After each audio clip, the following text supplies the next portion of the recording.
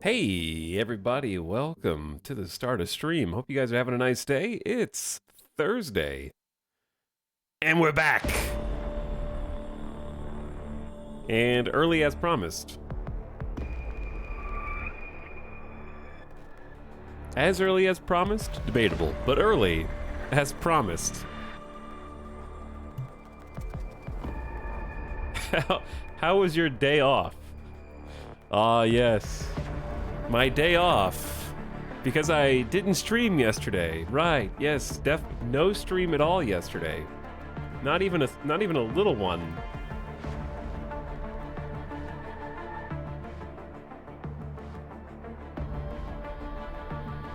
Boy, I wish I... Man, all day yesterday I was just thinking about streaming yesterday, and then I obviously didn't stream. It's too bad.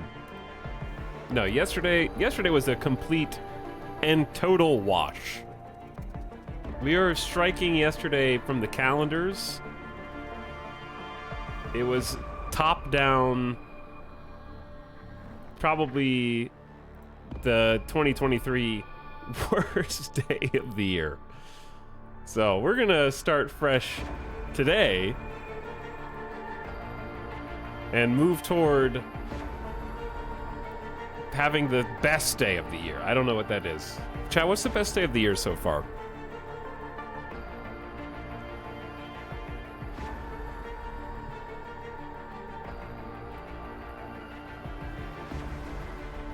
Today is the best day of the year because it's the only day that we can prove exists. Definitively.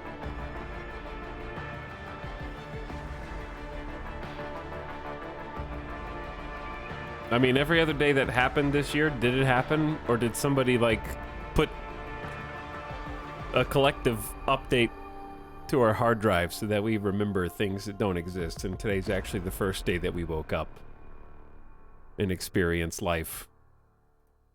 But we remember everything that we think happened before.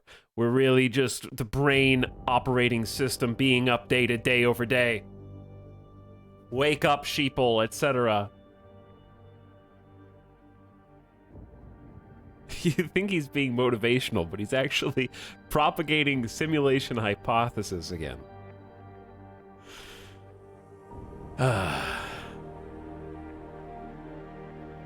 For some reason, that does have, like, not the simulation hypothesis, but just the fact that, I have thought about that way too much. Like, it just occurs to me randomly, without my bidding. And it's just like, I don't know what sci-fi property put it out there first. There's been a couple things that have had dramatic impacts on how I live my life, and one of those things was The Truman Show. That, like, scarred me as a kid. Truman Show, like, kind of was something I wish I could erase from my mind as a child, and then just experience it when I was older and less impressionable. Though some would argue I'm still just as impressionable.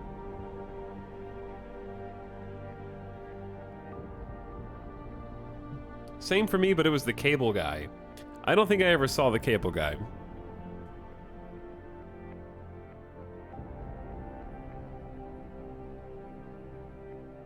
At least you didn't develop the full-on Truman delusion like some people did after watching it. Some say it's too late, Snide. I feel like hundreds of people are watching and listening to me right now. They're everywhere, in all corners of the world.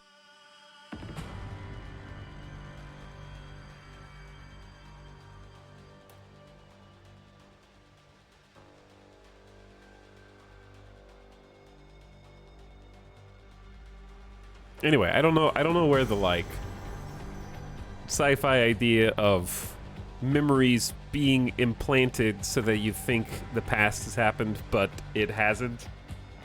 I don't know what was the first source of that in my mind. It's not something that I think is real, obviously. But it is something I think about frequently, because it affected me, I guess.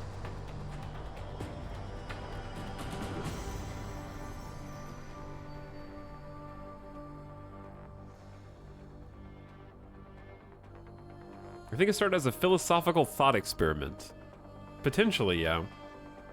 I mean, you could argue that it has some overlap with like Ship of Theseus style, because we reform our memories and build upon them, right? Sometimes embellishing them, sometimes omitting bits, but the memory itself changes and molds over time.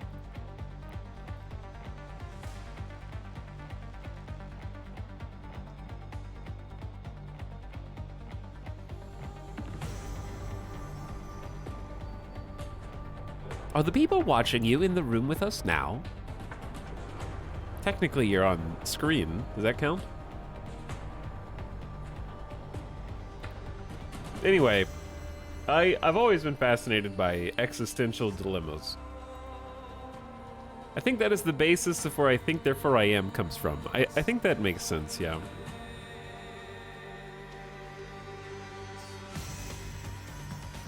Because at some point, you've got to ground onto something. And that something, if nothing else, is I'm doing things, I'm thinking things right this very second. That's just a fact. And therefore, that's good enough.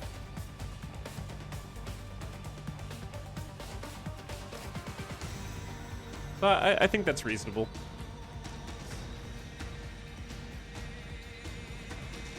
Hey, Talks, long time no see. What's up, Wild Goose?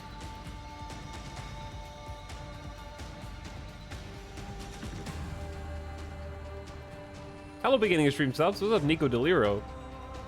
For 69 months. Nice. Thanks for the nice prime sub, Nico. And Machine Vision also for 30. Dropping the tier 1. Pumping it. This is a pump it worthy soundtrack for sure. 100% the Deus Ex track goes hard. I love this whole soundtrack.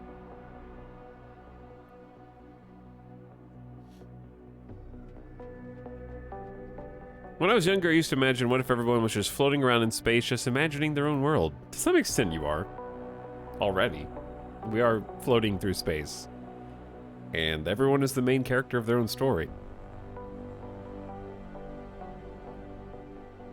We definitely all share that same disposition, just from different point of views.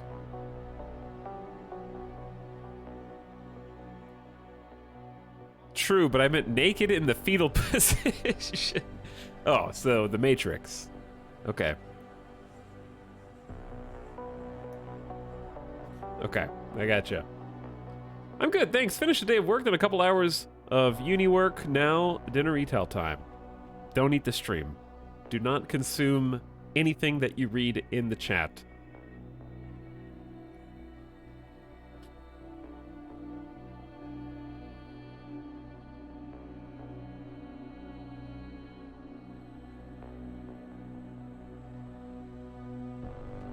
All right, let me take care of some allergies, and then we can get this ball rolling. And I'll explain a little bit more about what's going on today.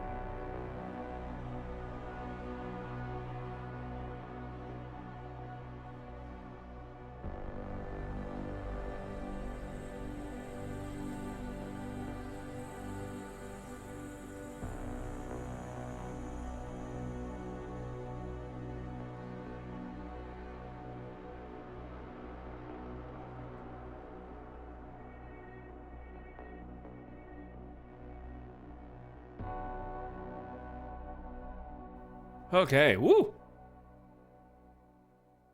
It's kind of bad today. There's some pet dander floating around in the air. I blame Midas.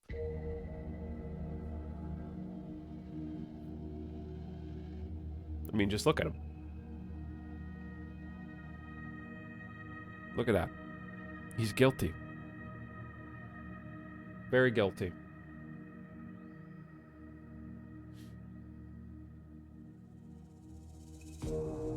Oh boy, I can't wait to see if this is a game I'll end up hopelessly addicted to.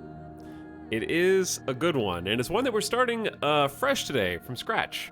So, beginning a new game. Long story short, yesterday, the not stream sort of... Well, I don't know how to explain it, so I'll simply say a sequence of events led to us pretending that stream didn't exist. People arrive. What happened? My first comment I see is, give Midas due process. Guilty of being a good boy. I don't even know where to begin. I don't want to make this a long, drawn-out explanation. Suffice it to say, I tried to configure the game with mods, and the mods that I wanted to use weren't working with the current version of the game because there was a big update in April, and they put out 6.0 for X4. So it's been a while sort of establishing that I wasn't going to be able to make the mods that I wanted to have work, and I have just relegated myself today. I looked around for some more mods and came to the conclusion I'm just going to have to deal with what we have, which is the vanilla game. So I'm just going to have to adapt my playstyle somewhat to just line up with what's on my plate. Because I want to play the game, and I want to experience the game, and if I go in with the right mindset, then that's possible.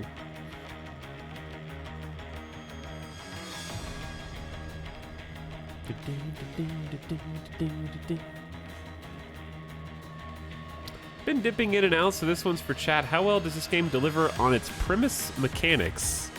I mean, it is very much a big space sandbox, so I think on that front it delivers very, very well. And everything that comes with that.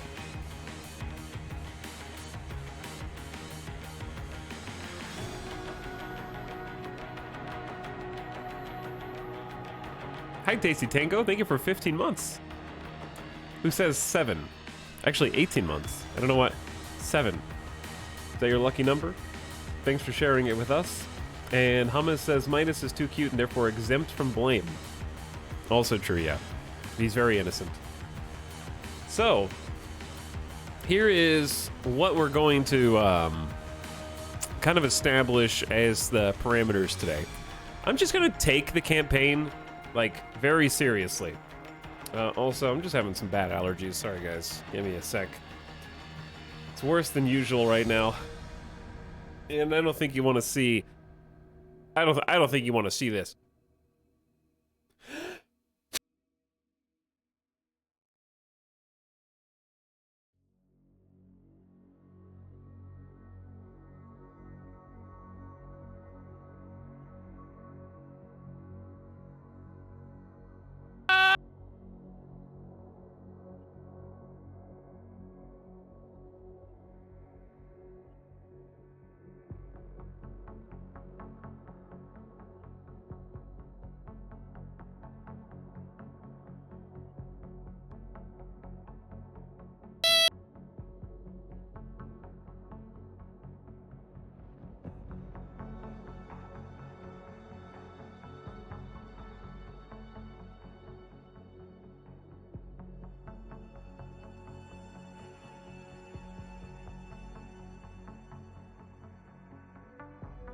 Okay. It's worse than I feared. I can't even get a few full sentences out right now. My bad. I am as full of antihistamines as I can possibly be. It's just going around. It's super windy today. And typically when it is the windiest in Vegas, it's kicking around the most stuff I'm allergic to. And for context, I actually did a full allergy panel last year and found that I'm allergic to over 90% of the allergens that are in the Las Vegas Valley area, 11 out of 12 months of the year. So, I'm dealing with it as best I can.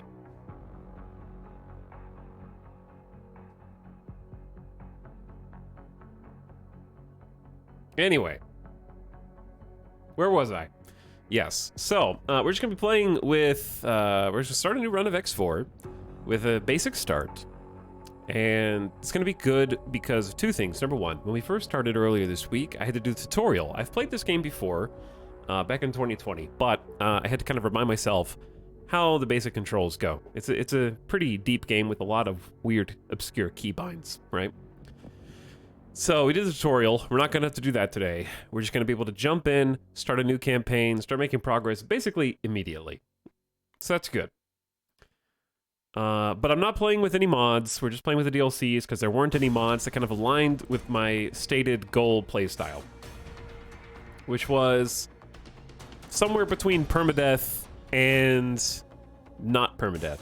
I couldn't come up with a clean solution to that didn't involve. I'm also not gonna install, like, I know there's a handful of people in chat who are like, I use this mod and I love it. I use this mod and I love it. I don't have 30 hours to playtest every possible circumstance for every one of those mods that may or may not come to pass in my game. So I would rather just make sure that I have after I saw the effect that a mod can have, and it's not the mod creator's fault. It's just that's just how modding on PC games works. There was a hot fix for things today, like there was a patch 4x4 today.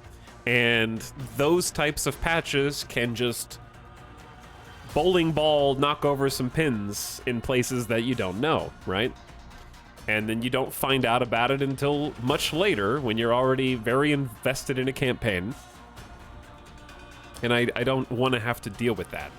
So instead of chancing it and being like, well, there's a 90% chance everything works out okay, even though this mod hasn't been updated since 2020 or 2021, it's not worth getting to the point where I find out, oh, this ruined everything, right? So we're just gonna play vanilla with the DLCs, and I'm just gonna adapt my playstyle, which means we're gonna have a fresh start. We're gonna play semi-hardcore. I might save scum. I might not save scum. Depends on the circumstances of what happens in the campaign. If I do something really stupid and we say, oh, we're just testing this, and then I get blown up, sure, I'll reload. But I'm just gonna play it by ear. But I'm gonna try and actually, like, since we're starting fresh, I'm gonna try not to die. Like, there's circumstances in which we might die that I definitely do want to reload. For example, if you have a fleet of combat ships, sometimes you just want to fly a small fighter because it's fun. It's extremely fast, it's quick, it's agile, it's nimble, and then it gets blown up because it's a squishy fighter, right? And you just want to have some fun. Sure, check that out.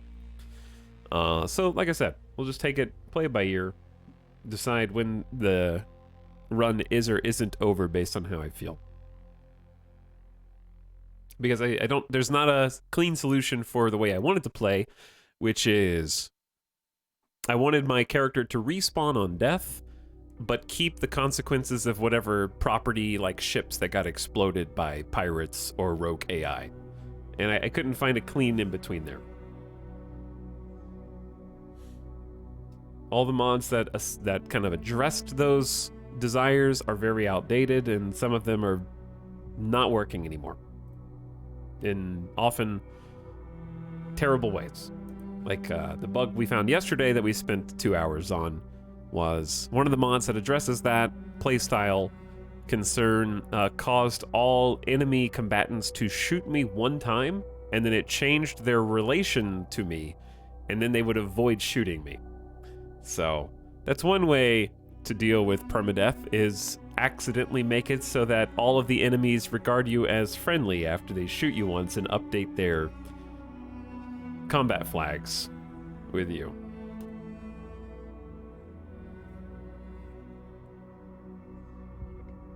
You made me get this game. Having fun as a Terran cadet. Hey, glad you're having fun, Sax.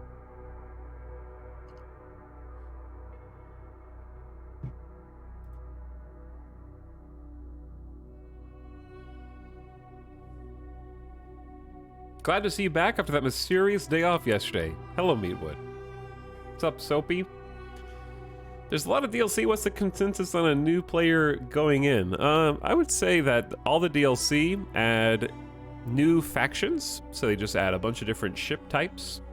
and also some story missions pertaining to those factions, and then different kind of regions of space with their stations and whatnot. So there's a couple of different mechanics that are in them, but there's not a lot of mechanics in the DLCs.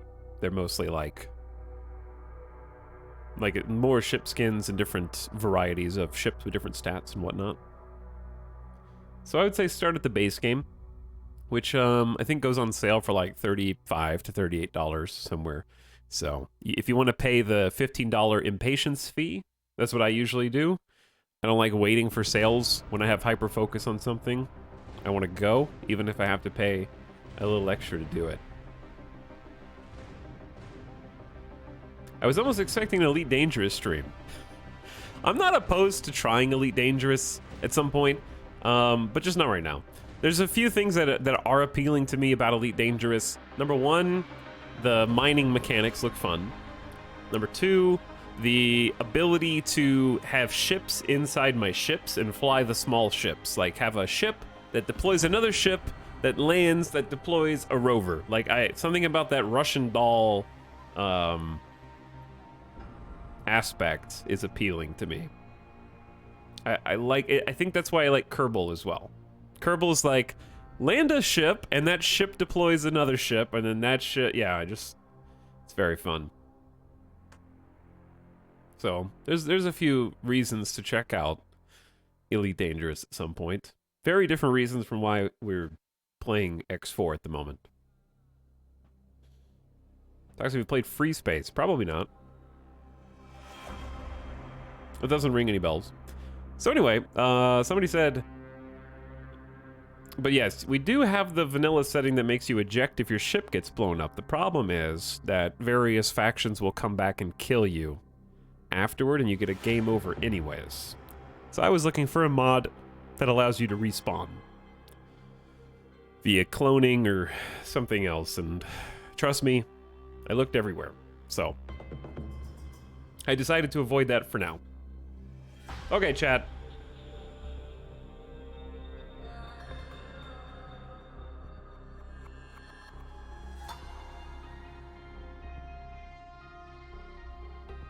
Where are we going?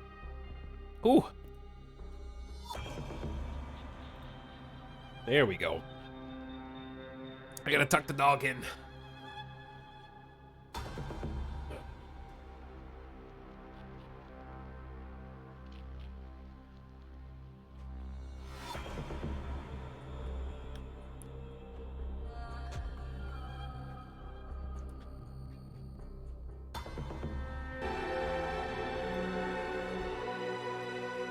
We heard a lot of this song yesterday, huh? I may have, in a fury, deleted all of our save games. How do I go back to not having this say modified?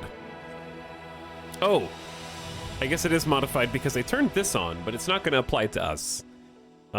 This is the only mod that I did install, and it's called Escape Teleport because I got reports that it was still working with 6.0. But it only applies when you have a teleport technology, which, let's be honest, I'm not gonna get unless I specifically look it up. And I don't want to do that. So in the event that we end up getting this one, sure. Hopefully that works, but it doesn't even apply until after you've discovered a technology that I don't even know how to discover, and I'm in no rush to find it, so it's really not applicable. So what's the downside of this saying modified? I don't think much.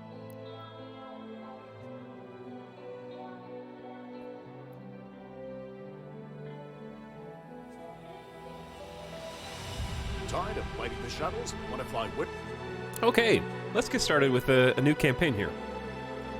From scratch. So each of these are just representing different starts. And the starting conditions are what are changing here. The actual content of the game doesn't specifically change. I.e., if I pick a start that involves the Cradle of Humanity DLC... In the aftermath of the all of the other factions are still in the game. It doesn't exclude any of the other content. It just puts you in a particular starting scenario. Sometimes they give you different ships. Sometimes they give you differing amounts of money. Sometimes they also will, I guess, change the way that your first character looks, but you don't ever see your character, so that doesn't matter. I'm going to start the exact same way I did the first time, with my favorite start, Even after everything, vanilla the young last gun, decades, as the basic Terran as they conflict, come. I don't really Xenon, like and the custom jump gate starts. shutdown. The Argon Federation has established itself as a key power in this new jump gate network. My favorite part And about sandbox even its games most distant is colony, starting with Black Hole literally Sun, nothing, is a hub of trade and community. as little as Opportunities possible, are aplentiful. with as little rep as Every possible, day, schools with of no young faction pilots alignments set if out from the possible, system for the first time, with on no their way to good find ships if adventure possible, among the and no stars. money if possible. That's my preferred.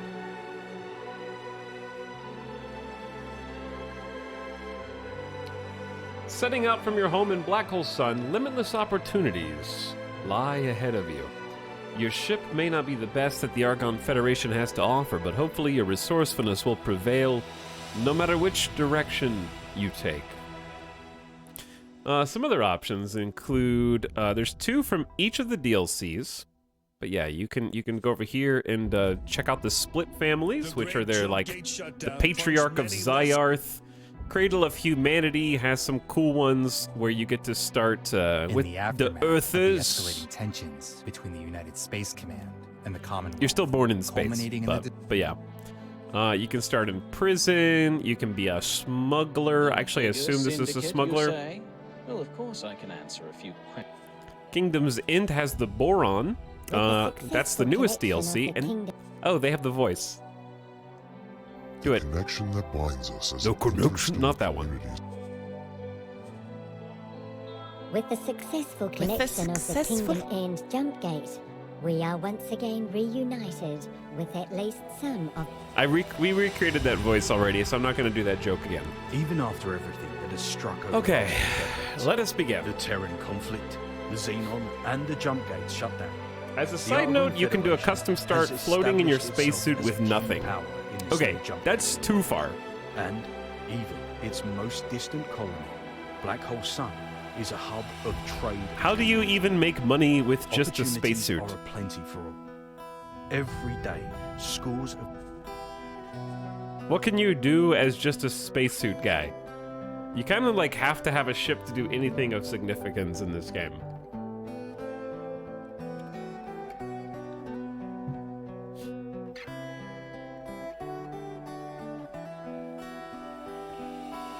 But I wouldn't mind, the thing is, 10,000 credits, as chat pointed out to me, is nothing.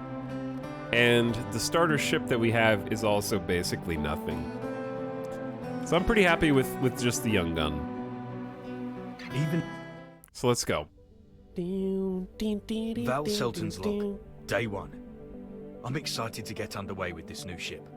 I'm not entirely sure what I'll do yet. Trading, exploring, am I brave enough to face combat? Whatever it is, I'm sure it'll be exciting. Here goes nothing.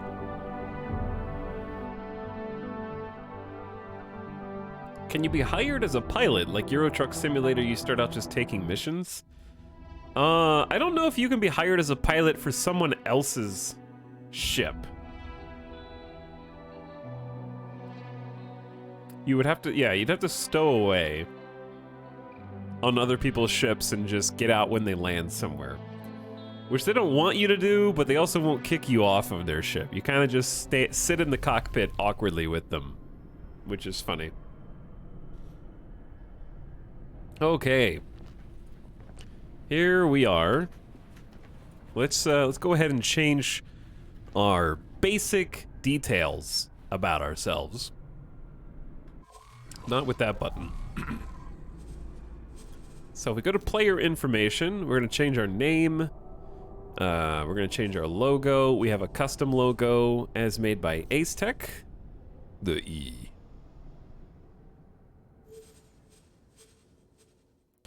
And we have to come up with a name.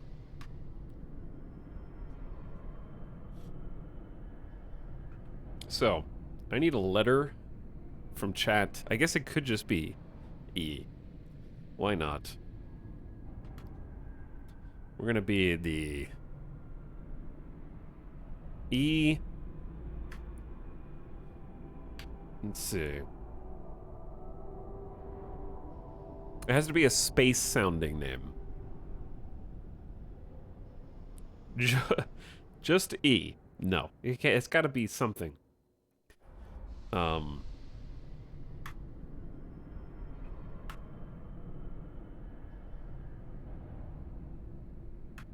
about Ernie? No.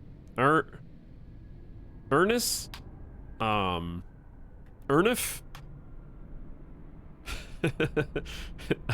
Ernie has like I kind of like just being an Ernie. But it's spelled like a space Ernie with no E. Ernie is a great trucker name. I think so too. Ernie, and then it had to have like a spacey last name. Ernie.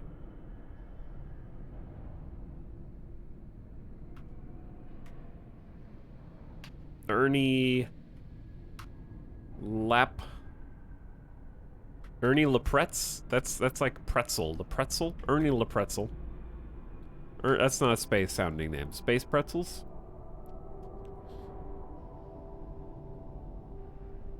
Ernie Mazdan. Ernie Trillbop.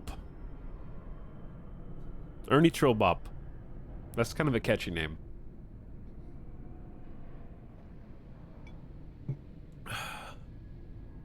I'm gonna go with that.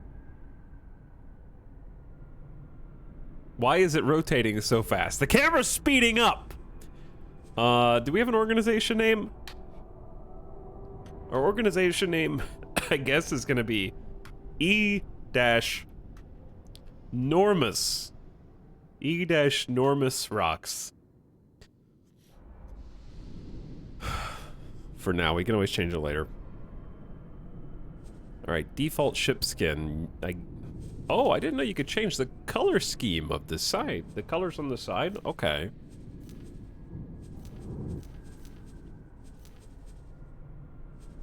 Foundation red, maybe? We'll start with foundation red. I didn't change that one before.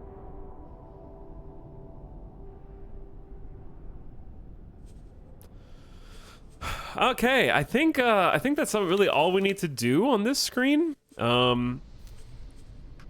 Should be solid. Let's make a save. Let's get this locked into a save slot. And I think what I'm gonna do, I really like the music in X4, but it plays somewhat infrequently, and we've been listening to it a lot over the last few days. So I'm gonna go ahead and get some space vibes from my favorite space game soundtrack. I think you know where we're going. There we go.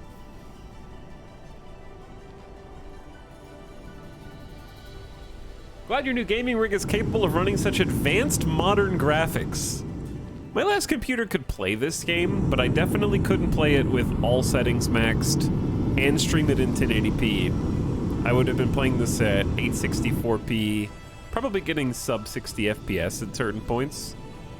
And now it's smooth as butter. So, this is actually one of the games that I was Vanguard. excited to play once I got the new rig set up. So I don't know if you're being sarcastic or not, but I think it looks quite nice, actually. Before we go, I guess I will explain kind of what we do here. This is just a station, so if we pop open the map, you can see where we are in space.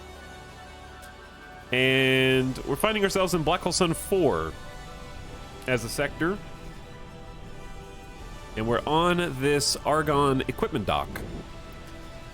So, our little ship is parked on one of the small landing pads. You can kind of see the logo actually being pasted on the ship. When we're on any given station, any of the stations are landable as long as you have good reputation or good relationship with the faction that owns them. You can actually head down and do a whole bunch of different stuff. There are crew members that are kind of hanging around on the station that may have skills that you want to hire to work on some of your ships. Then there's also a few different points of interest, namely the Trader's Corner. Trader's Corner is where we go in order to maybe sell stuff that we've been accumulating in our exploits. There's a few upgrades that you can buy that will be applicable for like moment-to-moment exploration. So like, we're gonna want to buy, for example, a hand laser. I don't have any money right now, but the hand laser will let us kind of be in an EVA form and destroy some pertinent things for quests and stuff like that. Better spacesuit thrusters for a little bit more speed, that kind of stuff. And there might also be some crafting goods.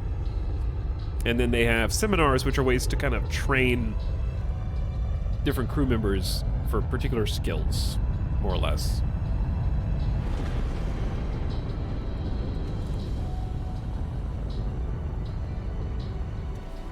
Ooh, excuse me. Goodbye. Goodbye.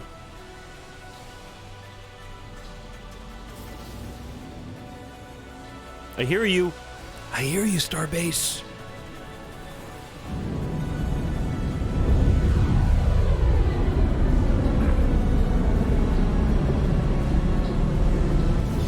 Other things that you can do on the station.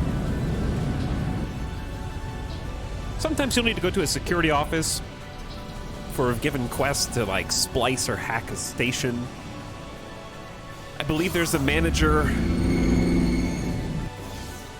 who you may need to talk to for a quest or something like that at some point. Hello. They can also tell you where to find different stuff. Goodbye.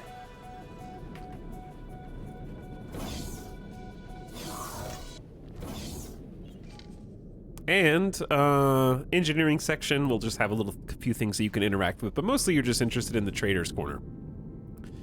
Which it bears mentioning, I guess, as well, that these are all, like the Trader's Corner especially, is part of the station. So for example, you can actually see it, it's all the way over there. Like you could walk there yourself, but taking the transport is significantly faster. Okay, we're about to hop on board the ship and start figuring out how to make some money, but first, take care of some things in chat real quick.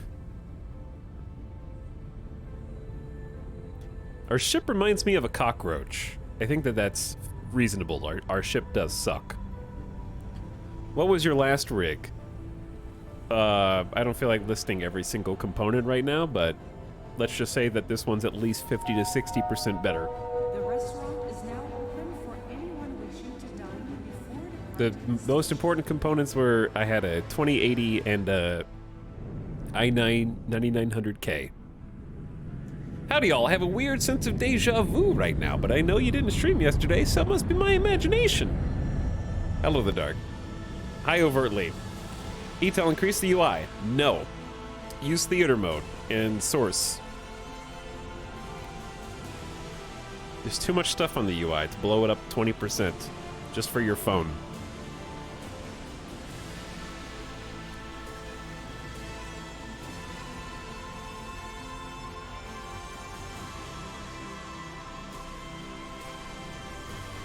All right, let's hop on board.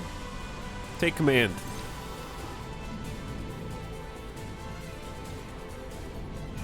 So what we're gonna do first before we lift off here is take a look at the map. Because there may be mission offers. In this case, it's a medium mission, so we're probably not capable of doing it. They're looking for experienced personnel, so we'd have to provide them with some staff that are capable of 2-star engineering and 1-star morale, which we're just simply not capable of providing for them right now. We don't have any staff. I have no crew for any ships. Okay, so we're going to ignore that. And what we're going to start by doing is just exploring some of the different regions of space. So let's go ahead and undock.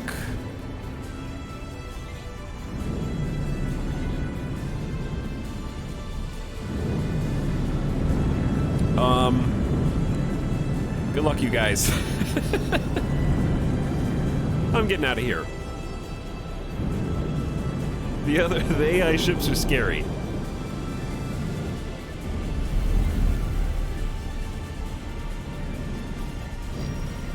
So let's get a little clearance away from the station and all the hubbub and all the noise and head to open space.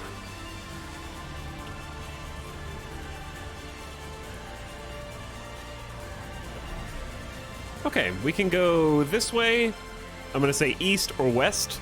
I know it's in space. Let's start by going east. We got some unknown objects here. But before we do any of that, let's do a couple scans in each system.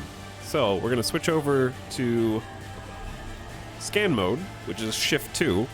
Actually, sorry, we're gonna switch to long range scan mode, which is shift 3. And we're gonna do a ping.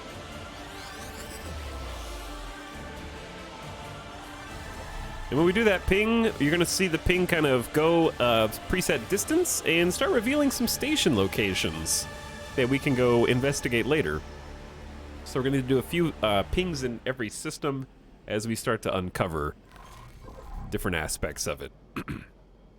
And that can also reveal things like gates and chat. I don't know what a blue pulse is. What is it? What is this blue circle? This one I actually don't know. It was dead ahead a second ago. There it is. Let's go find out. So I'm just gonna kind of head towards it with travel mode. And in travel mode, we can't fight. Our speed rapidly increases, and different ships have different peak travel mode speeds, but if we get like shot or something, it'll sort of rip us out of travel mode, and then we'll be slow sitting ducks.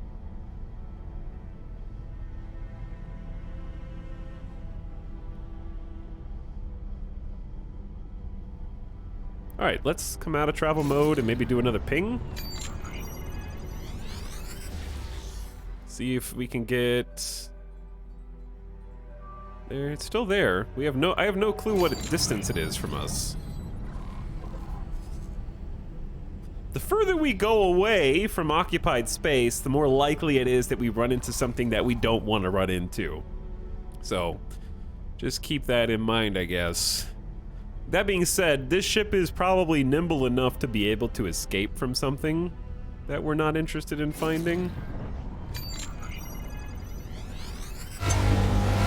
Okay, and that's the bad noise. That's the runaway noise. That noise means that something bad did just appear, actually. So we're gonna go turn around and ignore the blue. Okay, we got a bogey.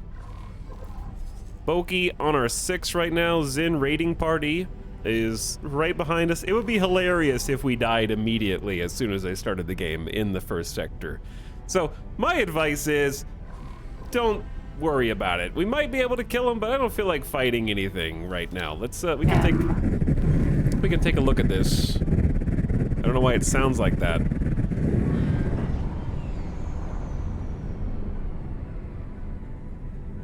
It's a Xenon hostile.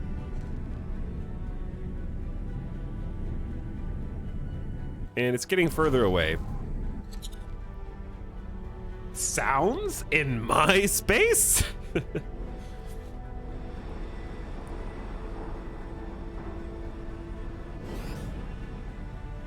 Okay, is he still here? Buzzard. Sentinel.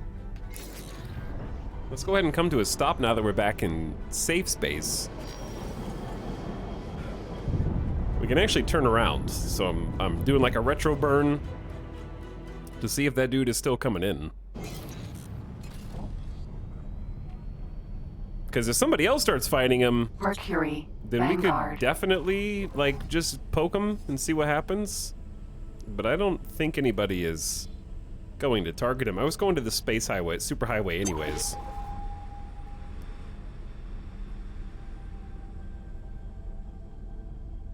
Okay. Anyway, now that we've already, oh, there is a hornet here. When I say hornet, I mean like an angry bee. When I say angry bee, I mean a bad guy. Okay, chat. He's already shooting at us.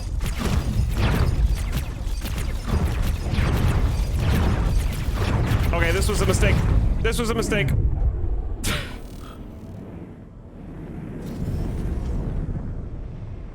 We got a friendly. Somebody else is intercepting. I'm getting out of here. Booting up travel mode.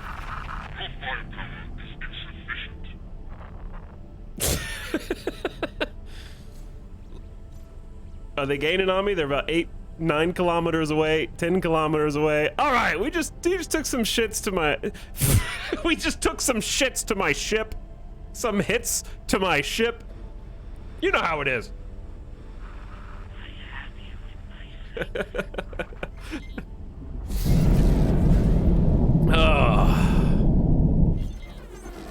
And we're out the other side.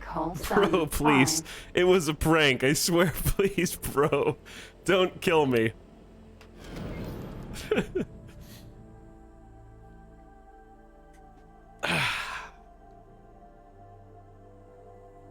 Anyway, after going through the superhighway, it linked us up to another sector. We are in Black Hole Sun 5 right now. And I'm gonna do a pulse here too. Just kind of see what's around here. Got some stations.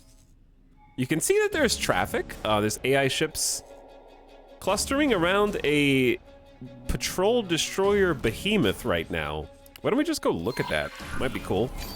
Let's go see what a big boy ship looks like.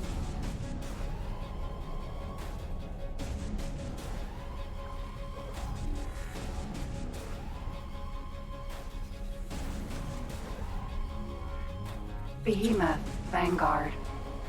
Let's try not running directly into it. Also, I'll answer some chat questions here in a minute.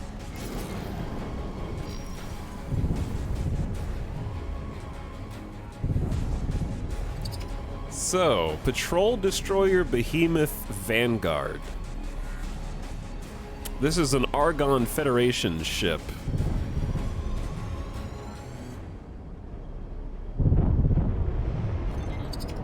And it is totally pilotable by you, the player, if you so choose.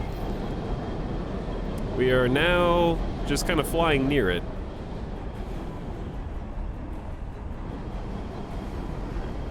Hello, friends. So yeah, it's matching the speed since we're kind of flying near the big ship, because these big ships, they don't have their own gravity well. It just is a flight assist feature to allow you to dock on super large ships more easily. Please halt. We will be scanning your inventory. You're gonna be scanning my inventory? You wanna know what's on my ship? How freaking dare you?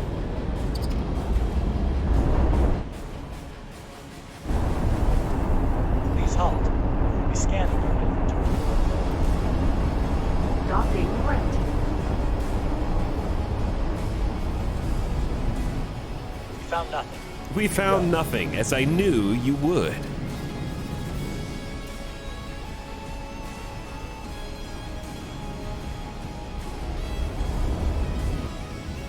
There we go. So they've given me permission to dock, Successfully docked. and we are now just on board the Patrol Destroyer Behemoth. Just hanging out here. Elite, Vanguard. Oops, I forgot what ship I'm on. So if you want to just like zoom around with these friends, you can. Let's check the bridge.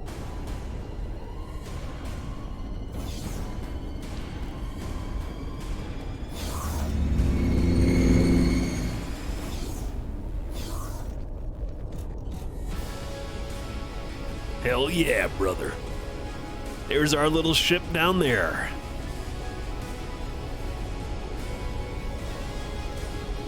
Got the crew. The Alliance of the Word seeks inquiring minds.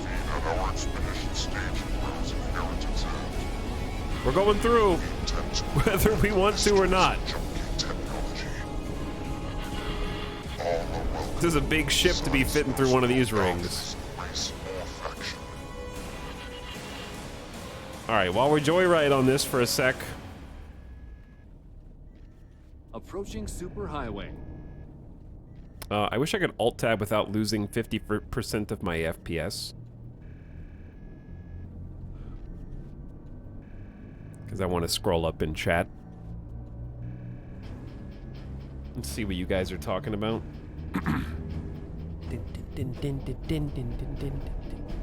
I also kind of want to watch this go through the portal first. Because this looks sick.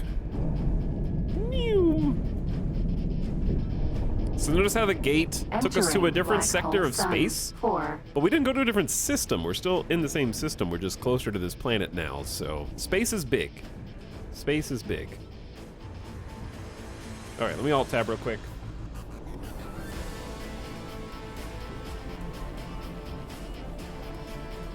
Hi, chat. I can see you again. How big is this game? Hello, H-Squeeze. It's very big. It's space.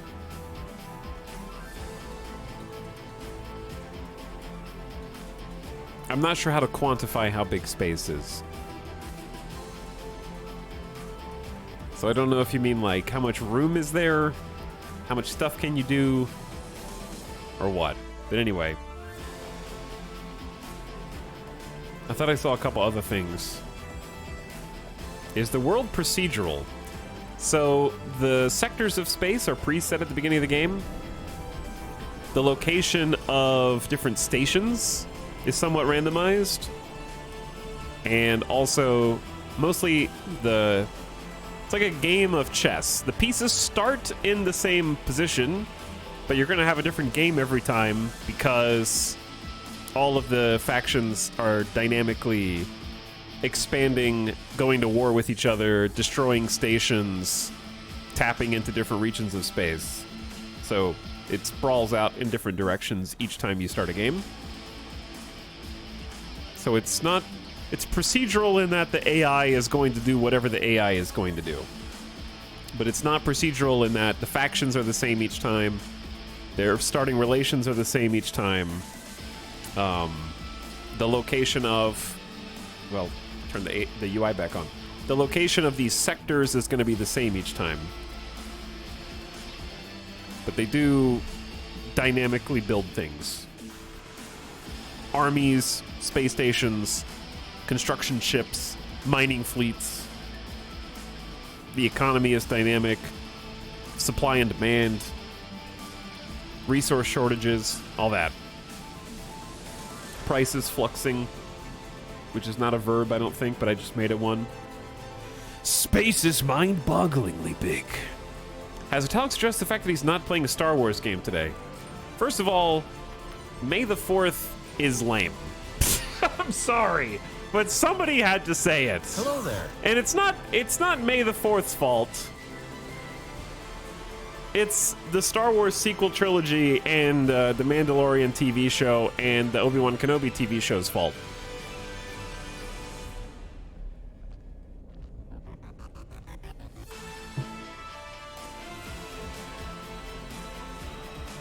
So, they ruined a good thing. It's not like... Q, like 5 people in chat being like, but Andor though. And it's like, okay. You have supposedly one good thing in the last decade plus. Good job.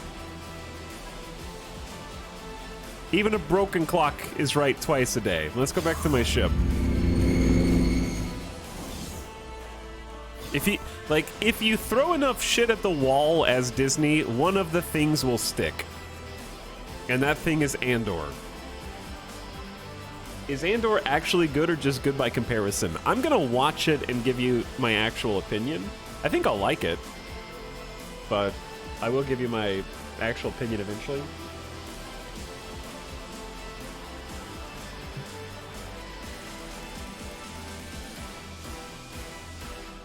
Like, they're just turning Dave Filoni into Kevin Feige, okay? Like, if he had enough time to actually dedicate himself to 1 or 2 projects, things would be good. But you can't just take one dude and be like, make everything good, please! Thank you! Also, we need 8 properties that all are interconnected and set up each other over and over again. Where there's no actual payoff, you have to watch every show. to see every character. Okay. Anyway, we're off. So at this point, I don't really have any clear objective other than make some money. We're just in the baby ship. I was just kind of scoping out. I've never actually landed on another ship that is flying, so this is just kind of badass on its own. The thing is massive. And eventually you can get your faction up to a point where you can build, pilot, or command these yourself, which is awesome. So anyway, speaking of May the 4th, where am I right now? We're in Black Hole Sun 4, which is actually where I wanted to go anyway, because we're going to head through this jump gate and start filling in the quote-unquote map. Jump gate. Second contact. So we got about 269 kilometers to travel. That's perfect for our travel mode for this ship, and we can just fly and talk at the same time. I did accidentally celebrate May the 4th, for real. I didn't even know it was May the 4th, so he's already walking back what he just said. I was watching some stream last night before I went to bed, and I was hanging out while Sim was playing World of Warcraft. And they're playing WoW Classic Hardcore mode, where if you die, your character is erased. Which sounds like fun. But while I was watching that, I was like, damn, why do I want to play an MMO now? So I downloaded SWTOR again. And I did spend an hour just configuring my my UI the way that I used to like it. I hopped onto my old character that I devoted, I think it was like almost a month of time to. And when I say a month, I mean like of actual game time. I think I had like 28, 29 days worth of hours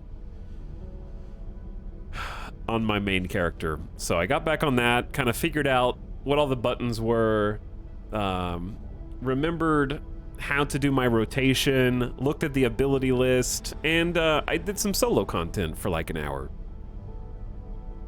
And it was fun. I enjoyed it. I had a good time. Very nostalgic. I also discovered that my character is rich in the context of SWTOR. I went ahead and just re-upped my sub. They got another $15 out of me. Entering system. Second contact. So I was like, why not? I don't want to be a filthy free-to-player. I'm just going to pay the $15 so I have all the features. And it was so funny because I was like, oh, I have a lot of credits, because as a free-to-play account, it has a max credit cap. And it was like 1 million credits. I was like, whoa, I have a lot of credits. And then, oops, misfire. And then I subbed and it unlocked my credit cap maximum, and I had 20 million credits. And I was like, oh, okay, I actually have a good amount of change right here. Past me was making the big bucks, I guess. And my inventory alone is worth, I would say, like, the mounts that I have, they're all bound to my account, so I can't sell them. But the, like, cosmetics that I have is probably worth a few billion. Like, not an exaggeration. All right, this is a space highway, and it carries you at an incredible speed, and there's usually a jump gate at the end of every highway sector, and it keeps you on the highway. Argon Prime. And this is the easiest way to discover the core sectors at the beginning of the game, and you'll notice that we're passing by a number of different stations that are here. And this goes in a complete loop. Entering system. So this is how you're going to be traveling, by and large, at the beginning of the game.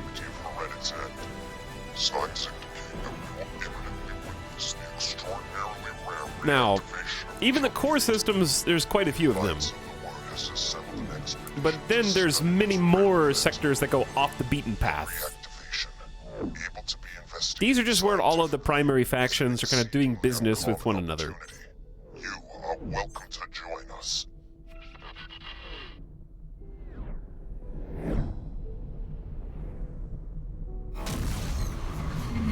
Entering system. Silent Groove says, I witness. miss Dex Felspin. Well, his name was Desh, so I don't think you miss him too much.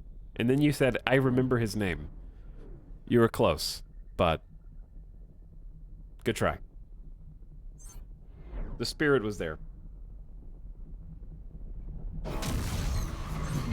Entering system. Profit center alpha. Desh Felspin. Okay, we were level 47, and we were almost done with the first chapter of the game, which is the largest story section of the game. Okay? And then we stopped playing, and they never went back. It's very sad.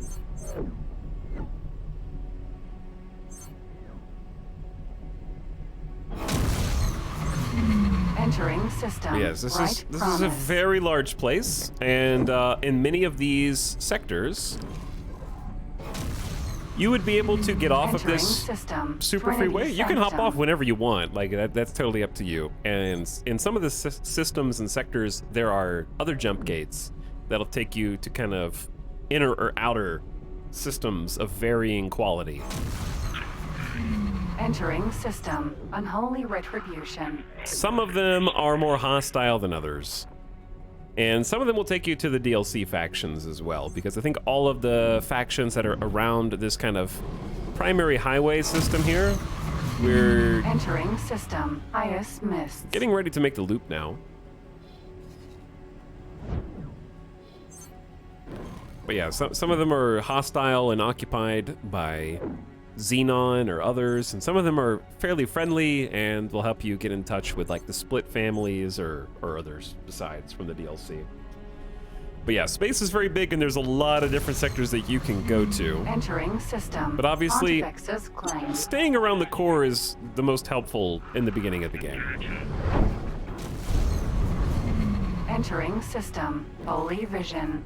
So I'm just kind of getting the map revealed while we chat for a minute. But yeah, I enjoyed when we would play SWTOR for a while. It was fun just doing like a story lore campaign. That was a good time. I'm sad that we never finished it. Entering system. True sight. And now it's too late. Because I would have to start a whole new character. I don't think I'm gonna do that.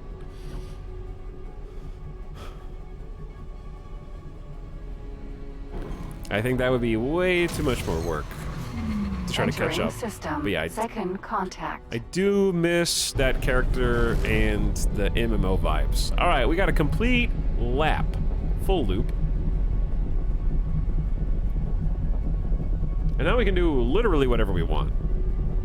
So our first step is to just try to make some money. And we can do that in a variety of ways. So, some of those ways can just be a little bit of exploration. We can find some lockboxes. Some of those ways can be taking on some easy early game missions. Probably do a combination of both of those, I think.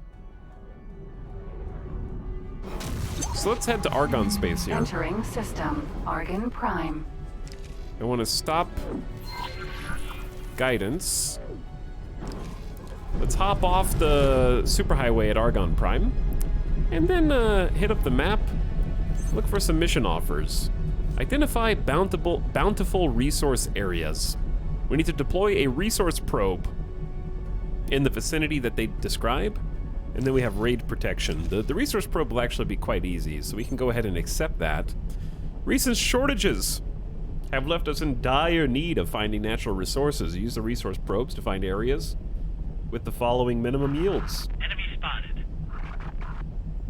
Or 0.74 per kilometer cubed in the second contact 2 flashpoint. That should be straightforward. So I'm gonna go ahead and take it. It's 57,000 credit reward. I knew I could count on you. But it will require a resource probe. So what we need to do is head to a station. In this case, Argon Wharf is quite close to us. So Argon Wharf. we'll just head over there, grab docking permission, and load up with a resource probe, which we'll probably only be able to afford like one. Docking granted. So grab some docking permission. So whenever you see me tab boost when I like really neum for a second, That is diminishing my shield. So your shield and your boost are one and the same, which is a bit scary. So you can really leverage that for speed and closing the gap between you and someone else, but you're giving up your shield protection, and then you'll start taking hull damage on things. But sometimes you need that just to create enough distance between you and the enemy to get away. Maybe you want to stop them from getting away. I actually think it's a fantastic mechanic. Like, it just makes so much sense. I love trade-offs like that, where you have to make conscious decisions.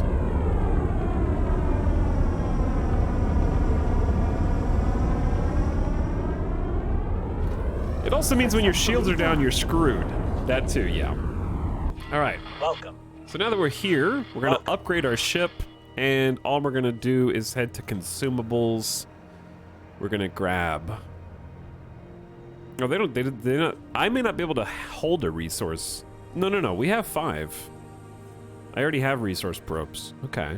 I didn't think we had any, but I guess we started with some, so I don't have to buy anything after all. Yeah, we should already just have those. Okay, that works.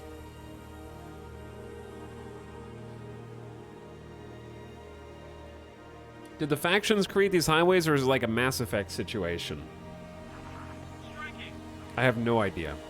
I know as little of the X4 lore as possible. Chad said that there's actually X4 books, but they don't really mention the lore that much in the actual game itself. You have to dig into the encyclopedia.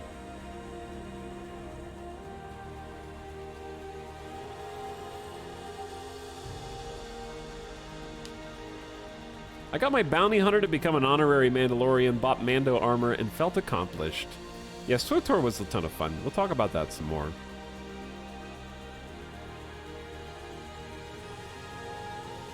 But hello, everybody else. At the height of my SWTOR days, I contributed a tiny amount to the Wikipedia. Really, Brynjar Bjorn? That's cool. I honestly can't believe that SWTORista is still going as strong as they are. Like, that's insane to me. I'm glad that they were always so helpful. It's lovely to see that they still got it, and they're better than ever. Like, that as a resource is single-handedly probably worth playing the game, just because SWTORista is so damn helpful. All right, we've already got a route plotted. We have to go anywhere inside of this sphere. So what we can do is we can turn autopilot on, or we can just go ourselves. I think I'll just go myself, because I don't think it'll be that complicated.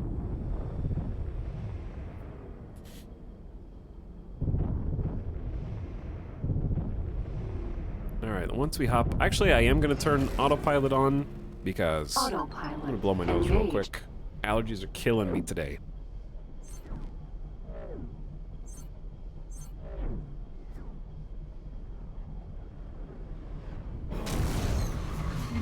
Entering system. Second contact. What is SWTORista? It's basically what Wowhead is to WoW. I don't know if that explains it better.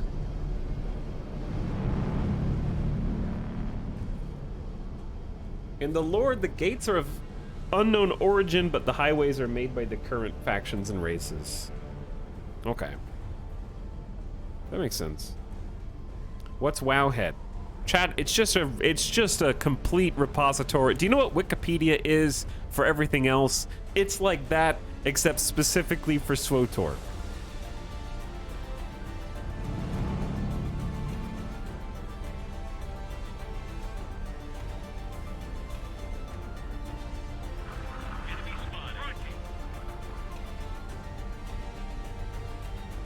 It's like, here's dungeon guides, here's armor sets, here's every piece of armor in the entire game, and what it looks like on characters. Here's a guide to story content. If you're playing solo, here's a guide to all the content. If you want to do everything as a free-to-play player, here's how you get the most out of your free-to-play experience. All that stuff, you know? Disengaged. They have a ton of incredibly helpful resources that just makes the game much more fun to play.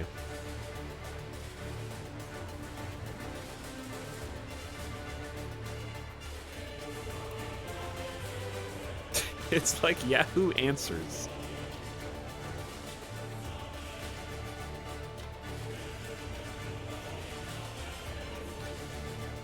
Here, I'll show you an example of my favorite resource for them.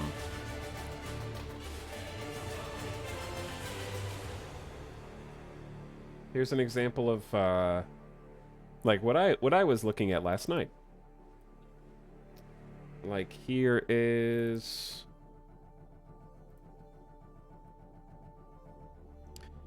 their guide on solo story path. So this just is like from start to finish, how to begin the game, complete planet list with an index at the top, how to do main quests, and then like starter planets, what dungeons that you can do, what level you're supposed to do them at, the literal full list of quests on each planet if you don't want to miss one. It's just making sure that if you want to see all the content, you can, or you know what stuff you can skip. But it doesn't spoil anything. Like there's no actual story spoilers. And then it's like, okay, you did it. Like you got to the end of the basic content. You saved the galaxy. Spoilers. Spoilers. Now your free-to-play is over, so you may have to... Well, there's a little bit more you can do free-to-play, but then you have to pay for this stuff. And then... It's just got everything, you know? And there's a ton of stuff. All the expansions. Since I stopped playing, there's a lot of content I can go back to and do.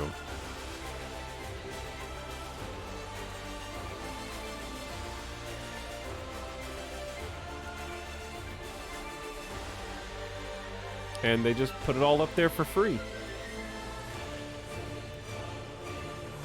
Anyway. I just like, and it's not specific to SWTOR, this is for any game that has like a ton of depth like this. By the way, what we're trying to do right now, we have a quest to identify bountiful resources, aka find some asteroid fields. And if we look over here, you can see there's some hexes that have some pink, some that have some red. And when we look at the legend, you can see red is mineral regions, and then pink can be mineral or gas. So we're looking for specifically ore at a certain threshold. So if we're looking for ore, then the red will be the most consistent place that we can like look for some of that. So let's start guidance into the red pocket over here. Like we can still find ore in the pink, but the red will just be a little bit more consistent. I love the RP in this game. Yeah, I think SWTOR RP is actually quite good and better than most other MMOs because it does run the entire breadth. Like you can play as a dark side character for the Republic, or you can play as like a light side Empire character, or anywhere in between.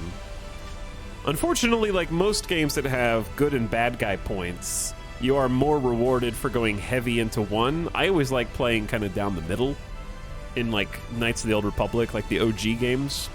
I really enjoyed sort of having my own code and like going right down the middle, but it's like in Mass Effect. You kind of have to go all Renegade or all Paragon, but you don't have to. Like, it's really not that big of a bonus, I don't think, for doing one or the other. You maybe miss out on like one ability or something.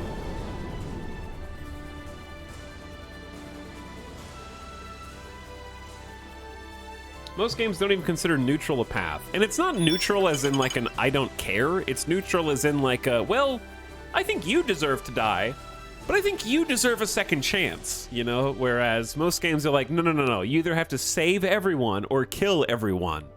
And it's not about being neutral or like a fence sitter. It's more about like different problems require different solutions, I guess. Which is why I ended up playing as a Sith Inquisitor and just being as evil as I possibly could and then shocking everyone at every opportunity, even my own companions, with Force Lightning. So that was fun.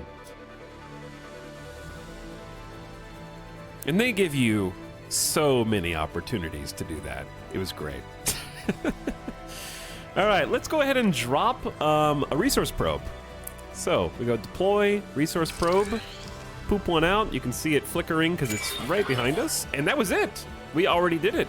The first try, actually.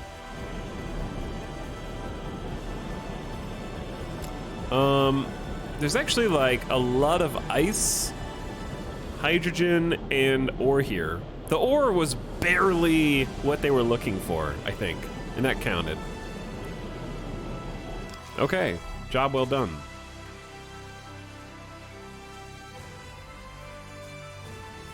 Grey Jedi needs to be a more fleshed out option in Star Wars stuff. I agree, yeah.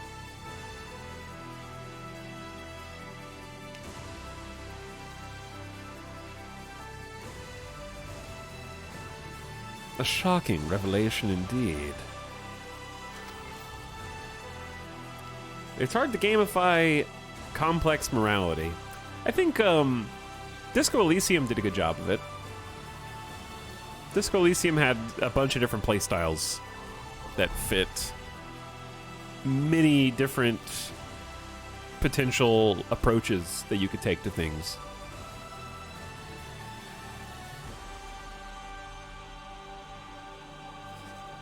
Okay. Well, that was a quick 50 grand or so. So we have 67,000 credits. What I'm gonna do, since we're just out here, I want to do a couple of pulses. And I want to see if we can do some directional pulses. Because I wouldn't mind... Ooh, that's the noise that I wanted to hear. Pink? Purple? That is what I wanted to hear. A data vault. Data vault. And it's right next to us. Who's this? Behemoth. Sentinel. That's just a patrol behemoth. Data vault. They're chilling. I don't remember what to do with data vaults, so I'm just going to experiment with this myself first, and if I need help, I'll let you know. Is there a downside to pulsing? There's no downside to pulsing, it's just it takes time. And it has a limited range. So, the thing you need to know about pulsing is, a pulse is omnidirectional when detecting stations and jump gates. So it goes in 360 degrees around you, a certain distance. But for small objects like this data vault or lockboxes, it's a directional pulse.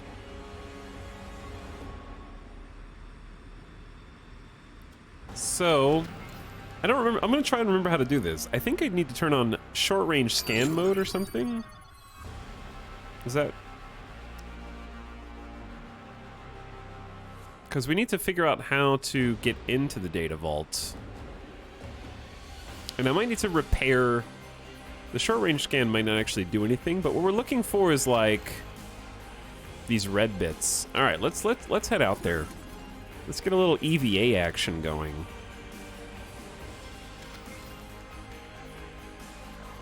So we can just get up from our ship whenever we want. Elite. Vanguard. Pop into an EVA suit and go investigate things closer.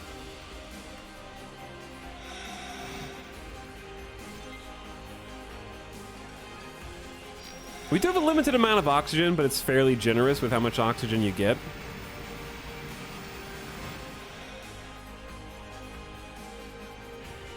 Tonight is going to be smooth sailing. I think so, Poke Nurse. I think so.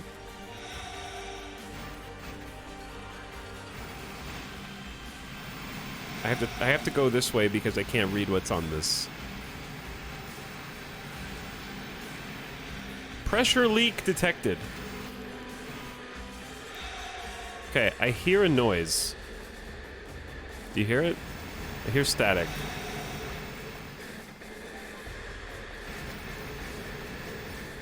Now, I'm going to try a couple things.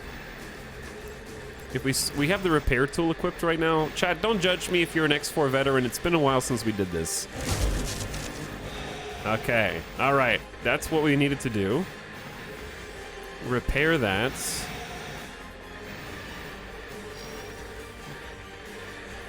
But this is the part that I enjoy, just getting out and getting to like poke at things, and also the backgrounds. Look at the backgrounds. This is exactly what I want when I play a space game.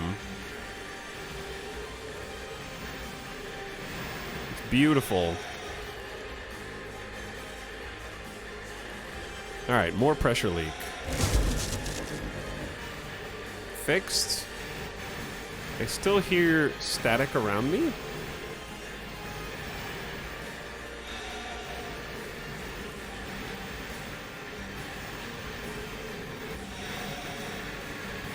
So by fixing some of these, we might be opening different chambers.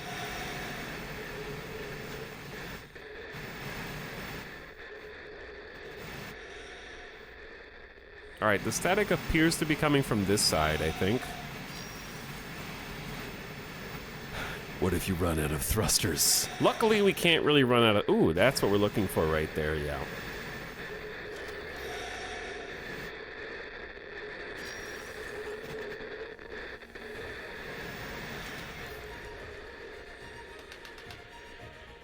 Okay, but I don't remember what to do with this.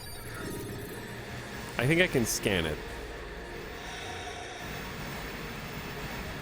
But I don't remember how. Data vault. That is a data vault. All right, Chad, help me out. What do I do with this? I fixed it. Okay, never mind. Shoot the thing. Shoot the thing.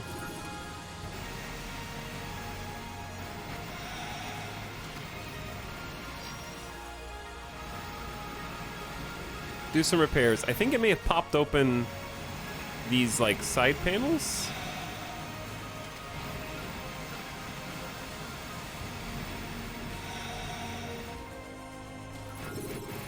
I thought I maybe heard like a little bit more static. It might just be... There might be another leak somewhere. Oh, what up? Here we go, here we go. This is the panel.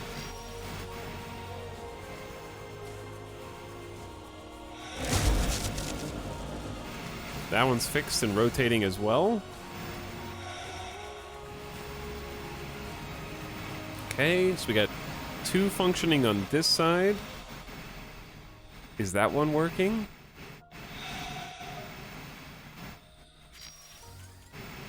I don't remember if I repaired this one over or not, so I'm gonna go check it out.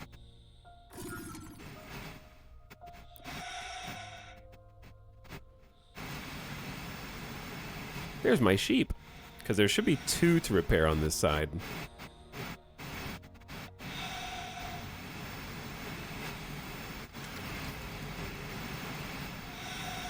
Because there's this guy right here. They've been on kind of the interior. Where is the box? Might be looking in the wrong place.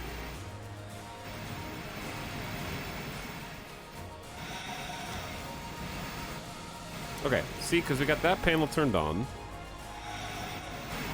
And if there's the same panel, it would be like right there or on the other side. Unless we've already fixed it.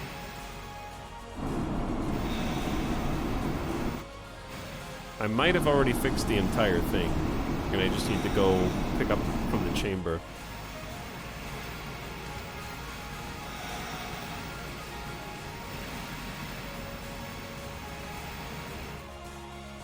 Okay. In that case, let's go to the green. I wish there was like a confirmation when you are done.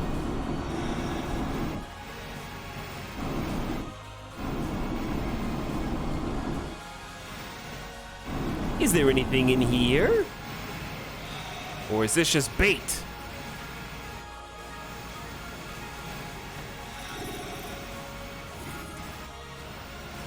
What about over here?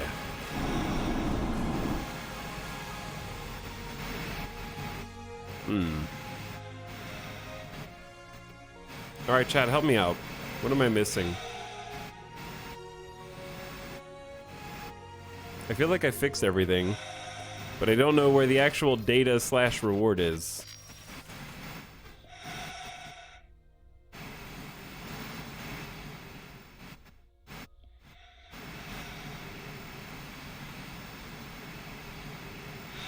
I missed a panel. Oh, this. The problem is that this blends in with the other red lights. So when these red lights flicker, I also see this as part of that.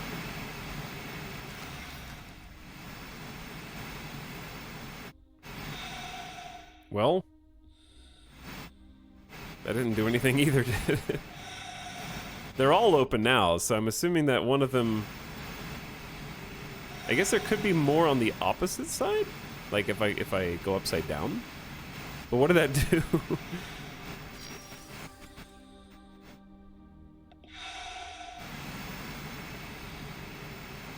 God, all these different dimensions of space are so confusing because now we're right side up, upside down.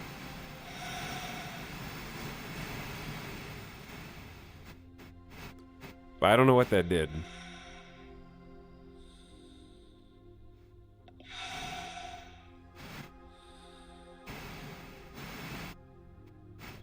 But yeah, there are some panels on the top and bottom of these.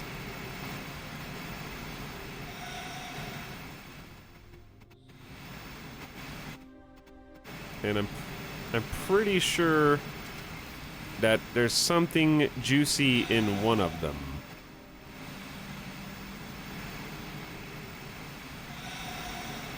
Hopefully. Copium. Maybe copium.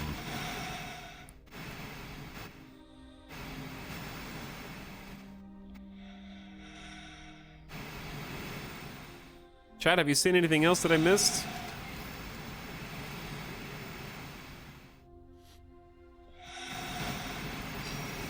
I'm checking all of these doors.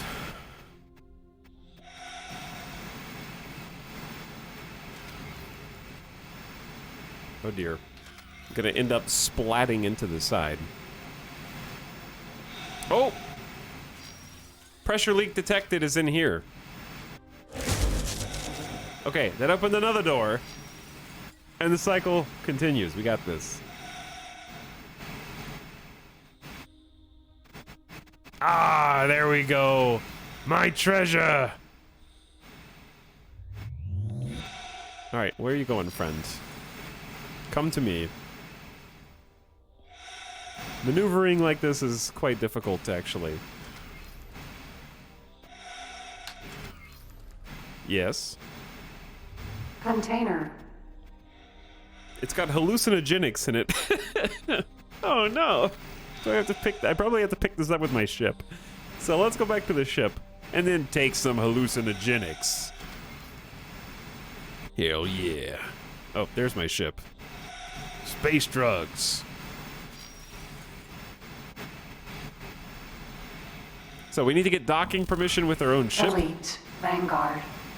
And then once we get docking permission back with our ship, we just simply scooch up in here, and we're back. All right. Whew. Now, things should be significantly easier. Which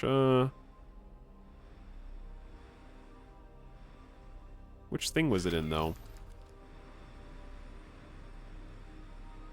Box? Bonk. Don't worry about the bonk. Box? Am I crazy?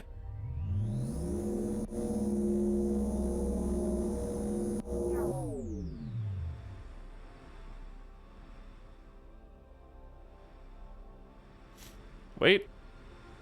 There it is. Container. Hello? I'm allergic to container. Why can't I get it?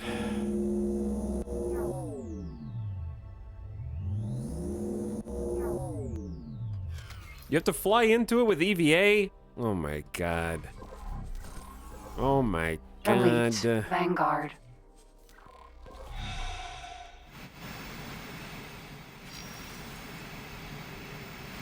Oh my god. Don't bonk. No bonk. Ow. I'm okay. Give it to me, please. Thank you. Illegal items? Who is bonking this? Take missions to find black market traders. Docking granted. Yeah, we may have gotten some illegal goods. Let's see what we picked up. All right, now we got what we were looking for. Let's back away from this. And check our inventory.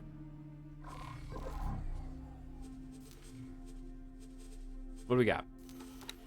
We got 2 hallucinogenics, 3 basic pilot seminars, which is basically a way to give some crew members you hire a better piloting skill, and then 2 security slicers worth 159k each. Security slicers are actually extremely hard to sell. So while these are basically illegal goods, I don't know how to trade them.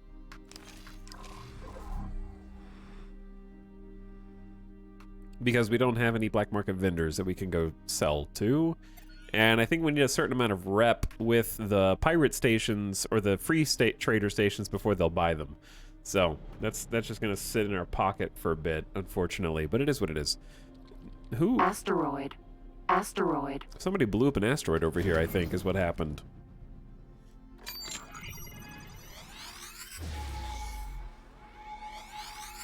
What we're looking for is like lockboxes or... Ooh. No, that's just the data vault, you stinky. We just did that. All right, let's look for some more easy peasy missions. There's nothing in this system, so why don't we take ourselves... Requesting immediate backup. No, that is your problem, not mine. Let's go to Hatikva's Choice and look for something else.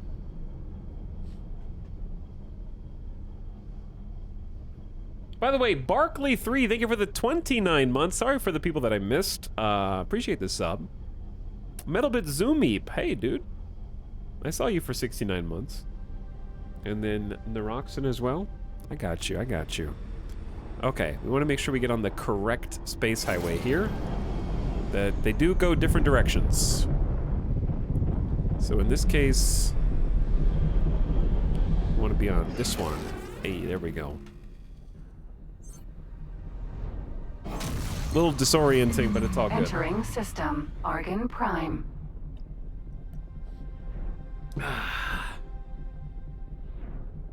Anyway, I looked over the clock. It's 3:50, and we've been streaming for an hour and a half.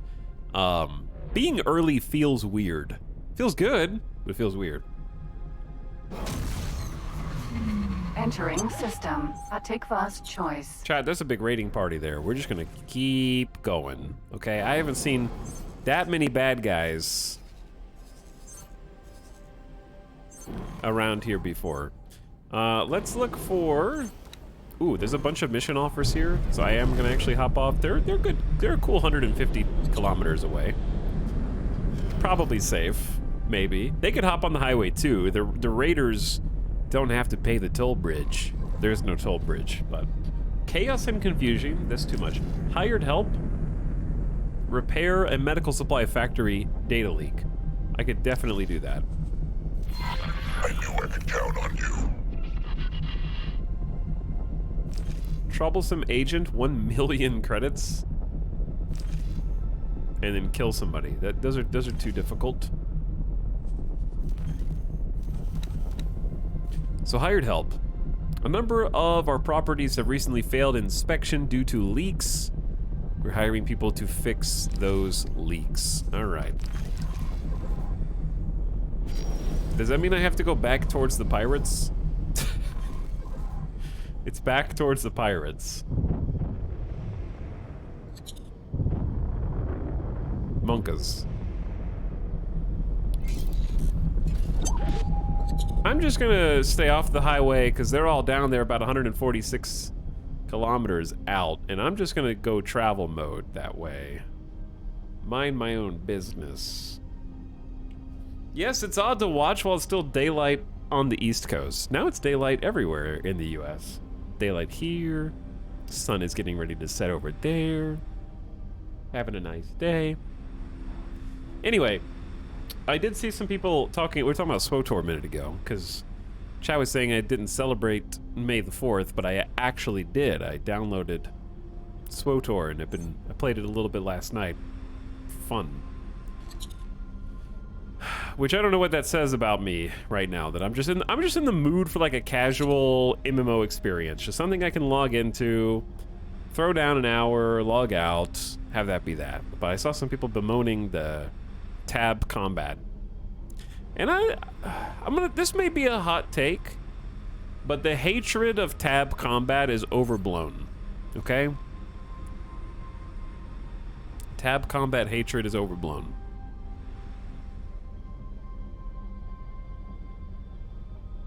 It's not the best, it's not the worst, it's fine, it's just a style.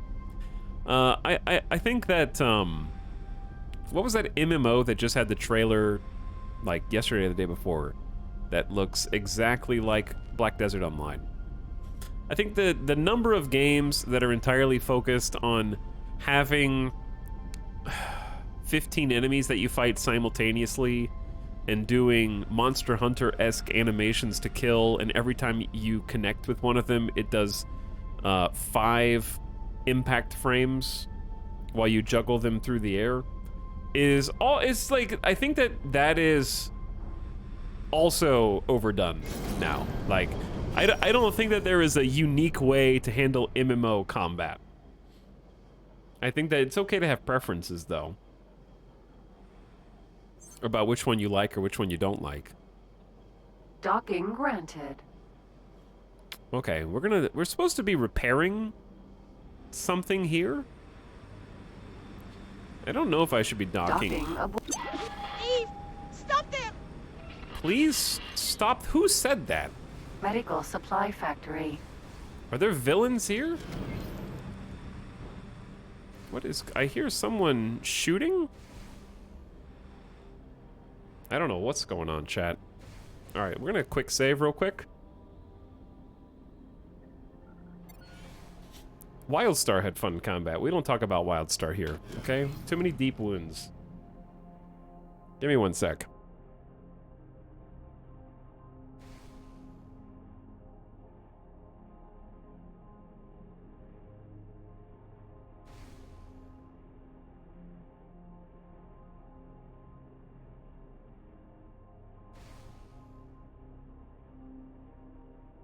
Have you ever tried Star Wars Rebellion, the board game? I think I own it.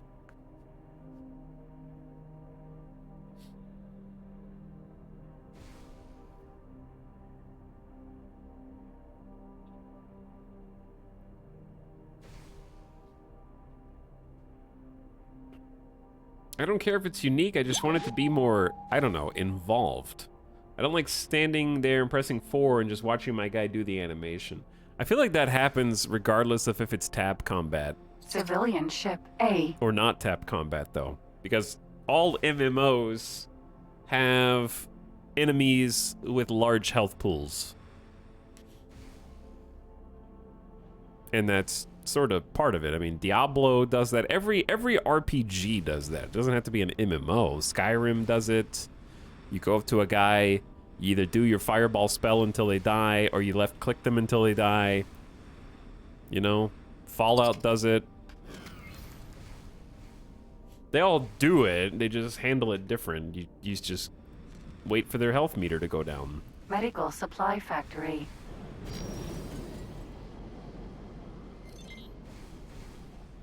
Okay, it's the waypoint is here. Maybe what I hear is actually sparking and not someone getting attacked. We're looking for a point on this facility that needs repairs.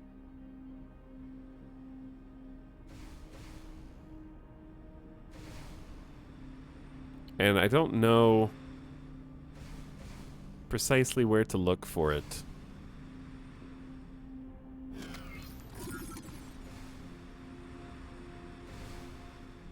I've never actually done this mission before. Maybe I should read the mission. It's very easy, I've been told. Fixing the specified leaks on one property. The specified leaks.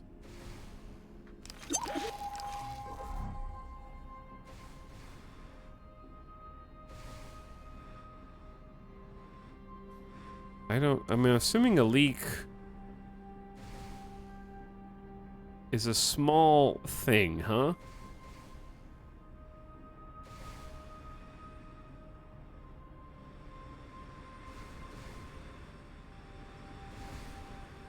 I assume it's a tiny thing. I'm just gonna hop out and see what I see.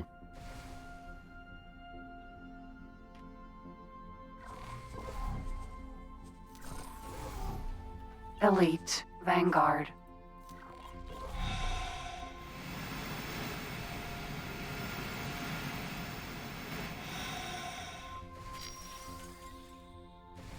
The leak.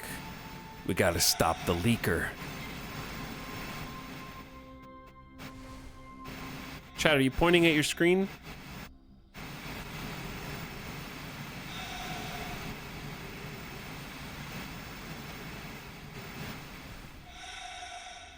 I don't think it's here. I don't think it's here. I think it's somewhere else. The station is really big, up close and personal. Yeah, I think we should find it in the ship first, before getting out and doing this. In my opinion, overly big health bars can be a sign of a poor combat system. You know what? It's very bold to have that opinion on all From Software games, but I totally agree with you, okay? You can't just make a game and have the entire crux of the game be giant, sometimes 3... Ow! Ow! Who just ran me over? That was some From Software fanboy just tried to roadkill me.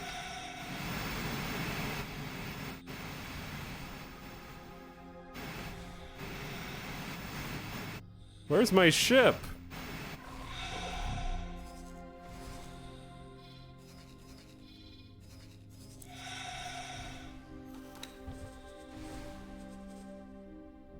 Well. Oh, it's right there. I see it. Hee hee.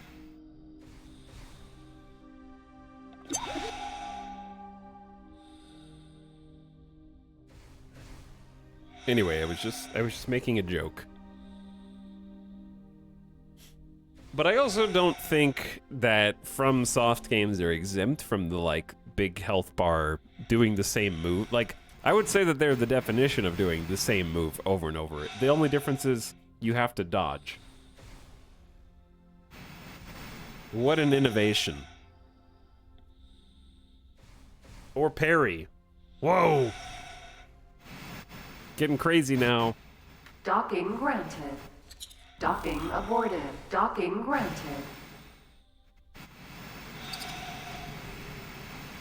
You have to dodge in MMOs too. They put the red circle on the ground, and then if you get hit by it, you die.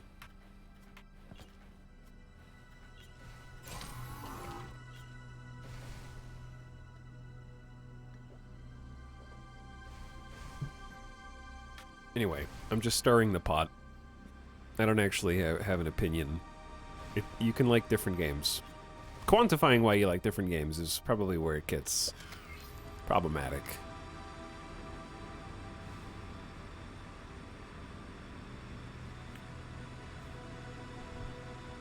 I think that the benefit of MMO-style combat is, for me, it's fun to do a rotation. It's fun to start with like one ability, and by the end of the game you have 3 hotbars worth of abilities, and you have to do 12 of those abilities on a perfect rotation to maximize DPS, and that's fun. And if you don't think it's fun, that's also fine. Oh, I think I see it actually.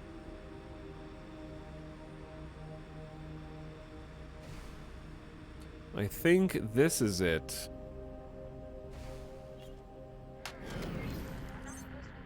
There is a signal leak nearby, which could contain a hidden mission offer. A secret hidden mission.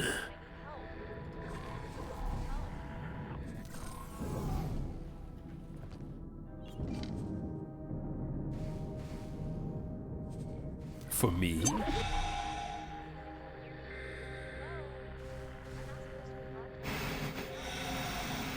Okay, so first of all, let's fix this.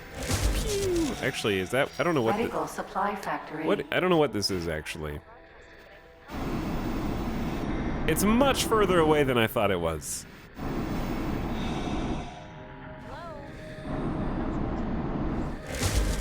Chat, what is this? What am I supposed to do with this? Can anyone hear me? Hello? I don't know how to... I don't... But I need help. Please, I need help. I need help! Me too! Can anyone hear me? Hello? Hello? I'm supposed to be broadcasting, but I need help. Please, I need help. I need help. I need help too. I'm gonna get shocked by this. Hear me? Hello? I'm not supposed to be broadcasting, but I need help. Chat, what do I do? They're trying to connect to the...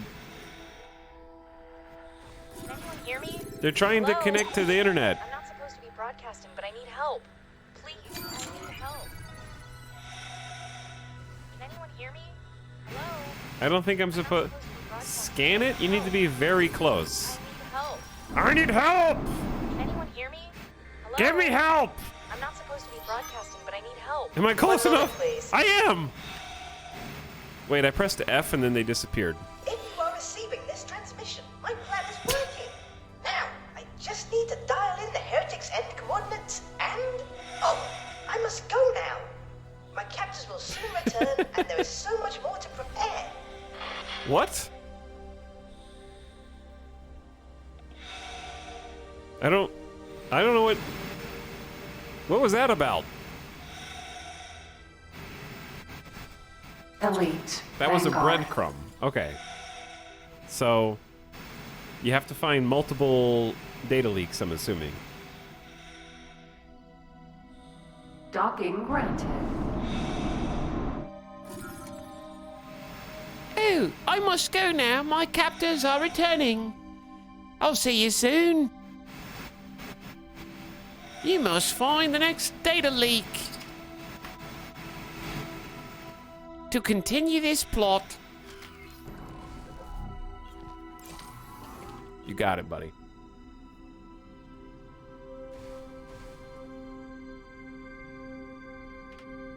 You got it.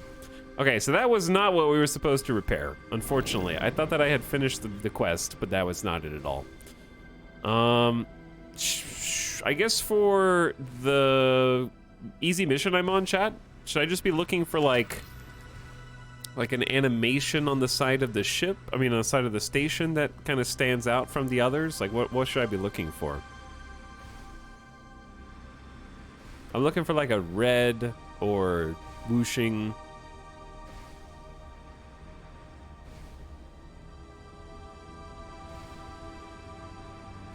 See, like this. What's this?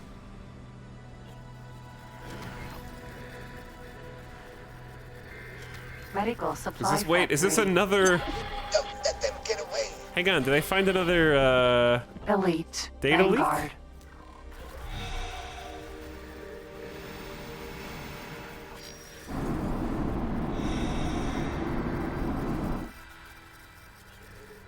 I wasn't looking for this, but now that I'm on the trail, I'm intrigued.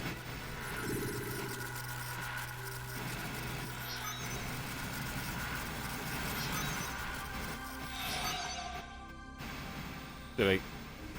Hello? What was that? Chad, what was that? This station is full of leaks.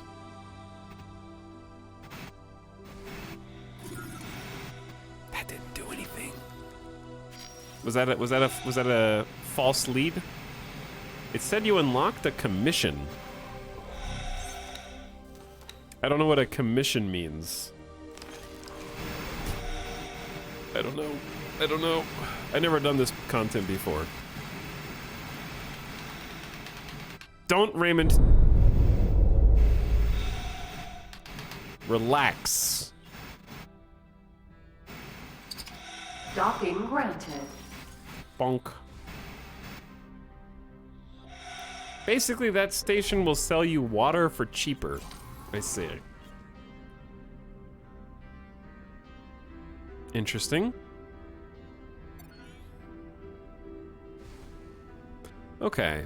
Well, chat is adamant that the quest marker is at the exact position of the state of repair.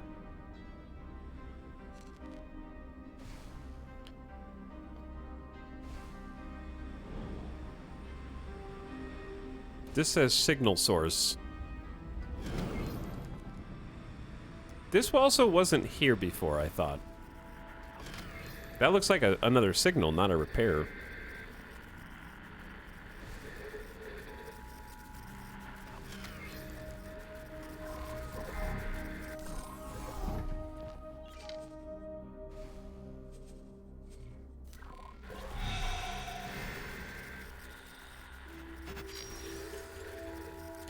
Okay, so maybe it's this little spot in the back.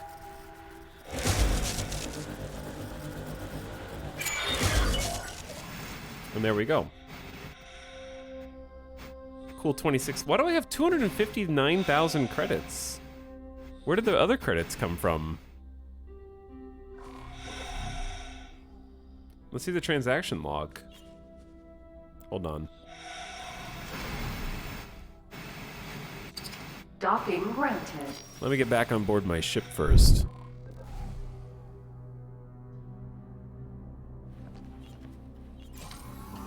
Okay, let me take a peek.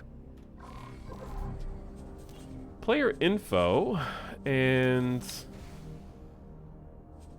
transactions.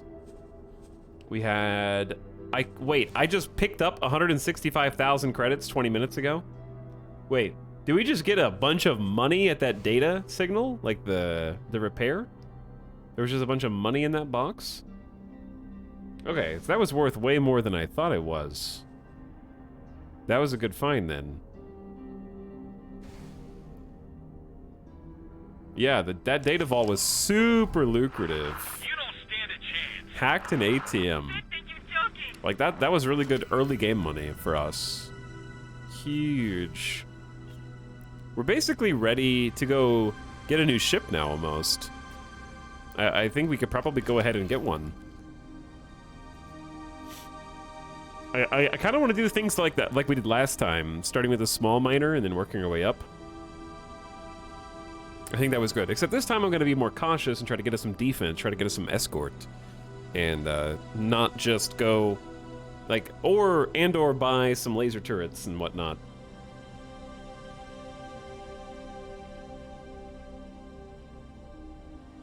I think that'd be fun. But yeah, this is an example of kind of how to get started, how to get off the ground. You can take some easy missions, which is good because it helps you figure out how to interact with different station mechanics, getting used to the EVA mechanics.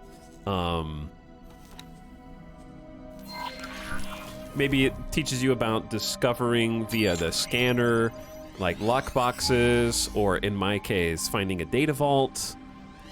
So if we're looking for more of those, we're listening for a particular noise. Not that noise.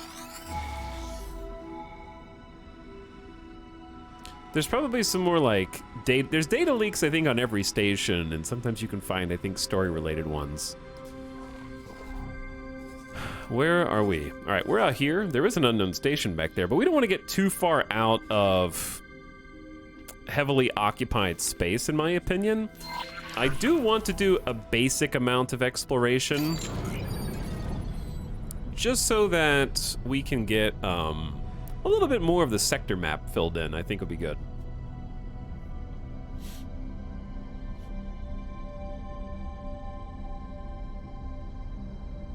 But yeah, I didn't know the data vault. I was a little disappointed by the data vault because I was like, oh man, slicing tech, and I don't have any way to sell that. Nobody will buy that off of me.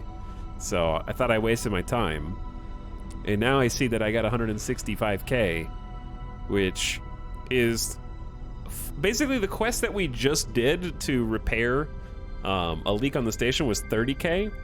So a little bit of early game exploration and finding some of those containers and whatnot and figuring out how to get them, crack them open can be super lucrative, because that was worth over 5 of the mission that we just did all at the same time. So pretty sweet. Very happy with how that turned out.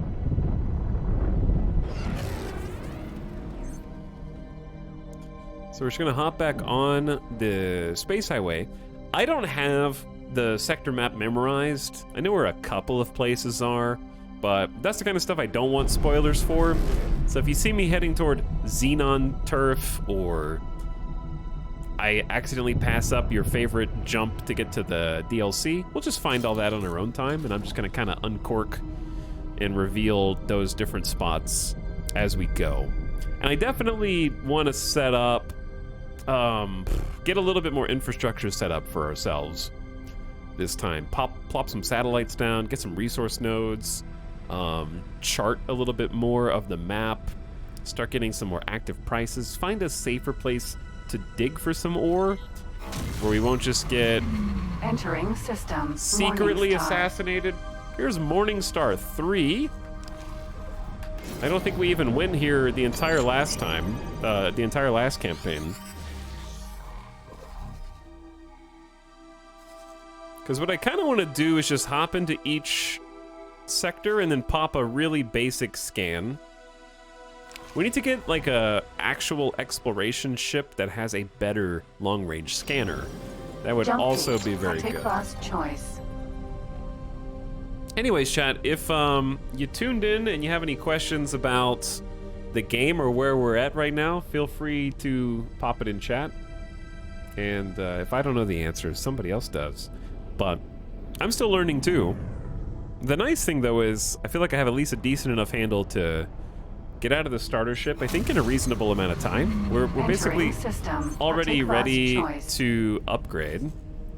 And I'm sort of just, oops, Unknown sector. going to some places where I don't know exactly where they'll take us. Where am I? We are going the wrong way. There we go. That's where we want to be. Worth the price so far? I bought this ages ago. Names are weak, man. I got my time out of it. I bought this like circa 2020. And I just picked up the DLC recently. I haven't really gotten my money's worth out of the DLC because I haven't encountered the DLC. But I got about 75, 80 hours in the game so far. And I still feel like I am in the tutorial. Are we just wandering right now, or are we in a meta quest? Just wandering right now. I haven't really done any of the campaign quests or story missions. I'm really just most interested in the sandbox aspects and the dynamic economy and seeing how the different factions kind of ebb and wane, wax and wane.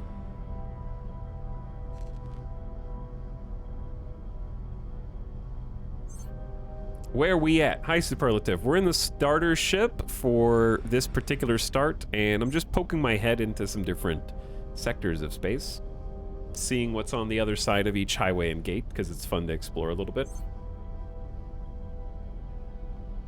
But my allergies are driving me insane right now.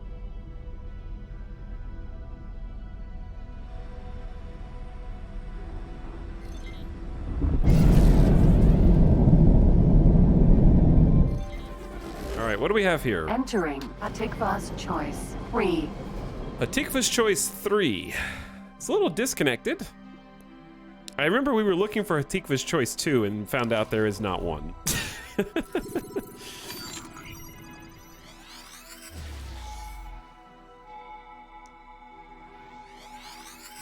So let's do a couple of pulses. You can see there's like an asteroid field here. Got some stations in the distance. And sometimes there can be stuff back in here too, but our scanners aren't powerful enough to scope those out yet. So I'm not doing like, I'm not going for a completionist level of map reveal at the moment.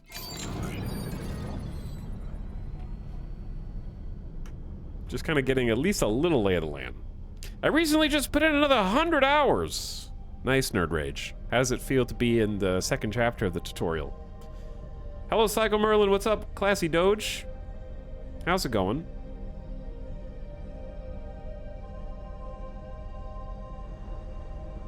What was the verdict on how Ethel handles permadeath? There weren't really any mods that worked Entering Atikva's Choice with how I want to play. So I'm just playing with the DLC The only mod that I have installed is one we're likely to not see in this campaign, because it only takes effect once we have teleportation technology, which A, I don't know how to do, and B, I don't want help from chat or from meta guides to figure out how to do, because I think that portion of experiencing the game is fun to have happen naturally if possible. Entering system. Silent witness.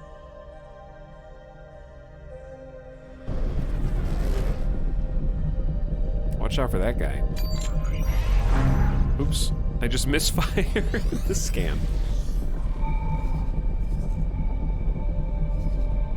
It's fun being on the map and seeing the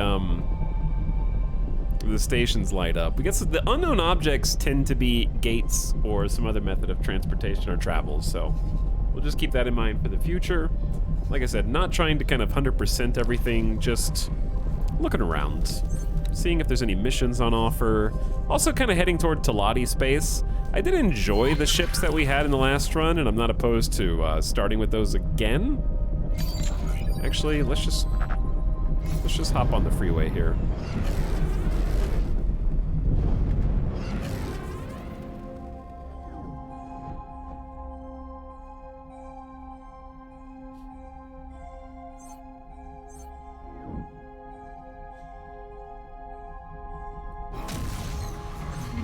Entering system. Profit Center Alpha. Hello, Profit Center Alpha. This is a Talati shipyard and a Talati wharf, which are both manufacturers of ships. The wharf is where we're going to find our smaller vessels, and the shipyard is where you get the bigger boys, which we aren't going to be getting anytime soon. They don't really have any missions here on offer. Let's go ahead and just pop on over to the, pop on over to the Talati wharf and see what the prices are looking like here. I guess I need to hop back on the freeway for this, huh? Yeah. The mouse controls can sometimes bounce you off the highway, so I find that it works better if I turn off the mouse steering when you're on here, because it doesn't try to pull you off.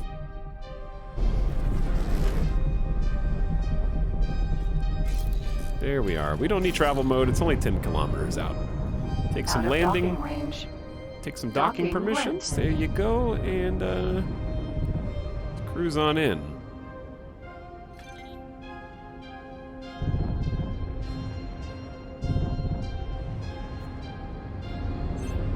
You are near a wharf. Indeed, I am.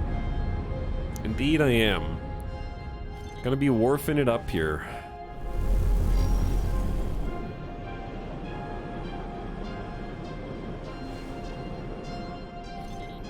Excuse me, can you move the tutorial off the screen, please? No? I have to do it for you? Okay. Give me a second, I'm landing. Boop. And we're successfully docked. Welcome. Welcome. Chat, anyone recognize the soundtrack who wasn't here at the beginning of the stream and heard me put it on? No cheating. I gotta turn the volume down in X4 when we land somewhere because the other engines are just like in your ears.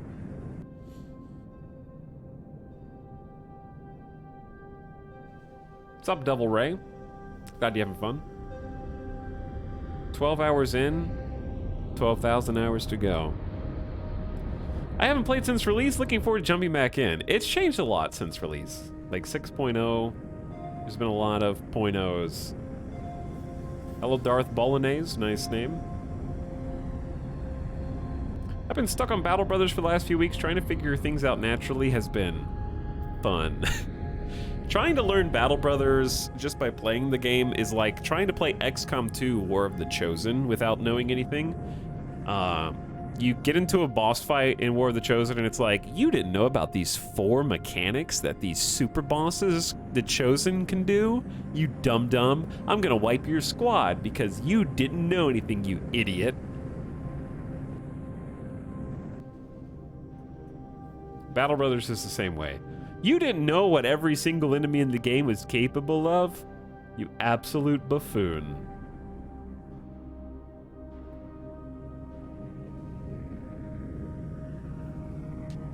Hello, Watercog. How's it going? Can you pilot carriers in this? There are carriers, yeah. I think this last DLC with the Boron has more of a focus on carriers than some of the other factions, if I'm not mistaken.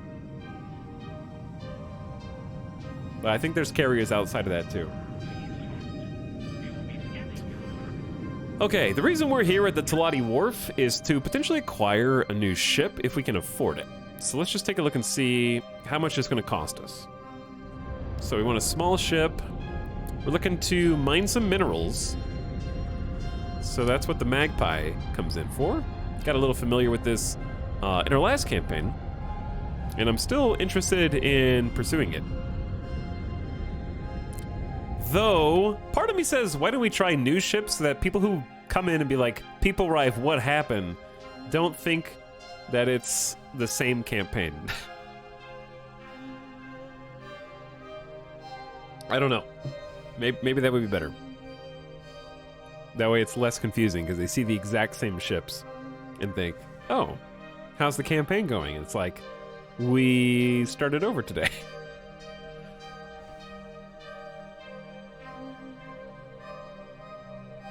Just like yesterday didn't happen. Just like it didn't even happen. I did enjoy these ships though, and they do have a decent amount of storage space, so let's just stick with it. This is why the title is the way that it is. You know, if you can't read the title, that's not on me.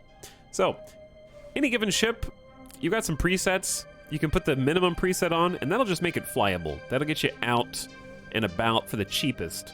I don't mind putting some of those items on myself, though. This is where the mining laser goes. Also, just any weapon. You could put a different weapon on it, but why are you building a mining ship if you're not going to put a mining drill on it? And we're trying to save money right now because we only have 260,000 credits, roughly. So we're going to get the bottom tier mining drill Mark 1. Trying to build on a budget right now. And the Talati make pretty fabulous shields. Unfortunately, when you're targeted by a Xenon raiding party, they can only do so much. But we're still going to throw just the baby shields. I think just the Mark 1s. We're going to fill both slots with Mark 1 shields. And then at the back end, even though we're doing a lot of traveling as a mining vessel, we're going to end up trading up for a medium miner. And it's my understanding that the AI doesn't handle the travel engines very well. Basically, the travel engines have, as their name suggests, a very high top-end travel speed, but it takes a long time to go 0 to 100% speed. And the AI tends to make micro adjustments that cause inefficiency with that spooling it up, spooling it down, spooling it up, spooling it down, and then it goes really slow. So I think the combat Mark 1's combat engines, I think, have instantaneous travel speed.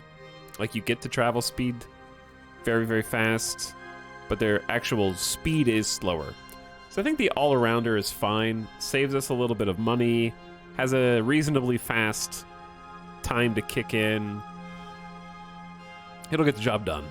And then we need thrusters. These are for your pitching, your yawing, your strafing, and so forth.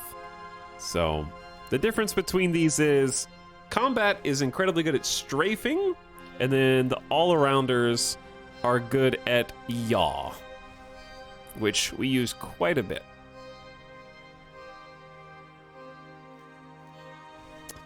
We got shield generators, we got the mining laser, we have some mandatory software. Docking computers just kind of automate the docking process. I personally really like manual docking, so I'm fine with that.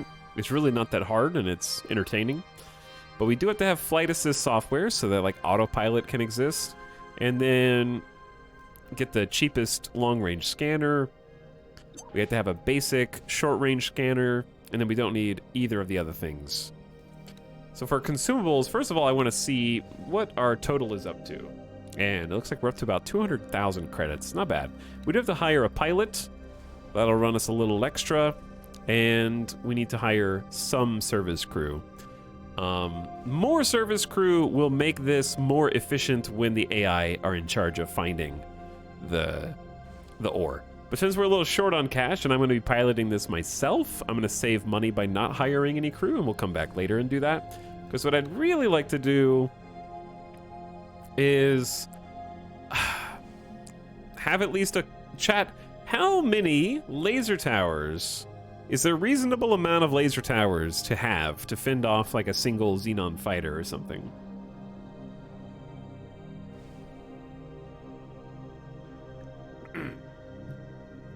Yes.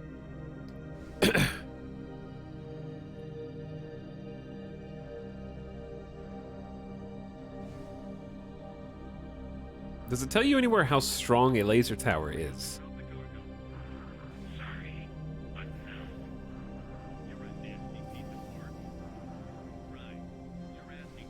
I agree with about 3.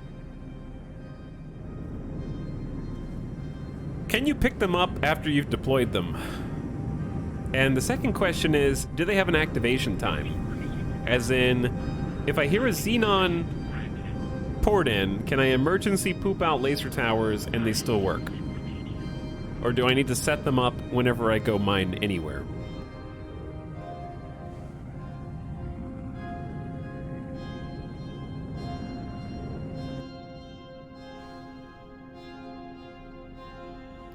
They start firing right away.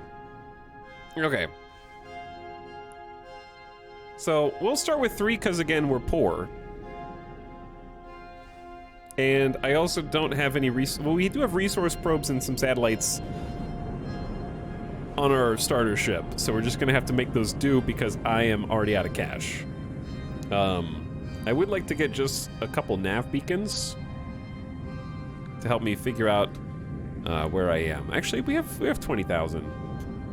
Let's get... I can't afford that many satellites.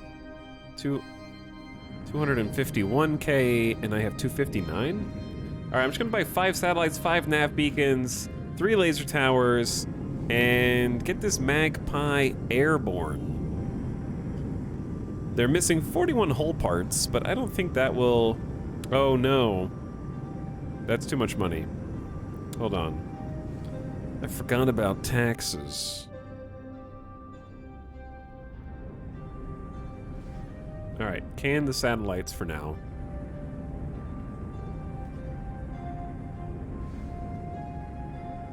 We'll come back and get some satellites. Confirm my order. Boop. And it's locked in. So, good job, chat. We've already bought our new ship. It's a small fry, but we had just enough money to get a little mining rig going. And indeed, they're hopefully building it now. So, they do need hull parts. And sometimes you'll queue up a ship to be built and it'll need specialty parts. In that event, if they don't have them, you have to either wait for the AI to execute trades because all of the resources that exist in the game are actually being used for things, right? So in this case, hull parts aren't just magic, right? They have production factories, or sorry, refineries that make them. They have stations that are dedicated to them.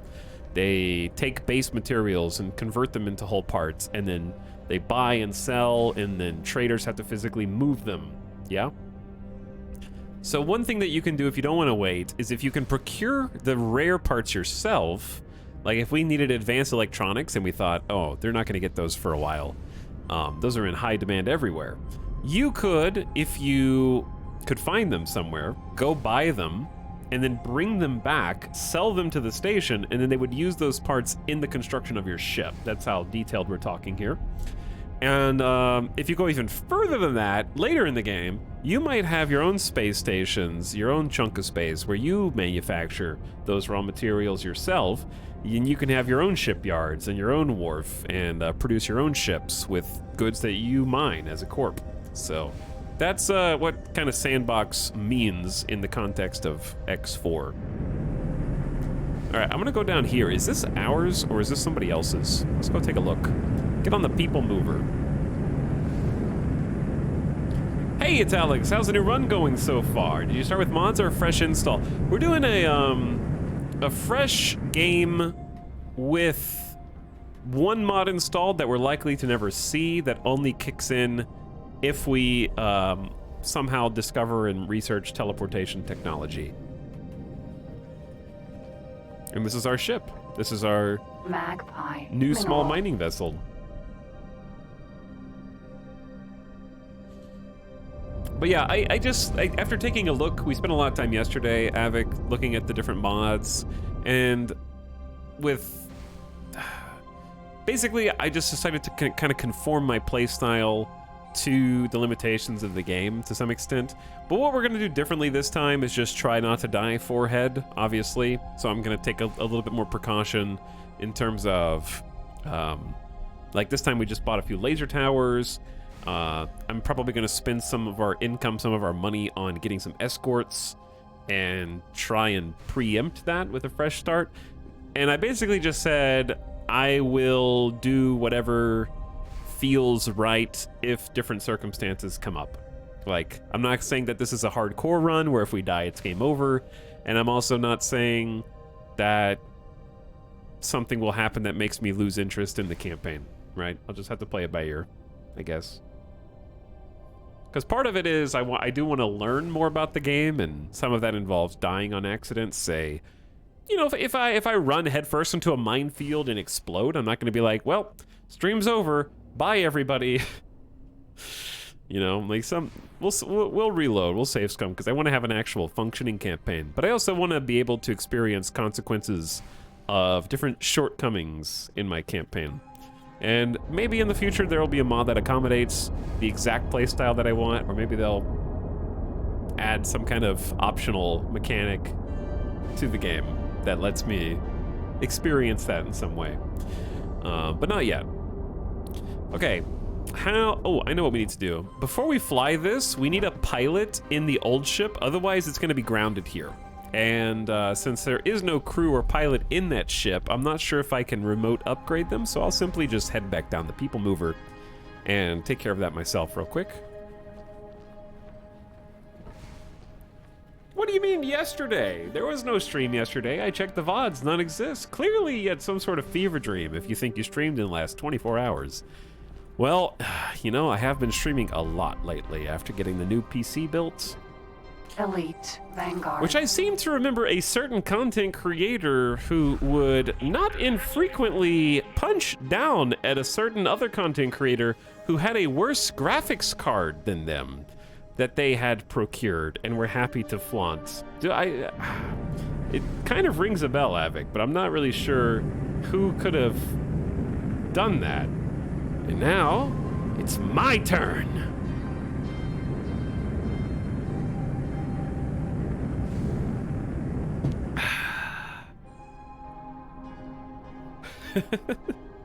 Careful, you might not want to know what I have on order. What do you have on order, Avic? I don't think that the only thing that could possibly be better than what I have is having two of what I have. Okay? That's the only way.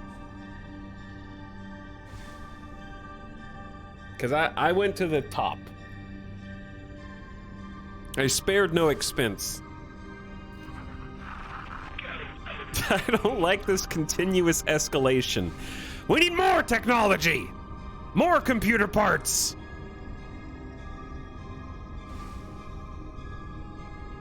My dad got me a NASA supercomputer. Beat that, streamer.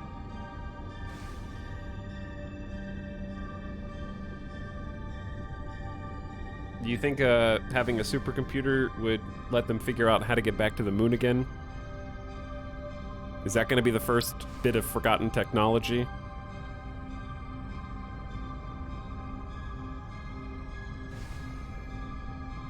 They need some help, chat. Alright, we have to hire a pilot for this ship.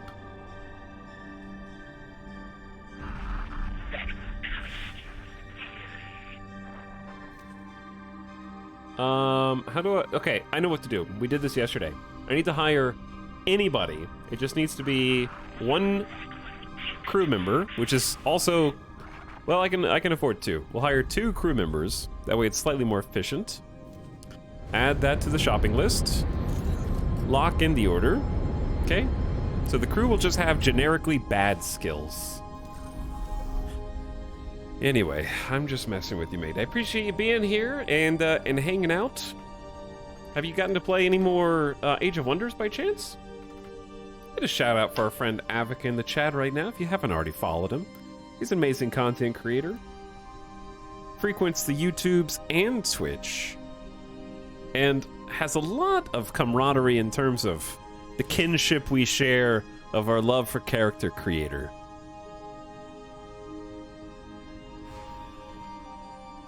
We do love some good character creator. So now that we have crew, they're not going to be physically present on the ship because only the pilot will be. And there is no pilot. But if we go check out, let me see if I can remember how to do this. Okay, so number 1, we go to map. Number 2, property. Number 3, the elite vanguard. Number 4, open the information panel. 5, open the crew panel. And then we can see the crew here listed. It doesn't matter which of these 2.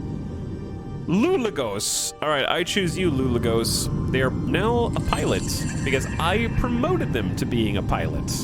And they will take their seat in the pilot's chair. So what that means is we can now remote control by giving orders to this ship, telling this pilot whatever we want it to do. I never have to see that ship again in person if I don't want to. I can control it from the map forevermore if that's my choice. And we can make it do all sorts of things. I can make it go buy some consumables like satellites and start positioning like a real-time information feed at different points in space. I can make it go explore different sectors. I can make it track down what stations are where. I can make it gather resource probes and deposit them into different asteroid fields. I can have them fetch goods and bring them to me. Like, I can do whatever I want. I can have them escort me, even though they're just a tiny baby scout and they probably can't do much. So the map becomes a major player in the game. Sooner rather than later. I may have started like 4 new games just to spend more time in the character creator. For Age of Wonders? Nice. Alex, what's your goal? Are you going to make a mining company or your own empire? My goal is just to make a mining company for now. I just want to keep things simple. And I also really enjoy the manual aspect, so we're going to do some mining ourselves. We're just going to be some good old honest miners. So let's take our new ship. Let's give our ship a name, actually. We need to give both of our ships a name. So, the Elite Vanguard. We're going to call this... Someone in chat said it looked like a cockroach, so I'm going to call it the Roach. And then the Magpie is going to be renamed... I think keeping the mineral... parentheses is good for the future because it reminds us what it does.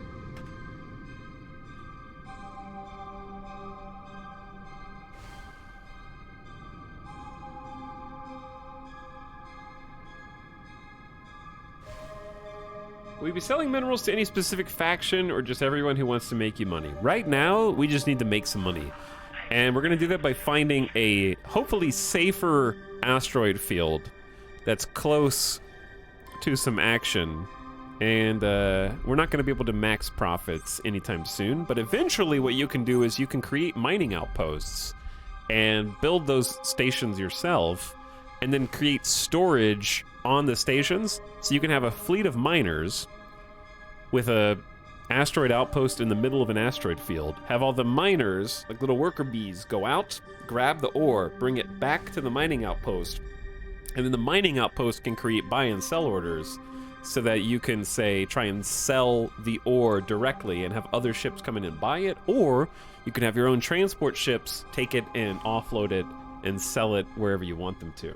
There's a lot of customization there, and some of it's probably a little bit above my head at the moment, but I know for sure that that is all possible. All right, what are we gonna name our first little? I think calling it the Pebble is good. To give it a nice, cute name. It's just a little guy, just a little guy. Pebble Mineral Miner.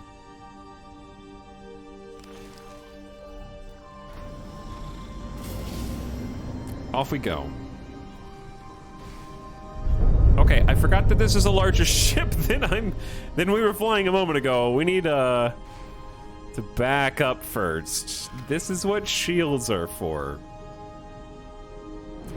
Now let's get out of here. If you want to take a look at it. This is what we're flying now.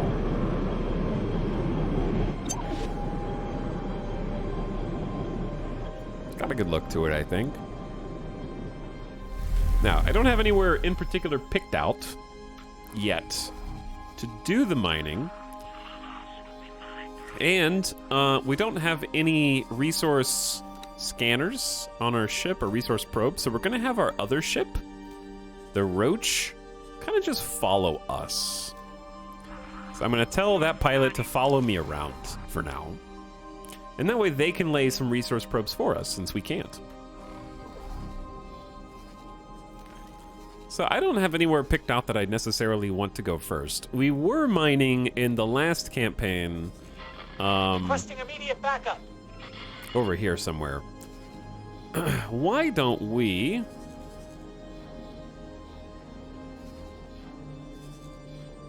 Like I said, I just want to go somewhere simple. We can't go to Pontifex because they don't like us. This faction is not outwardly hostile, but they're not friendly.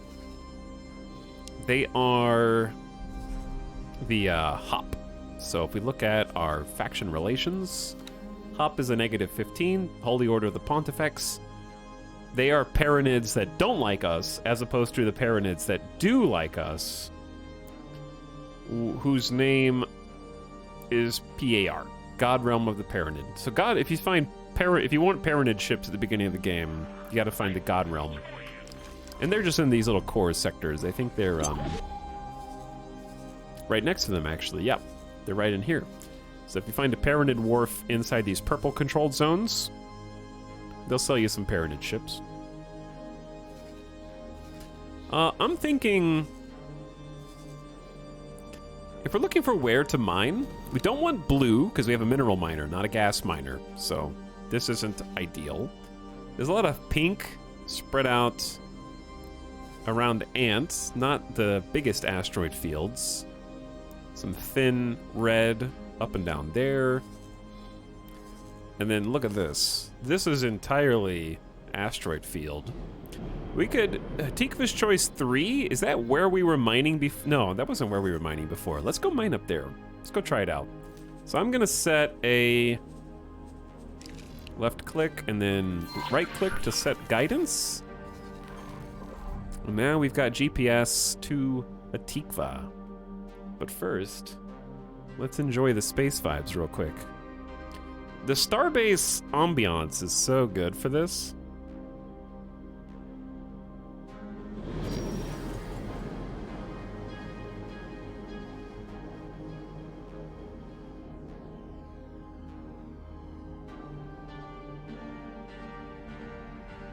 Very sick. Did he find the solution to the death problem? No actual solution yet, no.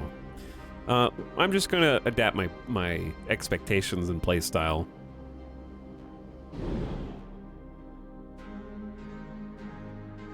But starting a fresh campaign is good because it gives me like the opportunity to kind of start fresh and come in with a clean slate, clean mind. Is somebody exploding up there? Buffalo. Or did this agricultural buffalo freighter just poured in? Highway. I think it just poured it in. 1. But yeah, just let me reset my brain and adjust my expectations and my assumptions for how things work. Yeah, we started with the young gun again, Sinless. We did. And we've already got a new boat, actually. So we just got our Magpie, our first ship upgrade. And we're about to go find some rocks to mine. Watch out for those billboards. Let's scooch into the middle there. But yeah, a good little brain reset goes a long way. So, I just want to start a new campaign and kind of wipe the slate clean. Because I felt like I had some baggage from yesterday, which didn't happen. Entering system. Silent witness. The stream that never was. But either way, Avic, glad to hear you having some fun in the character creator for Age of Wonders. Can you, I guess, do a Stellaris in that game and just make custom factions and then start campaigns that only include those factions? That sounds fun. System. Hatikva's choice. Okay, we're in Hatikva's choice, but we need to use Hatikva's choice as a springboard to bounce to Hatikva's choice 3. This is a bulky cockpit for this ship. So we're heading to the superhighway over there. 3. Oh, you can. Nice. Yeah. Chad, I haven't uninstalled the game yet. But also, I feel like I'm right on the fence with how interested I am in Age of Wonders. And I can't quite pinpoint why I feel that way. Part of it is that I'm not sure. Like, I don't have any nostalgia because I never played it. You disabled travel mode, lol. Heroics, did you just not see me travel to this right now? We literally just travel moded here, but also, first Jeff of the day. Thank you. Probably not the first. The most recent, perhaps. Entering Hatikva's choice 3. Spare him. In Age of Wonders, any race you make becomes available to be explicitly added to the game, or for the game to add itself if a race is set to random. That's cool. If he's not traveling, then how is he moving? A great question indeed. Okay, so Hatikva's choice does have its fair share of bad people. Let's switch to scan mode. We still don't have a good long-range scanner, but it'll be enough to get us off the ground here. This is us. We got a graphene refinery, refined goods complex, and coming in behind us, this is our other ship, Vanguard. the Roach. The AI pilot has been told to follow me right now, and indeed there it is. So check this out. One of the things we want to do, anywhere that we want to mine, it's my understanding, first of all, I need to clear their behavioral pattern, so don't follow me anymore. Stop following me. And we have a few satellites. So what I want to do is go to where we just came in on the superhighway.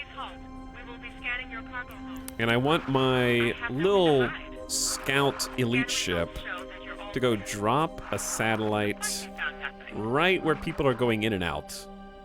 You can actually see that there are other satellites there. So I believe the other factions have to use satellites the same as me, right? I don't know if they have magic information or if they also need to have satellites. Advanced satellites are much better, but we can't afford those right now.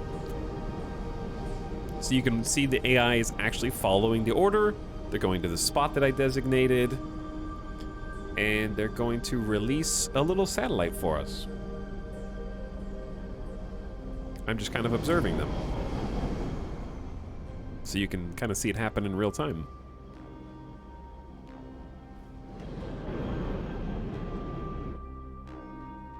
There it is. Just deployed a satellite. So the purpose of that is that anything inside of this green circle, we now get real-time information on any of the happenings that are going on, whether we have line of sight or not.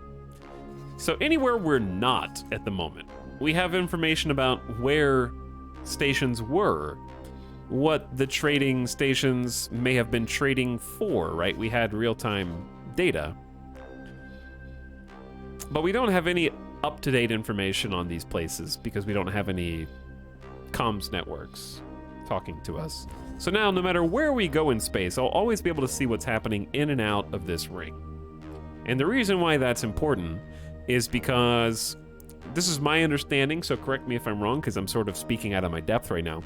Anybody going in and out of here, we're getting real-time information rebounded from the other ships on what their behavior is and what they're planning on doing. Their communications. So if a ship is going to make a trade, if a ship has already done so and is heading back through, like, we're just getting some rebounded information from the people that are shooting out of here about what their internal behavior is, which can be important for mining purposes. But also we want to set up some satellites around the individual stations themselves, because that'll give us real-time information on what prices are for goods that we want to sell. So like the things that we're going to want to trade in right now, we're going to create a trade filter, turn this on, and it's already remembering the filter from yesterday, but if it wasn't, we could clear this. And then, in my case, container trading is like non-mined goods. These are just like processed or refined goods, I think. And that's the kind of stuff, if you were a container trader, like if you bought like a cargo hauler, you might go station to station trying to buy low here and sell high over there. You want to do container storage trading. So we want to do like raw materials. It's going to be solid. That's the kind of storage that a mining ship has, is solid storage. So we want to go ahead and quantify that. And then for solid storage, in our case, we want to narrow it down even further, because we're planning on mining silicon. And if we're really lucky, Nevidium, because that's the good. And then more plentiful but cheaper is ore. And then finally, we probably aren't going to be trading ice, but that's another thing that we could mine, because it's very cheap. And we say okay. It adds those filters. And then we're going to want to keep that filter turned on. So when we zoom out to a given area, we get a box here, and it'll show us all the information that we currently have on buy and sell offers on the filtered goods. So right now we don't have anybody that's buying any of the things that we want to mine, which is because we don't really have much information. So we'll just hide the trade UI, and we want our roach to go visit some of these different stations. So we're gonna say fly here, then fly there, then fly here. We already know where a few stations are. So I'm going to set up kind of a manual exploration order to try and find some stations that may buy and sell some of the goods that we want, if that makes sense. And while they're exploring, we're going to go take a look around, and I don't want to go too far out, again, because I don't want to die, but I'm sort of seeing that there's some ships kind of traveling up here. And as long as we hide out near a station, we'll generally be safe. Empty space. But I'm going to head to some unknown stations and then do another scan and kind of see what else is out here in Antiquus 3.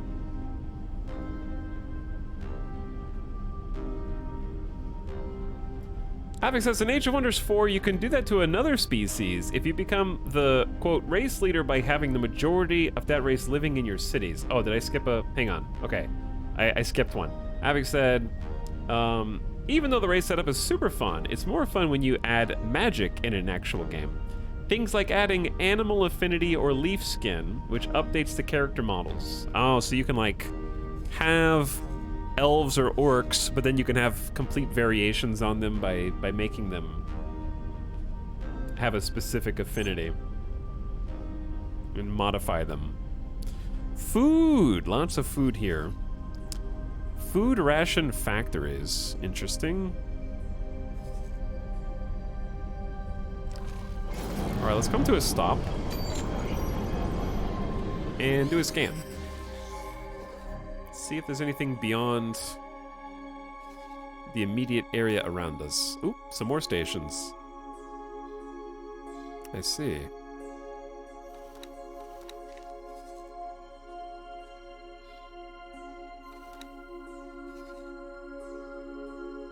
Roach, are you okay? I think they're flying slower because they're probably flying through asteroids. If I had to guess.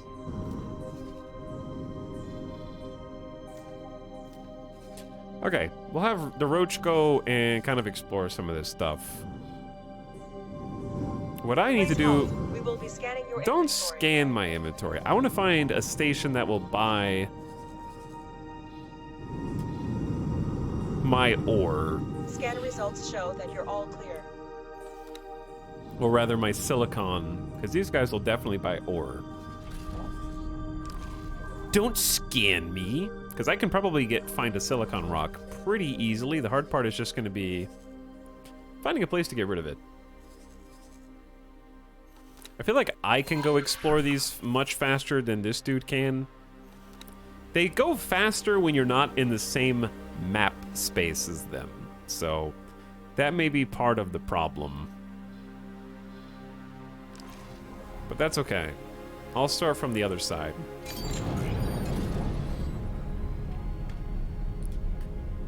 They're doing their best.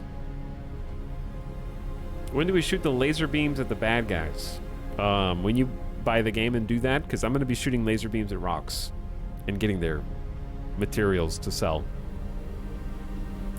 Did you get those guys to kill you yesterday? I did get those guys to kill me yesterday, but I had to start a new game, uninstall the mods, go into hostile territory, and then they killed me. So that works. The rocks are the bad guys. We're going to go with that, yeah. Hello, KJ says, don't worry, Captain. We'll buff out those scratches. I'm not worried about it. We're technologically advanced enough to understand how shield systems work. It's easy. There's a laser tower. Luckily, it's friendly. I've said this a bunch, but I'll say it again because there's always new people coming in, being like, people arrive, what this? You'll notice that in these different sectors, they're apparent edges. These are not actually edges of space. You can continuously go off the map as far as you want, and the map will simply zoom out to adjust to the newly discovered space. However, the further away you get from the core of the sector, the more likely you run into things you don't want to run into. So this is not a finite, you're not gonna run into an invisible wall here. It is effectively infinite. Now, look at this. This is a good screenshot right here.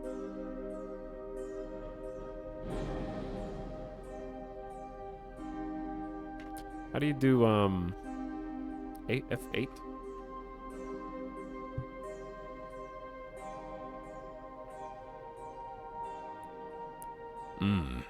Now that's butter.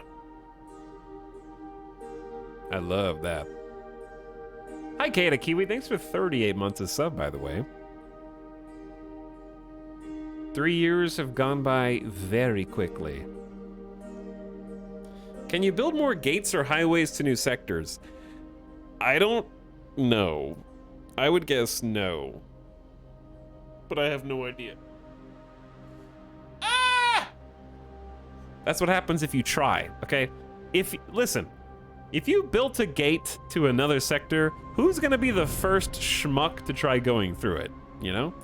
Hey Ted, We need you to see if the new gate system is working. Why don't you hop on through, bud?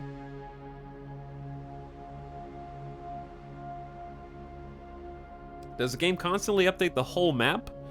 Or just events where you are? Yeah, everything in the background is being simulated. So like, even things that are in a different region of space. It's just that they're done without obviously rendering them in 3D.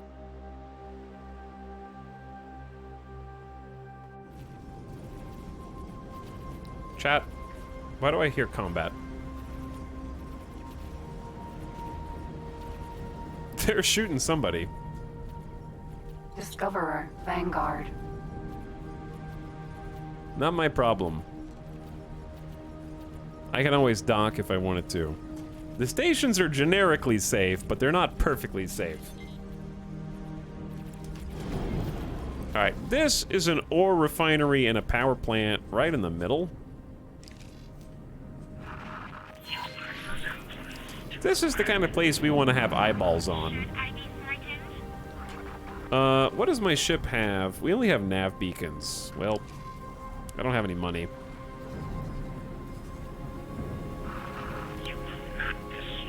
Chat, what does a graphene refinery buy? Graphene? They sell graphene, but I don't know what makes up graphene. These guys are buying Nevidium and ore. We found someone to buy some ore up here. Graphene is made from methane. Okay. Gotcha.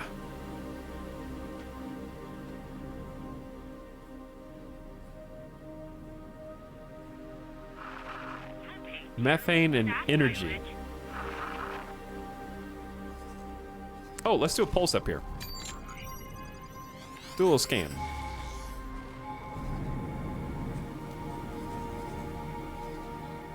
Anything in the distance, or have we gotten to the these guys are going somewhere. Defense drones, marauders. Maybe they're just looking for bad guys. They might just be looking for bad guys. All right, little ship. I'm gonna say cancel all your orders.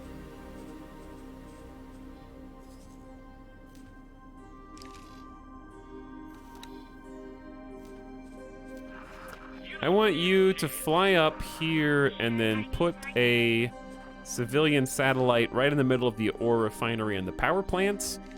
I will simply explore the other stations. Because this is a really dense asteroid field, and I'd be surprised if there wasn't somebody buying silicon up here. We just have to find them. Someone's gonna have to try the teleporter eventually, but we'll never know if it kills you and makes a perfect copy out of your atoms or not. Well, if you think about it, if you think really hard, dude, your skin is constantly shedding, your brain is reorganizing your memories. Isn't that already happening in real time? You're a different you than you were 5 years ago, genetically. Your composition has changed, man. Teleporting through space is just a faster version of teleporting through time.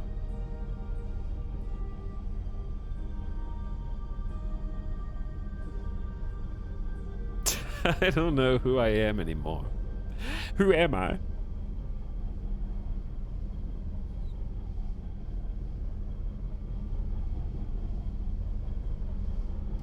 But I will say that flying through an asteroid field with the starbase ambiance in the background definitely hits different.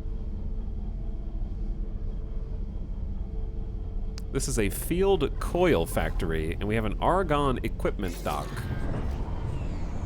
Okay, neither of those buy what we're looking for. Shield components, medical supplies. Let's do a scan at least.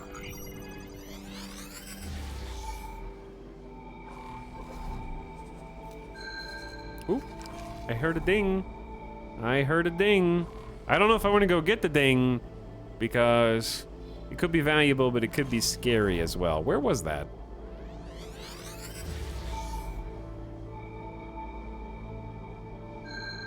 Oh. Okay, I guess I'm gonna try and go get it. I'm a little nervous that this is gonna be a trap, but we'll see.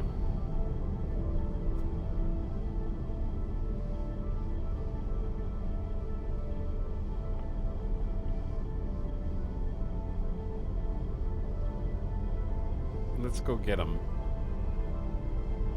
Hi, Illard. Thank you for the 33 months. Approaching the 3 years marker. Welcome back. Thanks for the sub.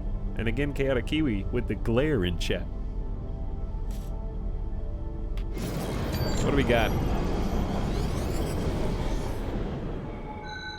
Still going. I'm not gonna get attacked. Right, guys? Oh, there's a blue? There's a yellow and a blue side by... I don't know what blue stands for. I'm quick saving. I don't trust it.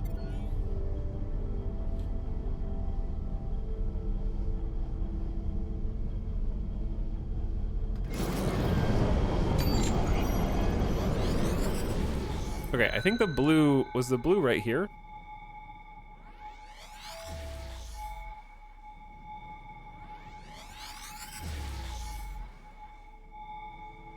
Uh-oh. Where was the blue? I thought we went right by it.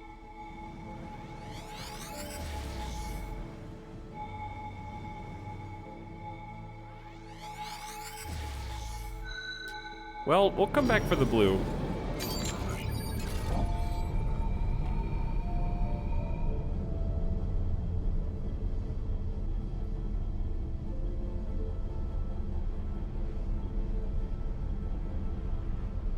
Oh, the blue is still here, so it's okay. But yes, chat, this is a reminder that we are timing out things that may constitute game spoilers. Okay? Kindly ask that you don't do it, even if you have had really exciting experiences. Much appreciated. All right, this is a lockbox, and we found it. It's a little ball with a bunch of locks on it. Exclamation backseat command is also applicable here, I think. I hate how the scanner in this game is a limited angle. Well, the nice thing is it does scan in a 360 degree. It scans in a sphere around you for stations and other big objects. But it is directional for small objects, which I think is a fair compromise. All right, let's come to a stop here. We have to do some... I don't actually know if the mining laser is capable of doing this.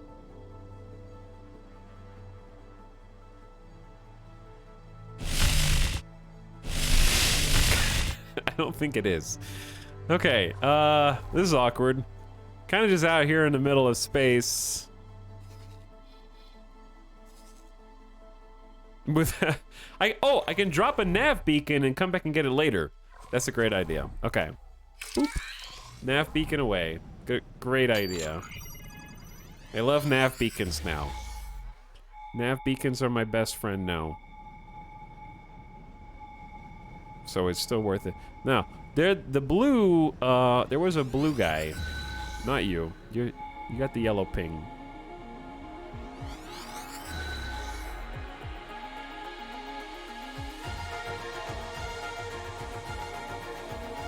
Oh, I see it.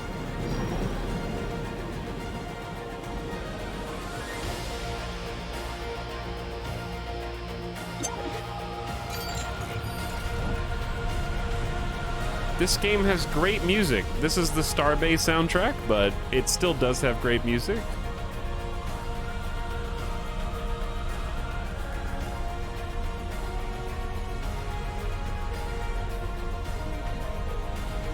But Starbase is in a special league of its own.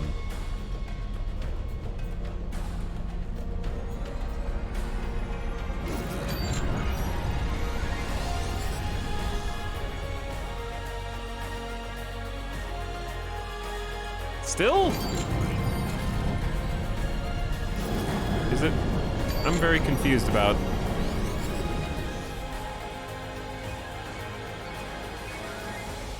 Chat, this is gonna get me killed, dude. I'm starting to think this is a mistake.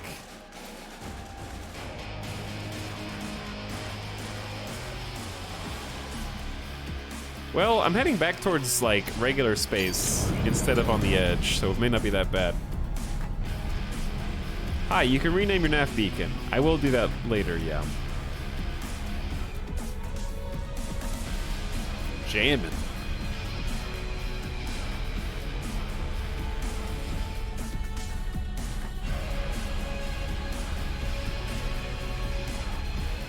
Because we're going like 2,000 meters per second. I'm on a wild goose chase.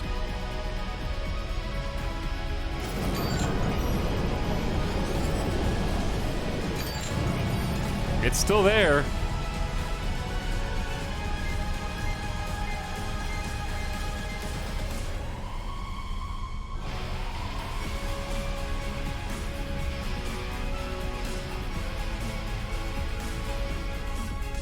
I think the confusing part is it goes past your ship like this, so I feel like I got to it, but that was just where I detected it.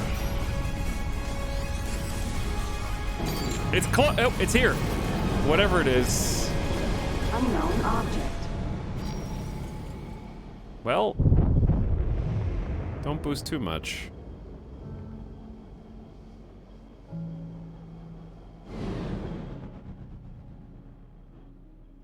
It looks like a lockbox.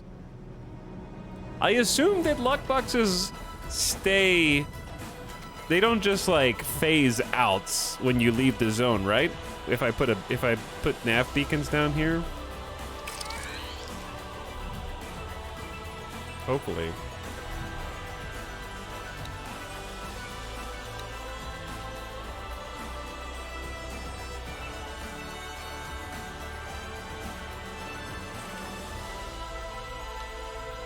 Okay, we got lockbox. Another lockbox. We got a satellite put down for ore. Excellent.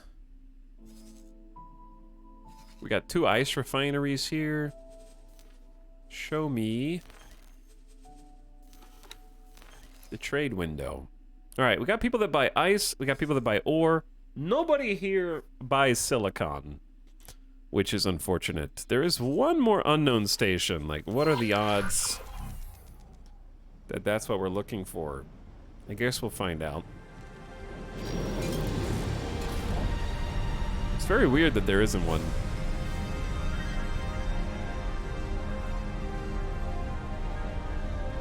But yeah, it's good that they stay, so we can always come back and explore them with a ship that is capable of popping those locks open and getting the juice inside. Like we can link up with our little scout to do that. It's a graphene refinery as well. It's not what we're looking for. Let's get the roach to go back to Hatikva's choice.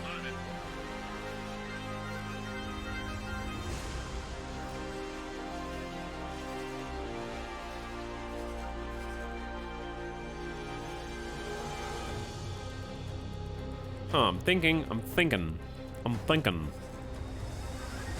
There's a silicon refinery in Silent Witness, but it's a little bit of a drive.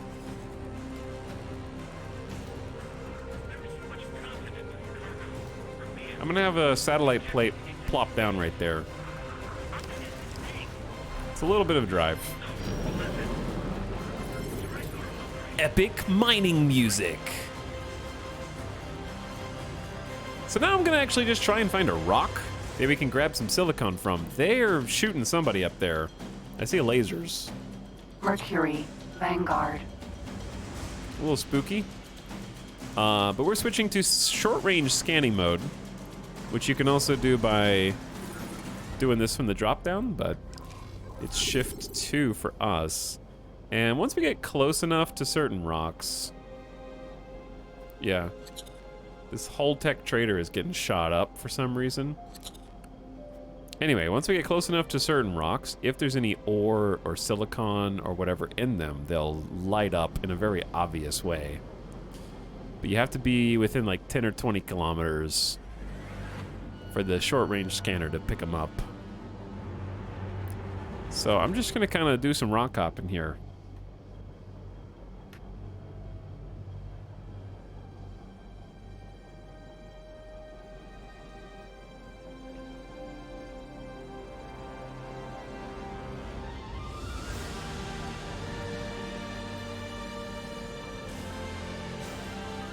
You can go out on EVA and shoot these with your laser gun. I don't have a laser gun. So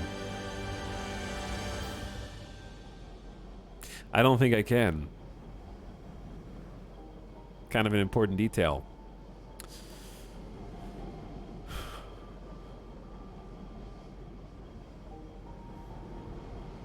But I would say the ship is much easier to maneuver around in anyways. Alright, I'm trying not to boost because I don't want to use up all my shield. And then have some Xenon nerd come in out of nowhere when I've just been boosting around to go rock to rock here. Let me see where I am. We're pretty close to like some stations. So it probably won't be that big of a deal. Now, I don't have a resource probe on me right now. I want to get, like, once we figure out a semi-permanent asteroid field that we want to actually start capitalizing on, then I'll start setting up some resource probe networks.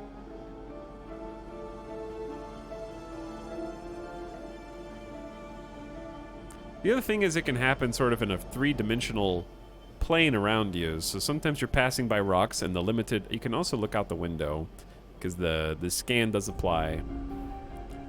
Not just to forward facing. I want to make sure I don't go in a circle though. So let's not go in a circle. I'm just going to head to like a cluster.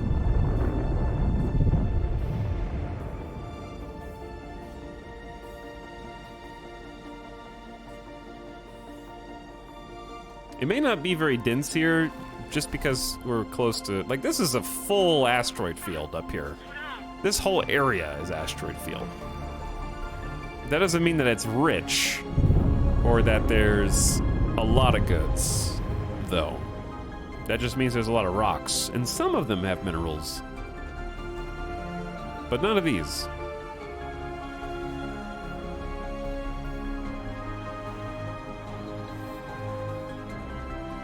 Pump it. Hello, Def2. How's it going? How you doing?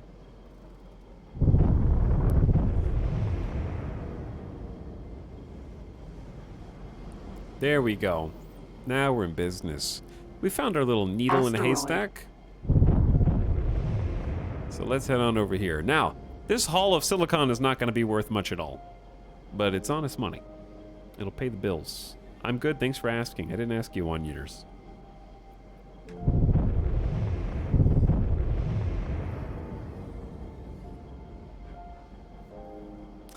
Alright, now that we're here,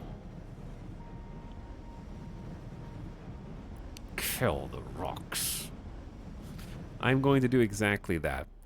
So while scanning mode is on, you can see how obvious it is that this has something in it. We can look down here and see that it has a silicon yield of 216. And there's two ways to mine. There's precision, which involves shooting the hotspots. And that's the best way to mine at the beginning. Like we need to. You can see there's not a bunch of silicon rocks around us, so we want to just grab what we can grab. And since this is a small mineral miner, we're basically already full. Like that by itself was almost enough. This will probably be enough. But each mineral rock only has so much, so eventually we want to find places that have really high yield rocks to kind of maximize the amount of time you spend in a given place. So if I click off and click back on, the yield's down to 110. But our capacity is now full, so we don't need to mine anything else. But since we know that there's still materials here, and we might want to come back, just because bird in the hand's worth two in the bush, I can just drop a nav beacon, and then we can come back to that nav beacon after we make a little quick sail, and then polish that rock off. Very slow way of doing things, but I think it's very rewarding. I think it's a lot of fun. So now what we want to do is head to probably the silicon refinery.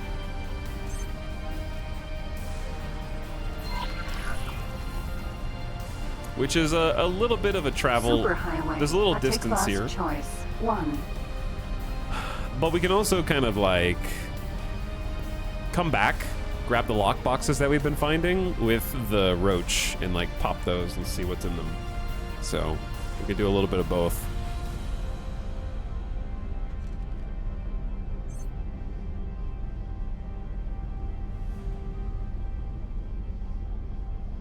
I'm not okay. I'm thankful you asked. I have so much to unburden. Chad always has something to unburden. Chad is just burdened by design.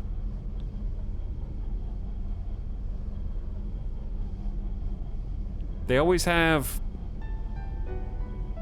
Somehow they need to transition from their feels bad mans to their alien pleases, you know?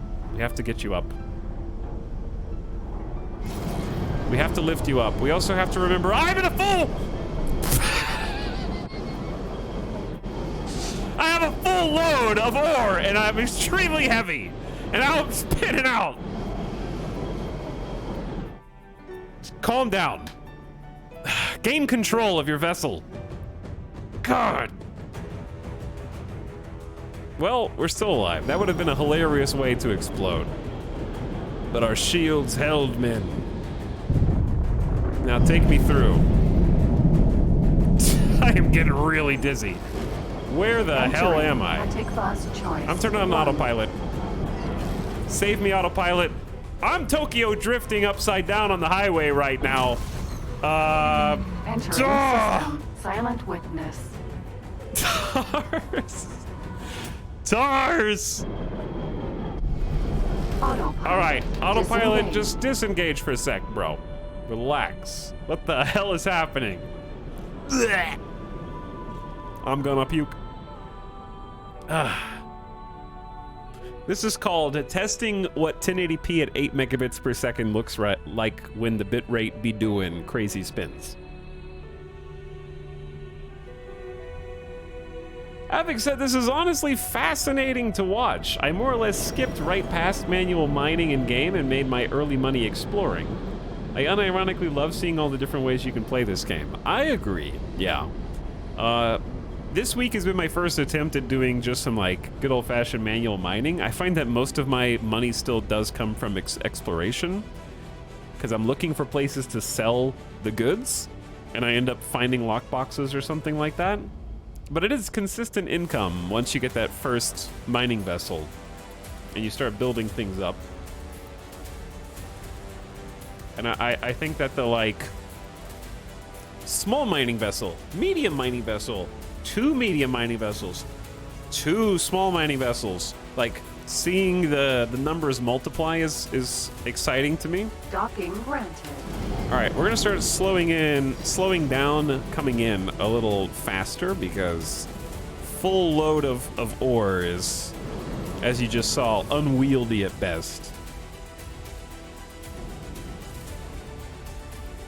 But yeah, when I played last ages ago, we tried to do trading, I think, to get us started, and that was a lot of fun. Just being a space trucker and getting larger and larger cargo haulers for container goods was a lot of fun.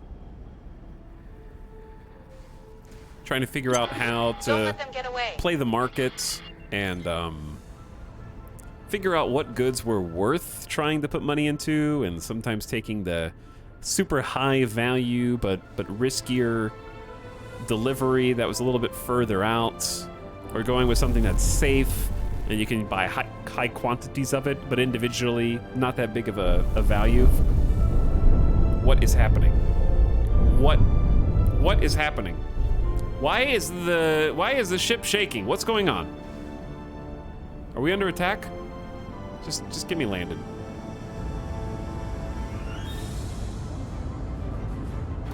Okay. Successfully docked. We should be safe now, I think. Welcome.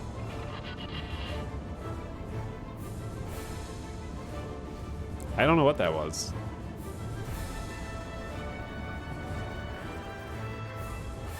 Was I scraping this on the way down? Maybe? I don't know. We were shaking a little bit. This seems like a dangerous dock. Are stations and lockboxes in the same place every playthrough? No.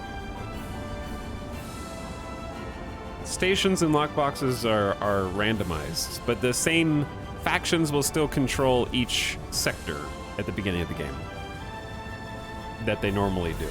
And you'll still find, like, maybe this sector always starts the game with a silicon refinery, but it might be in a different place in that system or in that region. Okay, now that we're here, we can just offload, get a cool 40,000 credits, small potatoes, but that's actually great because we have no money. So 40,000 credits compared to 360 credits is good, right? Let's not look a gift horse in the mouth. So now we can actually go to a wharf or an equipment dock, and we can get some more things like satellites to lay down. We can grab, by the way, where is the roach? Okay, the roach is right there. I'm gonna have the roach kind of take some of the money that we just got and go get some more consumables. So I'm gonna tell it, what music is this? I don't know what that, I don't know if we're supposed to be listening to that, chat, but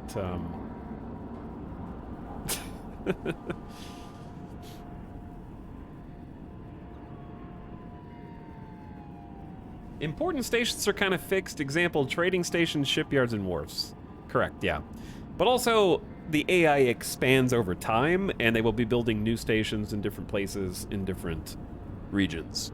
So those will all be randomized by extension of the AI doing different things in each game.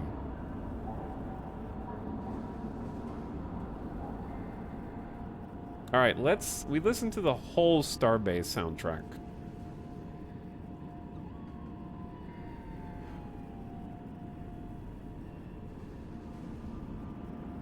Let's listen to...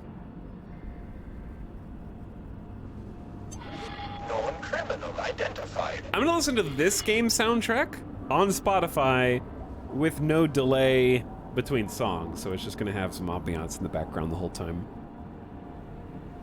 which is kind of what I want. You know you want to listen to Mechanicus.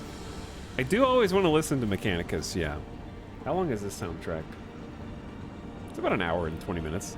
Maybe we'll do some Mechanicus.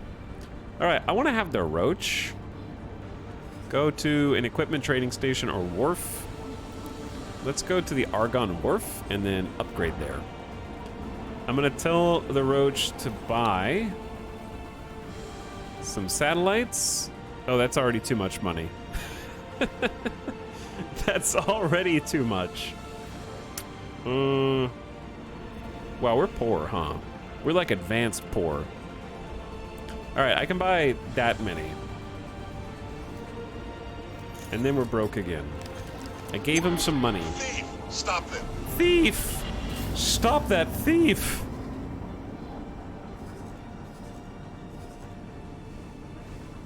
Let's head back to our nav beacon. All right, without bonking into the station this time, preferably. You guys got a crime problem over here? Highway, Atikva's choice. 1.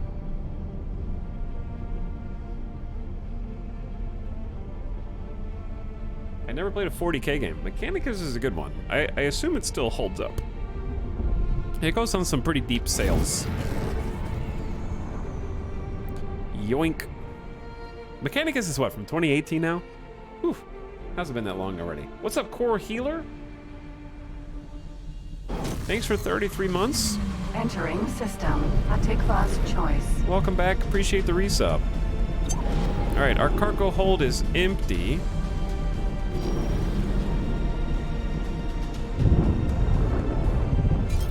Superhighway. Atikva's choice. We gotta go back through this guy. Hopefully this time without ramming into the side.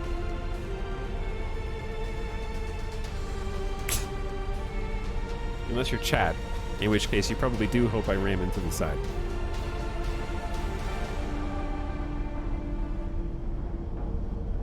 All right, just bank it on in there.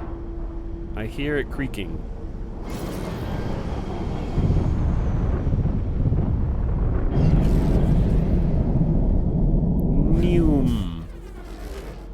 Entering a Tikva's choice. All right, slow it down here, friends. So we left a nav beacon next to a rock that had a little bit more ore. I don't know if it was enough.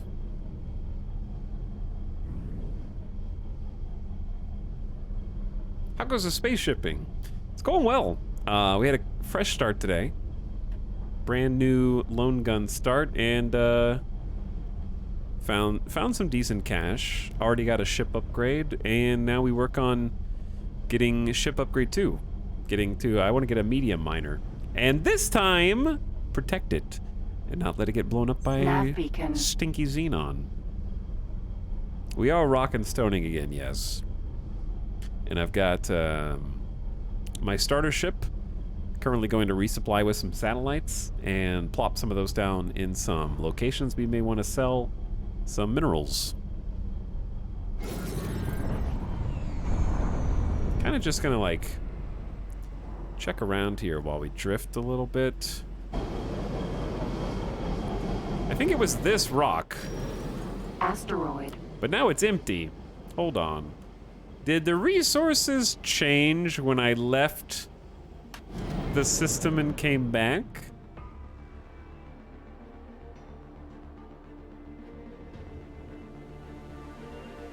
That's cheating. Nav beacon. Because it was definitely the one that I was right next to, yeah. Messed up if true. Probably true. And that just might be an ism with the game. Not keeping track of where all the asteroids are once you leave, and then resetting their positions / which ones have ore when you come back. Resources are not finite in this game. They do slowly respawn over time, is my understanding. And that just comes with being a giant sandbox game. Like, they're gonna have limitations. Starbase tried to make an entire game around remembering where asteroid locations were.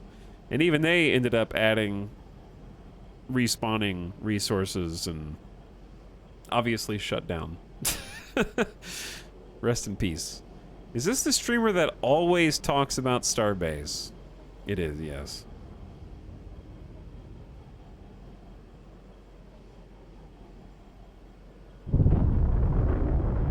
I mean, that's the best system that you can have as far as mining goes, right? Like that's peak, and doesn't really get better than that. But that also was like an entire game dedicated to that, so it's okay. It's okay.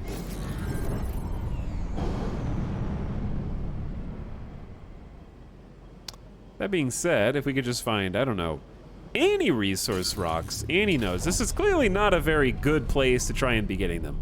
Let's try heading, like, over this, like, just go the other way. Okay, I think the rocks we're looking at, I'm on like a different, I feel like I'm on a different plane from them, or like in between planes or something.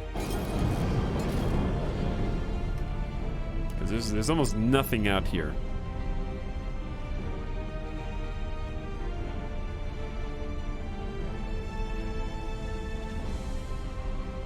I love deep, dangerous exploration in Starbase. I also loved that, yeah. I didn't go out as... I was definitely a coward in Starbase. I was like, I don't want to lose my ship. So I found any excuse that I could to just kind of stay in local space. And really only went out to brave the deep, dark a couple times. One of those times was with Avik, and we were out until the wee hours of the morning getting the goods. That was a big haul. That one was fun. And then Avik crashed his ship, and we had to figure out how to repair it, like at 6 a.m. my time. So that was fun. That was like a whole ordeal. Bounced into a rock. I enjoyed that they made piloting that intense, that you really had to contemplate every single steering decision that you made. The cloudy fast traveling was spooky and intense, for sure. What a vibe. Also, there's like no ore here at all. It was nothing, dude. This place sucks.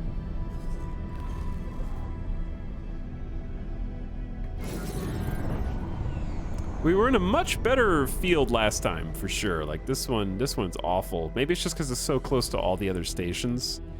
I could try going back to where we were before, and that may be preferable at this rate. I was just trying to explore kind of a different asteroid field and get some vibes for it. We might just need to go further. But the further you go, the scarier it gets, and the ship doesn't really hold that much ore, to be honest.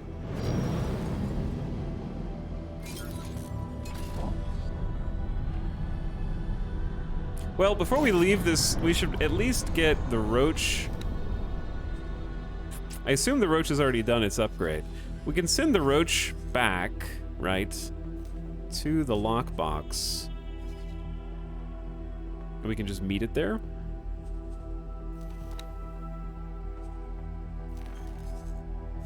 All right, it's on its way. Yeah, we can at least meet it there, pop the lockboxes that we uncovered, and find that stuff. Having said, putting my ship back together with both of us half asleep, limping home with me running back and forth pulling levers to manually balance coolant was honestly one of the highlights of playing that game for me. It was for me as well. As tired as I was dead on my feet, and I was just like, oh my god, we've got all this ore. We gotta figure out how to get this ship going. I felt bad because I knew that was the ship you spent all of your time putting together. I was just glad that I didn't crash into you. Hey, there's a silicon. We're saved. Asteroid.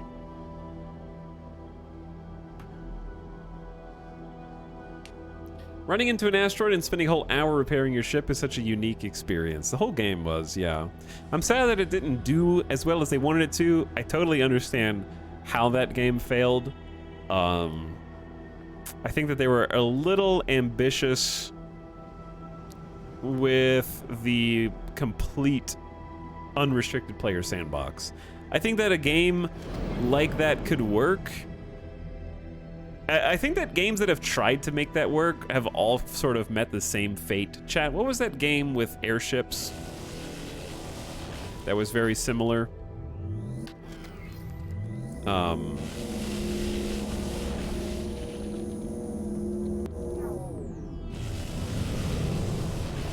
When I say airships, I mean like Worlds Adrift. Yes, thank you. I like how I'm like, the one with the airships, and Chad's like, Worlds Adrift? Yeah. Please hold. We'll be scanning your inventory. Oh, you scared me. Do I have illegal goods?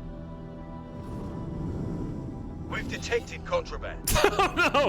Am I gonna get blown up? Contraband. Drop the cargo. Okay. It's yours. I forgot that I had it. Just don't blow me up. I can't sell it anyways. Smart move. Don't let us catch you again. Okay. Yes, sir. Why? Dude, I'm way the hell out here. Police got nothing better to do but shake me down. Just out here shaking me down, dude. I'm just a regular ass honest rock hopper selling to your companies.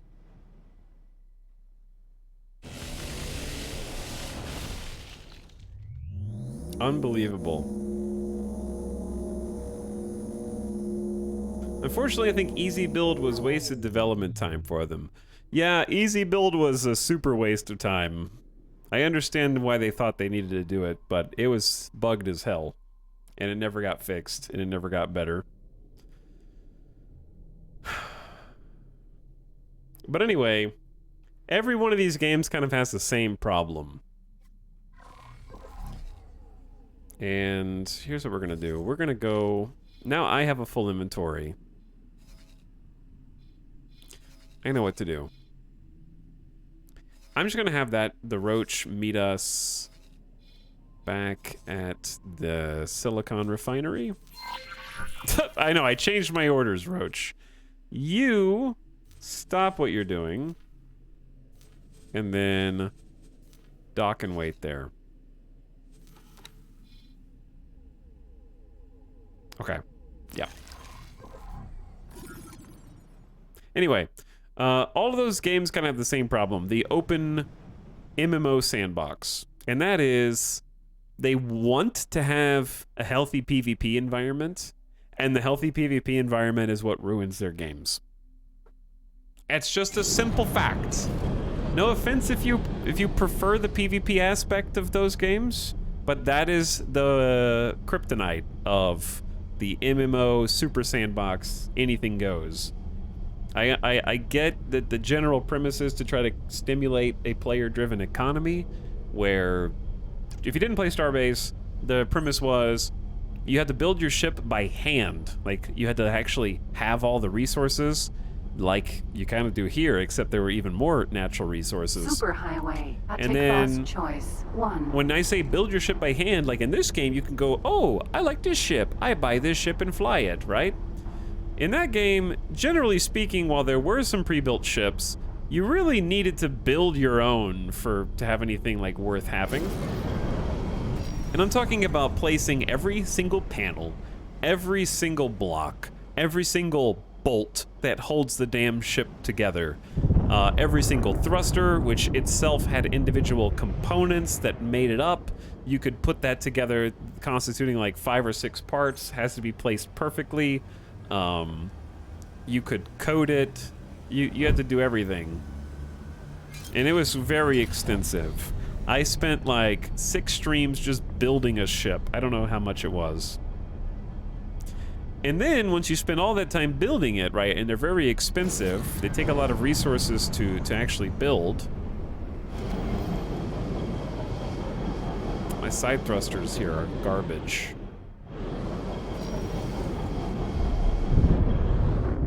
Goodness. Oh my god. Just go through the portal. It's so heavy.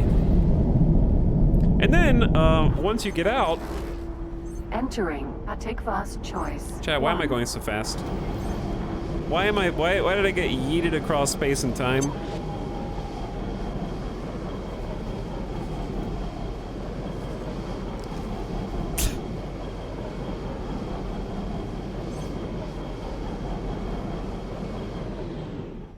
It's fine. It got me right where I wanted to be. We're good. But anyway, once you put your ship together, gathered up all the money to buy all the resources off of the player-driven auction house, if you crashed it into like a rock, which happened all the damn time, it's gone. Bye-bye. Good luck, because you really can't salvage much off of it either. And yeah, you could save blueprints, system. Silent witness. but you still, like, the price for that ship that you bought was so oppressive because of the player-driven economy that it was just very difficult. You could, like, you could effectively soft lock yourself out of the game in Starbase. All it took was one jackass on the shittiest pirate ship you've ever seen to just be waiting to follow your engine trail, and they're using a damn sniper rifle scope like a submarine, like the stupid glass that comes out of the water. I was gonna say snorkel, that's not the word. A scope. A periscope, yeah. They use a damn sniper rifle like a submarine periscope, and they can see you because they're driving with they're flying their ship with a sniper rifle attached to their head, and they can see you at like 15 times magnification. And then they just drive up to you and go pew pew pew, and your ship is gone. Bye-bye. And I understand that it sounds like, oh, that the premise is exciting, but the execution was just like very polarizing, I would say. Still salty. I literally never got killed by a pirate, so I can't be salty about something that never happened. I'm telling you what killed the player base.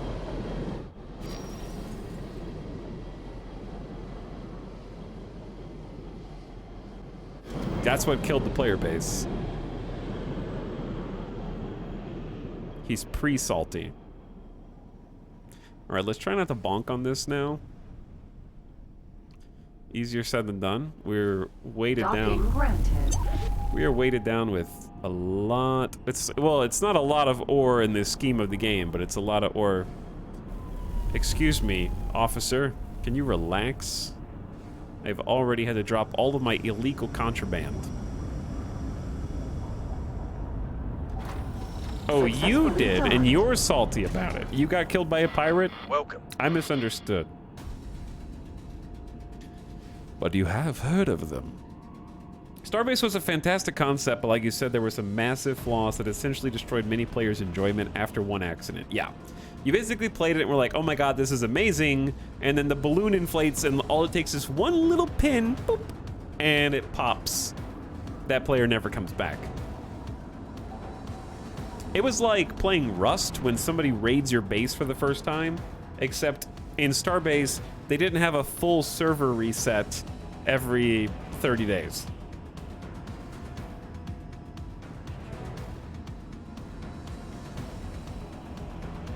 And the game was actually so big, like the space is so big that I never encountered another human. I probably ended up exploring at off-peak hours, but you never wanted to. Like, seeing someone else was almost certain death for one of you. And there was no room for cooperation. I think it was just too easy to pew other people's stuff and ruin all their fun immediately.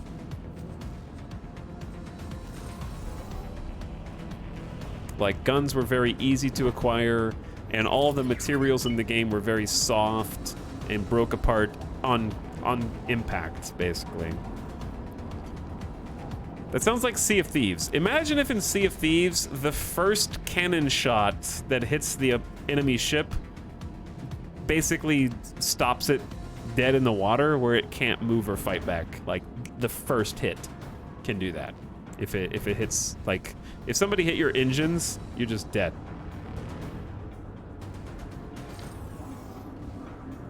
So by the time you know there's a fight, it's too late.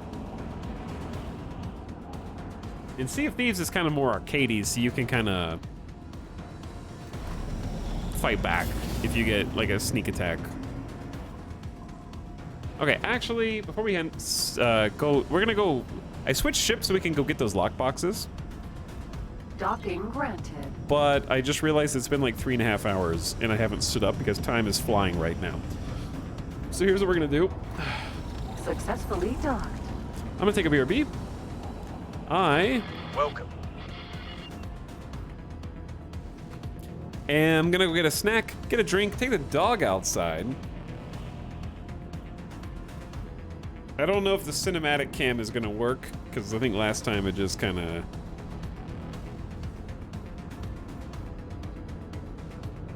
It doesn't like being docked, I don't think. So instead, I'll give you a view of the station. And you can keep tabs on what's going on here, okay? That's a good angle. It also took the devs too long to introduce the other things like moon cities and faraway outposts, so people left before the new content appeared. Well, the thing is, the new content was also, hey, moon cities. Okay, what do? Well, you dig over here. But Dev, I was already digging the rock in space. Yeah, but now you dig the rock that's on the big planet. Okay, why? So you can build a structure. Okay, but why? Because the structure costs the thing that you dig, and you have to spend it on something. It was like a weird circle of resources where you mine stuff so you can build bigger ships so you can mine more stuff, and there wasn't anything at the end of that carrot on a stick, I guess, for most players. The research tree wasn't really fleshed out. Anyway.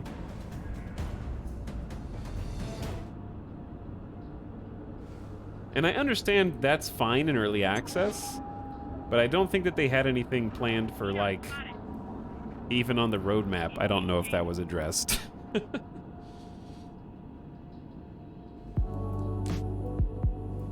Chad, I'll be back in a few minutes after take the dog go out. Thanks, Troop Noble. Says 3 years of whatever you do. Keep doing it. Thanks for the sub, Chubnople. All right, I'll be back in a few minutes, chat. Thanks for hanging out today. It's only about 6 p.m. Pacific here, and I'm still going strong. I'll BRB.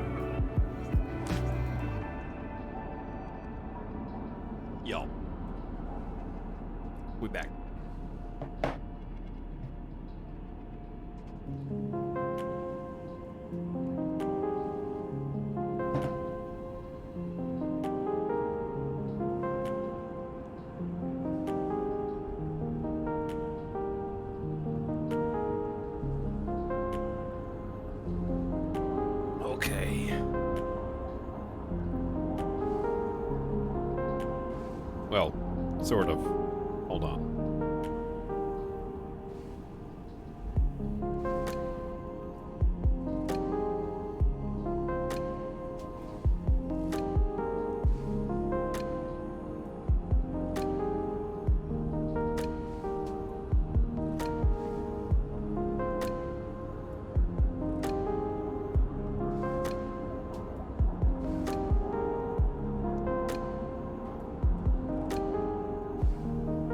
Okay, so I got something to show you. I got some show and tell.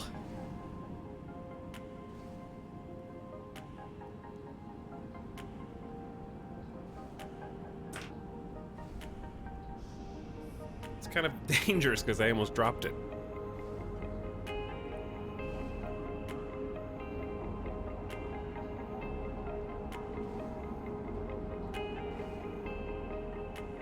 Dog butt. That's not what I was gonna show you, but I know that it's what you're gonna look at. He's doing great. He's doing very good. Anyway, look at this guy. Check this guy out.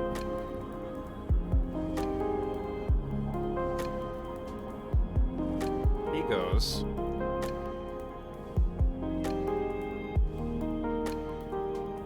Right there. We started the Sanic Legos.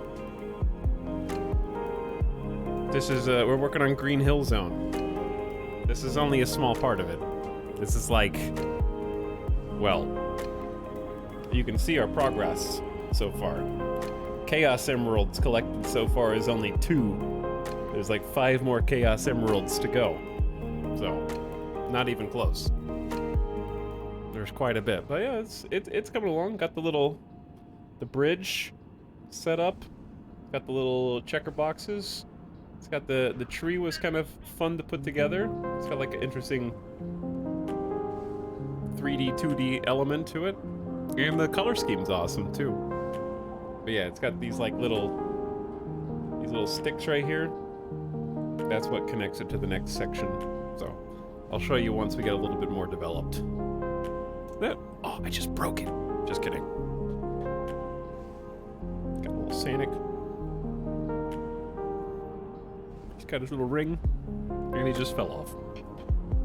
Oh, Sonic, you fell off. Eventually, that'll be somewhere back there.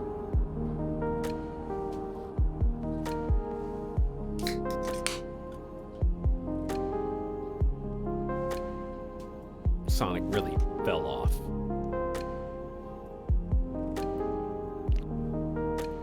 Okay, how do you stream?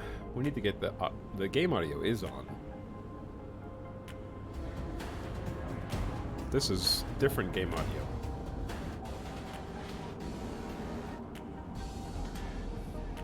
You know what? 2 things. Let's listen to Endless Space. That's the vibe I'm looking for right now, I think.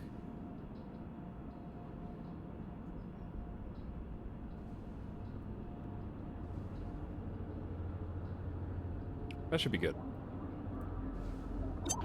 Okay, welcome back. You'll be able to hear it in a minute. First song takes a minute. Does anyone know why Ital restarted? This game? It's complicated. There was not a stream yesterday that was not 4 hours and did not have to be deleted from the VOD archive.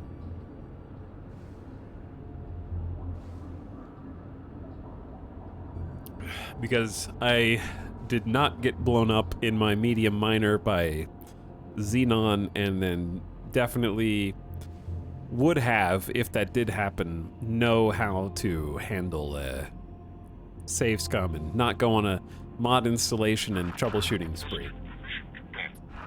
Docking permission granted. Alright, let's hop back in the ship. Whew. It's time to go.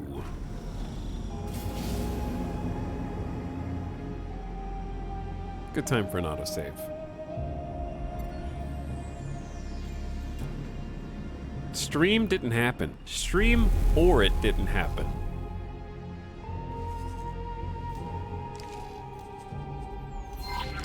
Oop. Forgot the mouse controls were on. Okay, we got a couple of beacons. I put those beacons there. No, I did. Because at those beacons, we found a couple lock boxes. And the lock boxes could not be opened by us in our mining rig because they don't have pew-pews. But our baby ship, which we call the Roach, does have the pew-pews and can free up those boxes. Choice. So we're gonna go crack them open and see if there's any money or any goodies inside. Hopefully, if they're of the illegal variety, they'll be of the vendorable, immediately illegal variety, depending on what space we happen to be inhabiting at the time. So, we've got to travel over a couple of regions. Go through a gate at the end and find our way over. I had fun yesterday. It was fun in a really messed up, brain in a bad place way. It was fun in a let's never do that again way. You know? That was so much fun. Let's never, ever, ever do it again. Minotaur, Vanguard. This is not me, but this Minotaur Vanguard Kid. just blew another ship up, dude. Superhighway, Atikva's choice. 3. I don't know what they did wrong, but... Do you recommend getting this with the DLC or just the base game? Probably waiting for a sale either way. I think the last sale shaved like $13, $14 off the price. So if that's worth it for you to wait for, then Steam Summer Sale will happen at some point.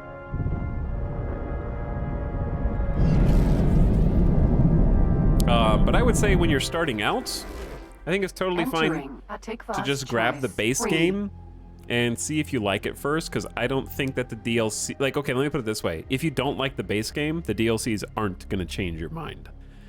The DLCs are there for you already like this thing. Now, let's add a bunch more ships, more stations, more factions, more story missions.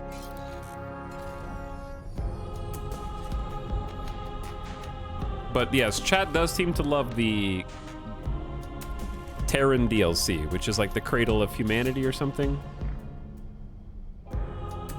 If they had to pick one, they'd pick that one. The ships in the Terran ships do look really cool.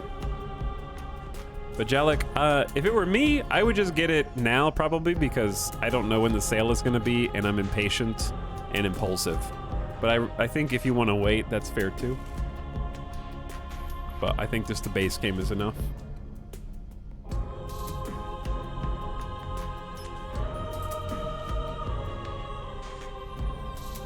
And then, because none of the things that are in the DLC, I don't know how to explain in other terms. I would liken the DLCs in X4 to the DLCs in Warhammer, Total War, where like Total War Warhammer, you're not like, oh, I hated this game before, but now I have the Chaos Dwarf DLC and now I like it, right? It's like, well, it's another faction, it's got new units, those units might fill the gaps in ability or skill set that the other ones didn't. But you wouldn't buy Total War Warhammer 3 and then get every single DLC from 1 and 2 immediately, right? You'd be like, do I even like this game first? I think it's very different. Yeah, it's very different from the Stellaris CK2 Hearts of Iron model. For sure. Okay, so we got this lockbox. That's my beacon right there in green. And I marked the location of the lockbox. Now I have to try to shoot all of the red locks off without shooting the box itself. So I want to be close, but not too close. because my laser only has so much articulation. So the empty circle that I'm moving around, that's my mouse, and then the little dot that's chasing it, that is the articulation of the gimbal that's like catching up to where I'm pointing, basically. So I'm watching where that dot is primarily. Let's back up a little bit.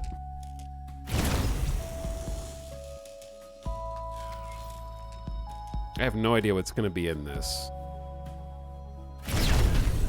Danger. Are those mines? I'm boosting out. Are those mines? I just went full boost mode, now I'm going travel mode.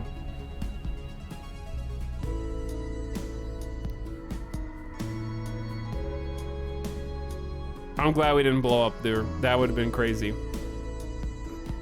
How long do mines chase you for? I'm quick saving. These loot box mechanics are getting out of hand. You got trolled. I think there was still stuff there, though.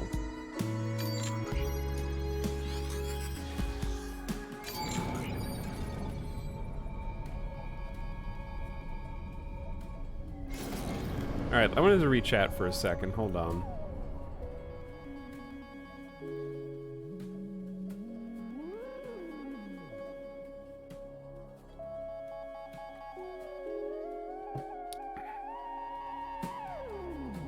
I buy everything at once, play 3 minutes of the tutorial, and then uninstall. Tax, do you think you'll get Vicky 3 another shot at some point? I don't know. It's just not at the top of the list. Never say never. How is the first ever playthrough of X4 going? Well, I almost blew up, but other than that, it's going great. I wonder if I can just blow up some of these mines from a safe distance. Keyword, what? I don't know what a good distance is here. How far, what's the operational range of my laser?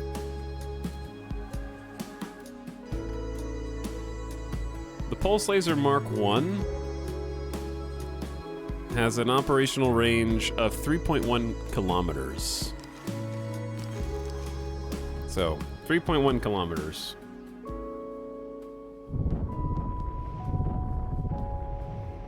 Okay, I can see them. They're in red. They're very small, they're very faint, but they're there. I say we get about 6 kilometers out and then throw on the brakes, because mines don't just blow up when you get near them. They start chasing you when you get near them, as we found out the hard way a couple days ago. I see them coming up kind of... How do you target mines, dude?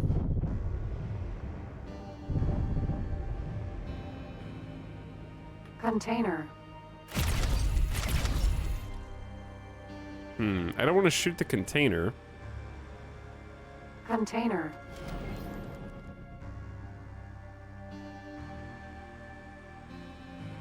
Good call on the Geo. There's a GOG sale for this game right now. 30% off X4 bundles. That's pretty sweet.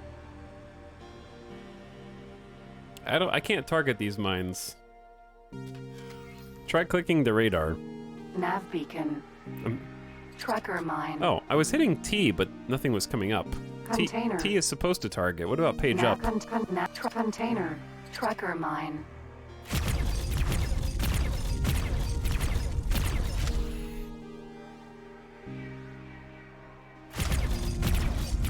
Is there like a accuracy deviation maybe from 2 kilometers out?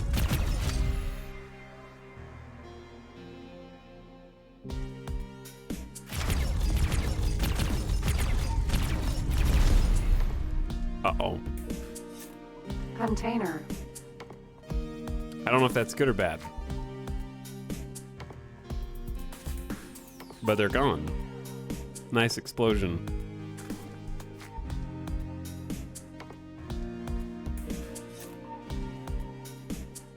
Ding, ding. Now, show me the money. What we got?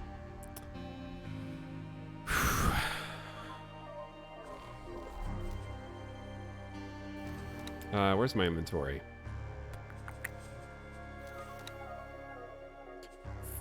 That was like nothing, huh? That was just a bunch of garbage.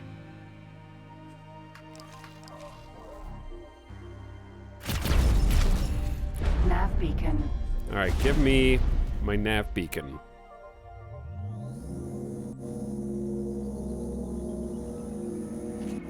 Got jebaited. Now, where's the other one?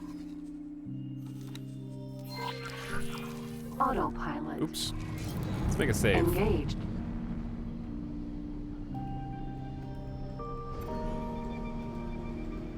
Do you have a next hostile keybound? It's a good question.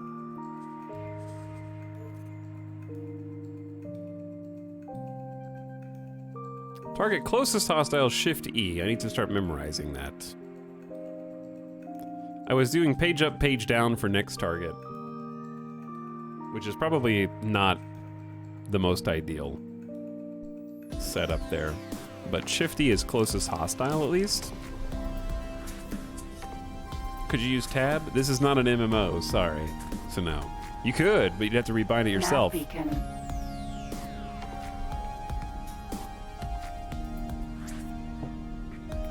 But yeah, Shift E for closest hostiles sounds super useful, because if you get into like a little throng of, 6 enemies, you want to know which one's actually on my ass, then Shift E and figure it out. Hello, Snipe Eye. Thank you for the 28 months of sub. Welcome back with Prime. And Promachian says, Thanks for almost 2 years, Promachian. Howdy. Johnny people arriving. Welcome back. Maybe this lockbox will have what we want.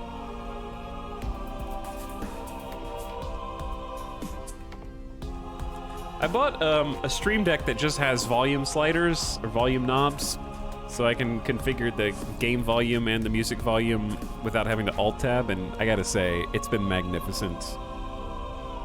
It's honestly been a game changer. I haven't figured out what else to use it for yet, so I probably spent too much, but it has been lovely. All right, Lockbox 2, the sequel. Maybe this one featuring 100% fewer surprise mines. Oh, easy. The save feature kind of skipped us almost directly into it. I just love this aesthetic. Something about this is just like,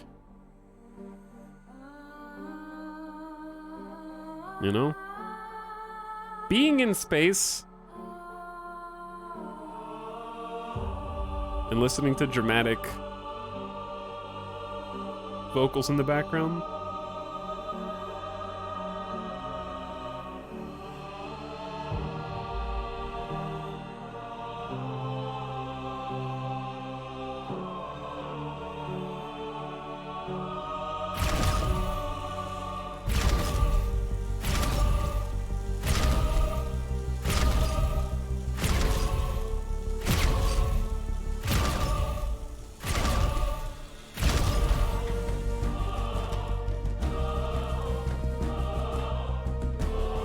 Where's my shit?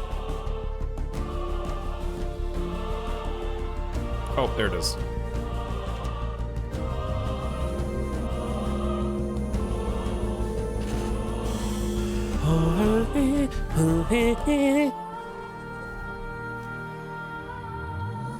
Get scammed. I don't think I got scammed.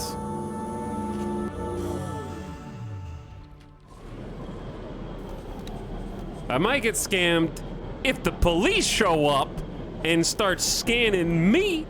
Because we just got 2 security bypass systems. That's 300,000 credits. Don't tell the authorities in the system. Oh shit, they're already here.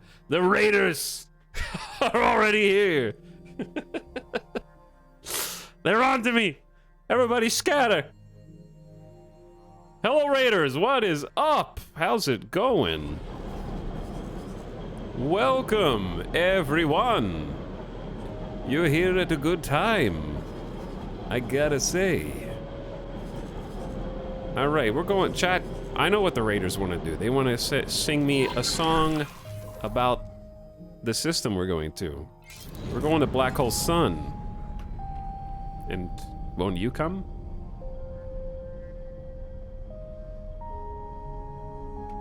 Because we got to get rid of these wares.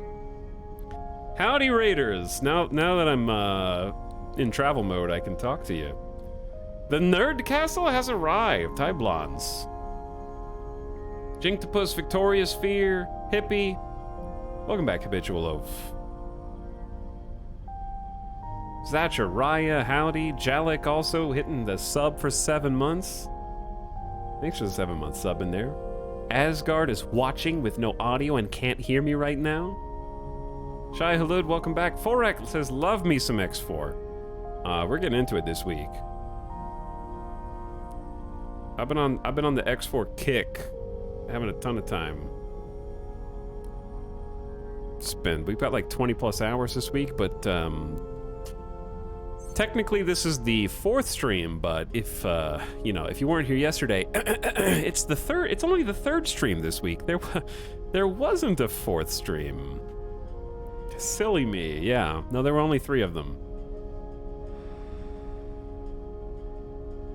But we just started a completely new campaign today, so if you're just joining now, it is a great time because this is as simple as it gets.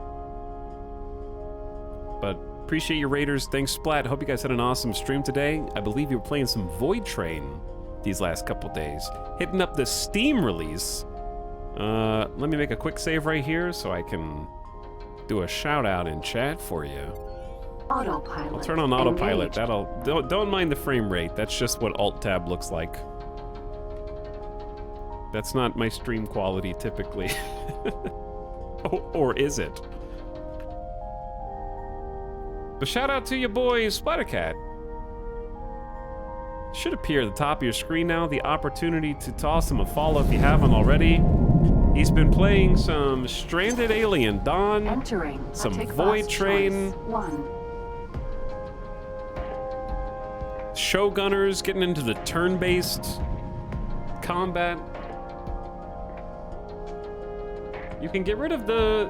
Oh, there's a launch directive to get rid of the CPU throttle. Oh. Entering system. Silent witness. Why am I just now learning this? All right, save that for later. Save that information. Oh! We're going. Entering system. Atikva's choice. Different games all the time. Normally there's different games all the time here as well. I've just been infatuated with X4 this week. If you're new to the game or to the stream, first of all, welcome. We're listening to Endless Space in the background. Enjoying the space vibes.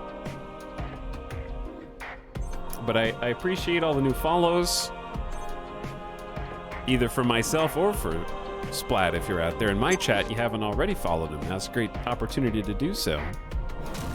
Still pumping out the YouTube content like a champ. Always finding the latest and greatest sneaky releases that you've probably never heard of. And maybe you haven't heard of X4. X4 is a space sandbox. Entering system. In the truest sense of the word. We're just one guy trying to make our way in space. We did Young Guns start, so all I had to my name was this ship right here.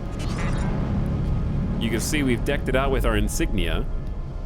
We're trying to become a space mining company, actually, but it is X4 is a 4X, confusingly. Or maybe unconfusingly.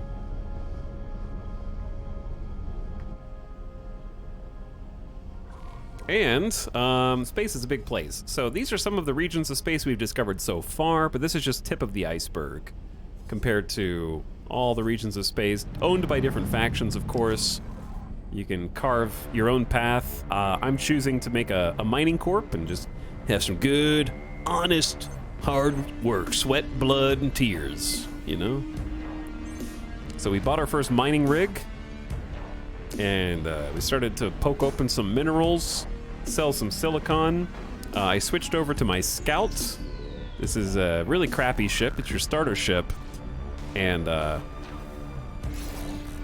oh, that rock scares me. And we're heading to a section of space that I believe to have a station that might take some of our less than legal goods. I think we need to go to Black Hole Sun 5. Superhighway. All right, so there's another superhighway jump that we need to go to about 290 kilometers away. But yeah, you can, you know, space combat, bounty hunting, focus on combat if you want to. You can do your space mining, run your own fleet, smuggle if you want, become a big shot trader, buy high, sell low. You know how it goes. Or you can do some campaign missions. There's also story missions and whatnot. But the AI dynamically expands and builds stations in different places, and you, the player, can also do that. So with enough resources, enough capital behind you, you can decide... the easiest way to describe it is EVE Offline. This is EVE Offline.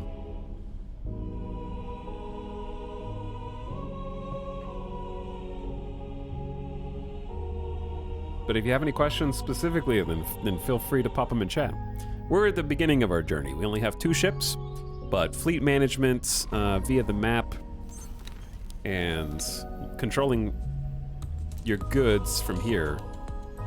Like, for example, my mineral hauler is still parked over at the silicon refinery, but even though we're not in this region of space, you can see it's still simulating the location of all the ships.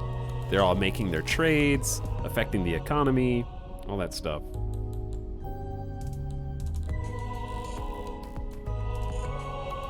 Oh no, where are the spreadsheets? They're here. In the information and behavioral modification pages, where you can basically customize and modify the AI behavior of each of your vessels and each of your fleets. My goal is to create a mining fleet that has an escort of some combat ships to fend off those pesky Xenon raiding parties.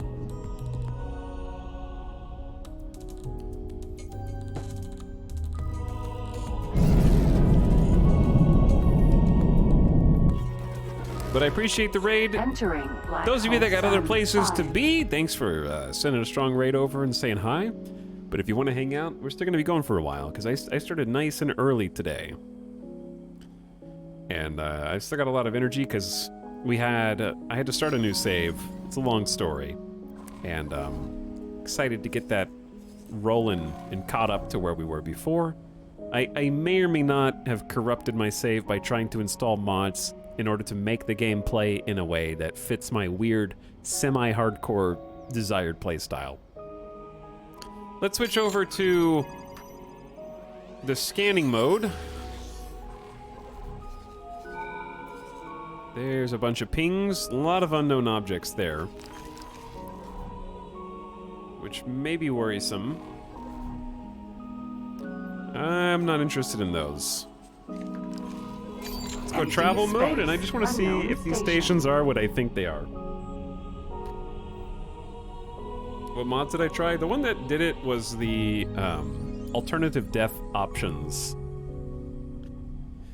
I was looking for a way, and to make it so that when you die, you don't actually get a game over screen. That way, if a pirate blew up my ship, I can continue the save with the ship being blown up, but the game isn't over when they come back to shoot me while I'm in EVA after getting force ejected. And I couldn't find an alternative. We looked at everything. This is not what I thought it was, actually.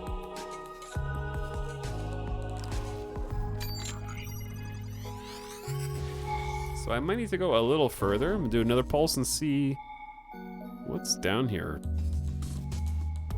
All right, let's go pop over to this little cluster of stations. Oops. Wrong button. Empty space. We're looking for something in particular that I may or may not be in the right region of space for.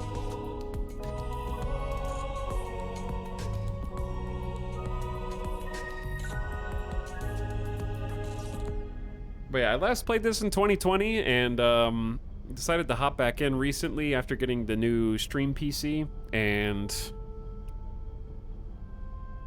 being able to play this with max graphic settings in 1080p has been a good time. Because I can do this.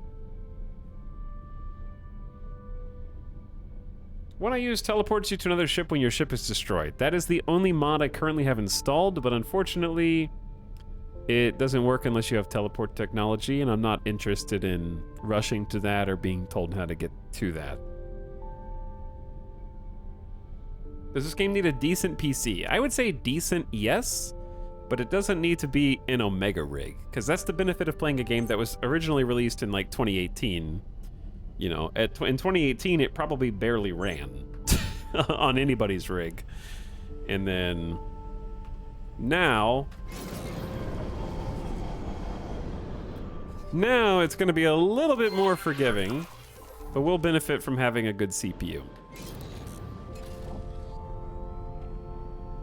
Some 5 years later. It used to take several minutes to autosave. By the way, Jazzy Good Times sneaking in there for 22 months just before the raid. What's up, Jazzy? How you doing? What I'm doing right now is I'm just uncovering what these unknown stations are myself. Some helium refineries here. All this blue means that there's helium that AI, if we get some gas miners, will be able to tap into, which is cool. It's a graphene refinery. All right, let's do another scan. See if we get any. Well. Okay, all right. I hear the shiny. I'm gonna go inspect it.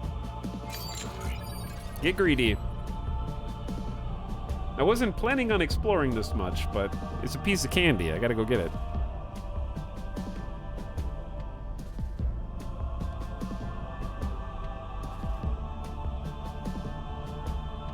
So we get a ping like that. We kind of start sailing out in that direction, and we're gonna pop out of travel mode, and then pop into scan mode. Give a pulse, pop back into travel mode, and as the pitch changes, we're getting closer. So I think we want like a low pitch. So I'm gonna slow down a little. Well, still seems pretty distant. Draw distance in this game is quite good. Drill, mineral, sentinel. I see some combat out there. N. There's a raiding party, some 30. Oop. We can port the camera over. This is the bad guy.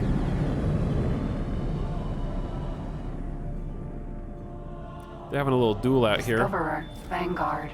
There's a prospector, oh, dude, that shotgun looks sick. It is kind of tearing a shield up. Straight to hull damage now.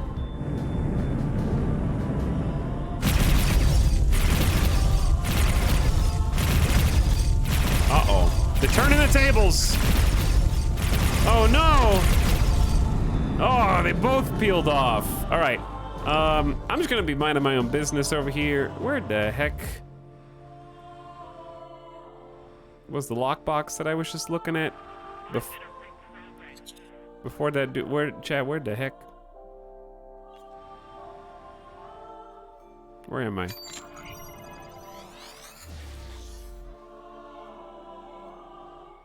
I thought I stopped right next to it. Now I can't find it. Hello?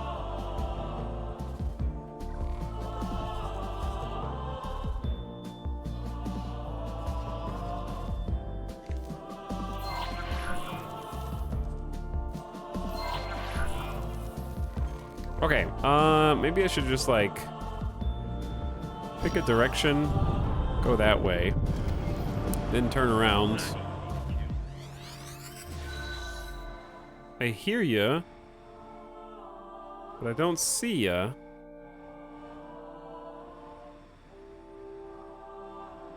Oh, there it is. Man, it's just like... Unknown object. That just shows you, even in a video game form, trying to find a dot in space, it is insane what scientists are capable of now, like comparing telescope data from one set of scans to another set of scans and finding like, oh, this dot has moved between two pictures, therefore we can deduce. Like, how do you pick anything out of all this noise? It's crazy.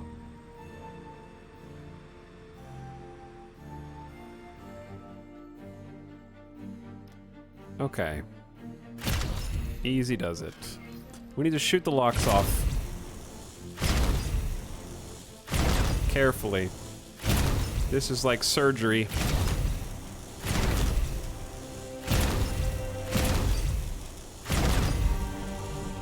Ooh, I missed. I missed, but we're good. We just got a bunch more illegal goods. So let's go. Let's get out of here. Empty space. We just got a bunch more illegal shit. Let me see.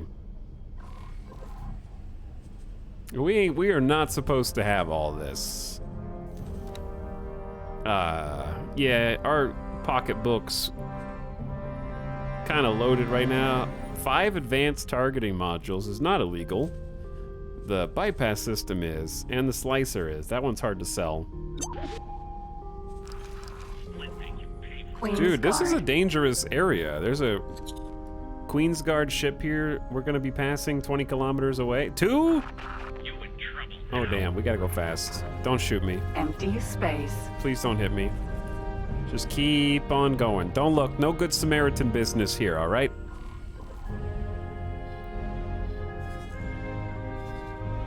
What is this station? Show me. Reveal thyself.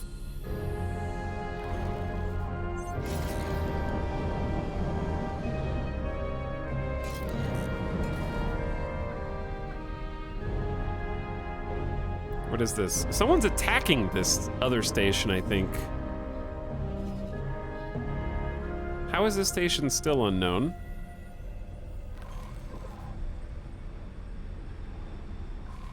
Oh, it's an advanced electronics factory.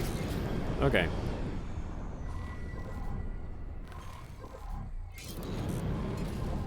Yeah, somebody's attacking this one. I don't know if we want to go there, chat.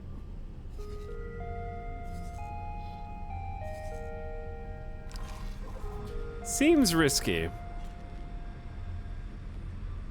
Antimatter cell factory. Okay, also not what we're looking for. Let's head up to here.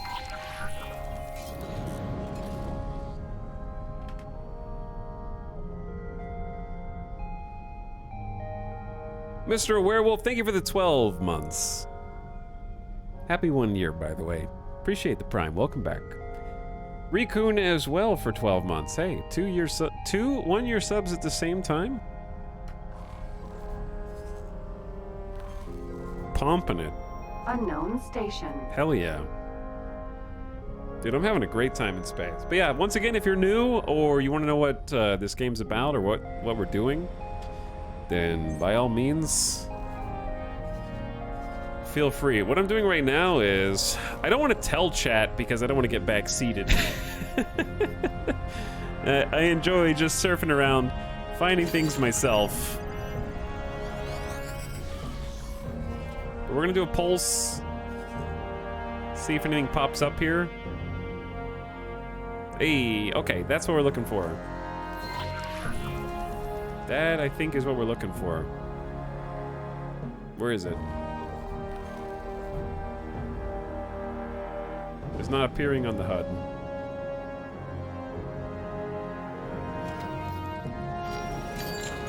But it's that. We can't even click on it, but I can see it. It's rendered in space. Draw distance is incredible. How do you like it compared to Elite Dangerous? This is really not like Elite Dangerous. Elite Dangerous is like you in a single ship This game is like you in a single ship, and then you in controlling 3 ships, and then you controlling 10 ships, and then you building your own space stations, and then you managing all of your fleets and your faction. It scales upward in a way that Elite Dangerous can't. It's also offline. So there's that.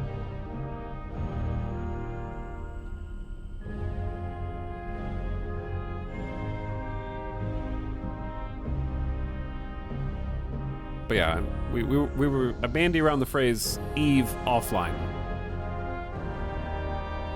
Do you mod via Workshop or Nexus? Right now, not really either, because 6.0, I just had some bad mod experience recently, so we're going mostly, pretty much all vanilla, with like literally one mod we'll never see.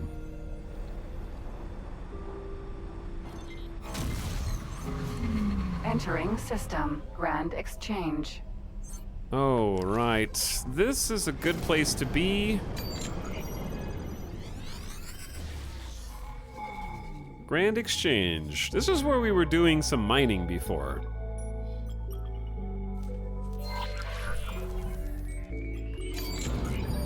Mountain Blade in space? Maybe, I don't know. This is what No Man's Sky wants to be. No, No Man's Sky is the game it wants to be. No Man's Sky is a survival game. This is not a survival game. No Man's Sky is closer to Minecraft than it is to this game.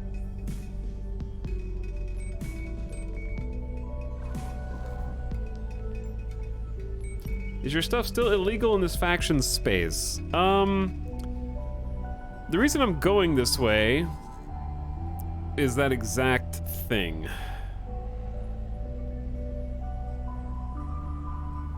I'm finding somewhere legal to sell my goods, and I'm trying to do it without someone accidentally backseating me without knowing. Because I vaguely know what I'm looking for. And I think I'm looking for it in the right place. Or if not, I'm very close. It might be one more jump gate over.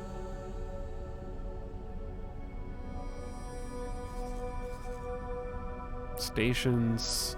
There are stations over there? That's cool. I don't think they were there last time. So the trading station's always there. I need to go up here and do another pulse and look for unknown objects. That seems like a really wide scope for the devs. Have you been able to see whether they got all those bases covered well? As far as like the simulation stuff, I think that those bases are covered well, but anytime you have a true sandbox where the AI can do all the things that you can do and vice versa, you're gonna have some bugs and you're gonna have some AI weirdness, right? That just is part of it. It's a hell of a lot more polished than it used to be, but it's still a game with a large scope. But no, I haven't gotten to the end game myself, but I've seen other people doing end game things. So all the things are there, and they work. Unknown station, unknown station. I'm just gonna go here and do another ping.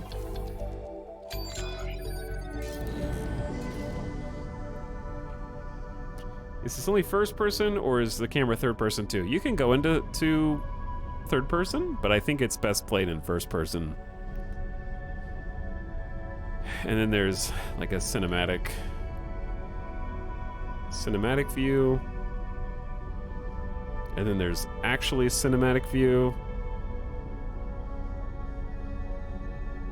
And then there's me ramming into a rock in cinematic view.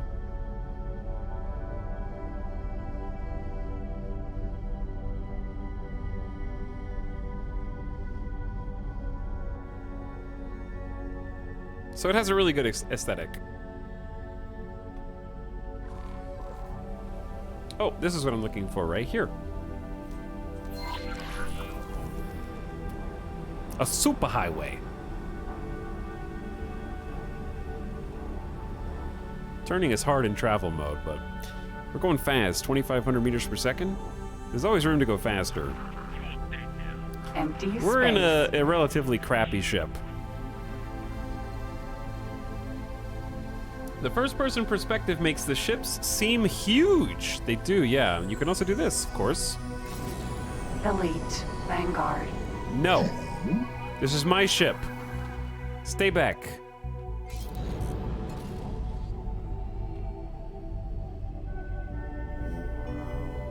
Go back in your hole. Empty space. Go back to the cargo hold. Who was that? That was my pilot. All your ships get AI pilots and AI crew that you can command. My servant! Superhighway. Unknown sector.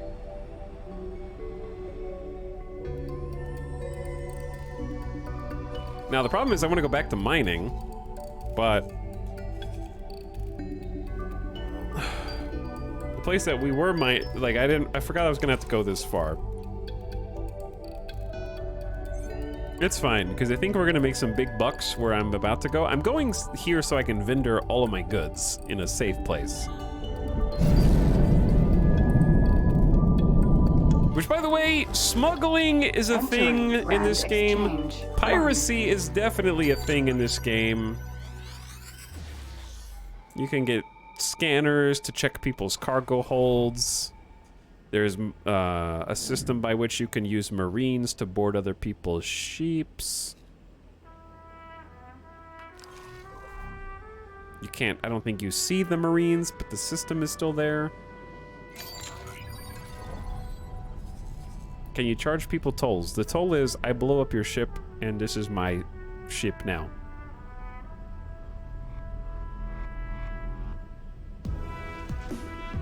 Just gonna see what this station is over here.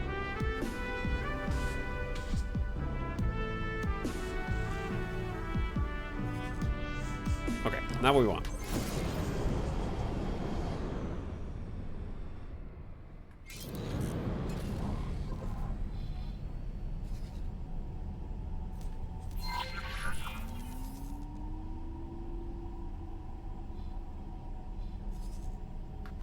All right, take me this way while we look at chat.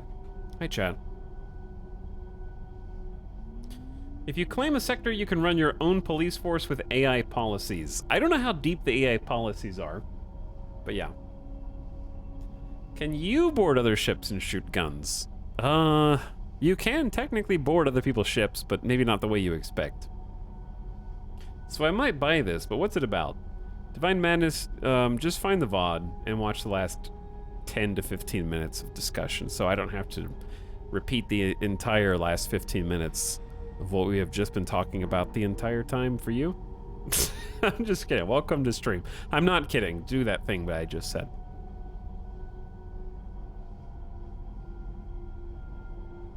I'm like an advertisement that you can start over.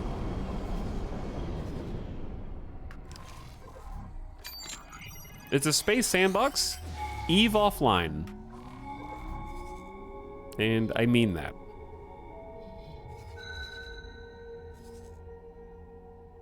Let's go over here.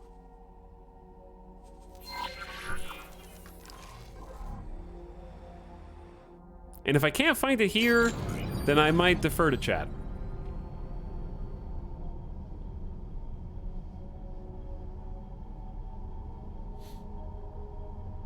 Wait, I just got here. It's worth repeating for two of us. It's a big game in scope.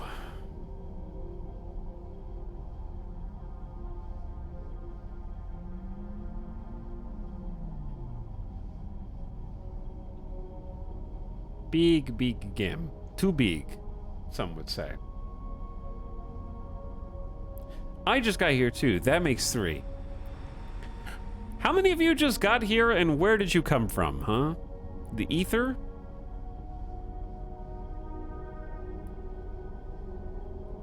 Wait, did you come from the same place that my captain did? Hold on. Chad, are you guys... Hang on. Are you guys all in here? Vanguard. Oh, okay. That's where you're coming from. Go back in your hole.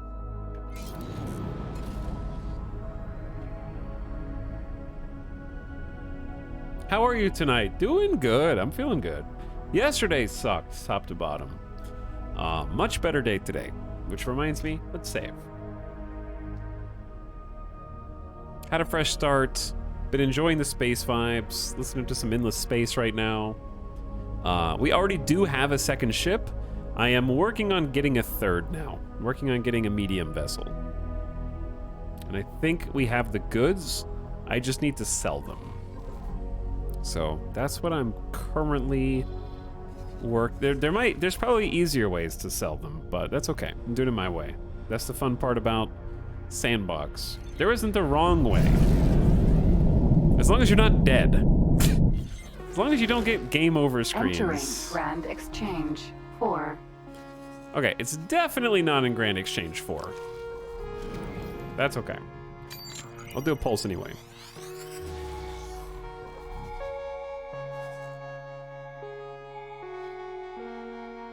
So many stations. Chat, I require assistance. Where is the SCA free trade station that's in this area?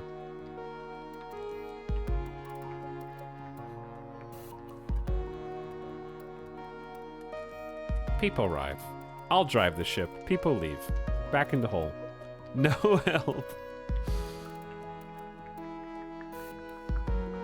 Because I'm pretty sure that it's in one of the Grand Exchanges. There's a Talati trade station. Grand Exchange 3 might be destroyed. Okay, see, I knew it was in one of these, so I was close. But I know we didn't go to Grand Exchange 4. So let's peek around somewhere here. They'll be very, very early. Oops. Engaged. Autopilot. It'll be very early for it to get blown up.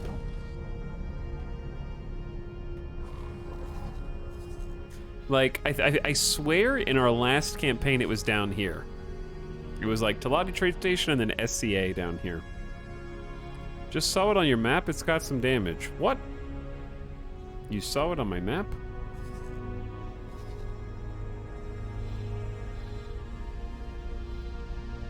Where?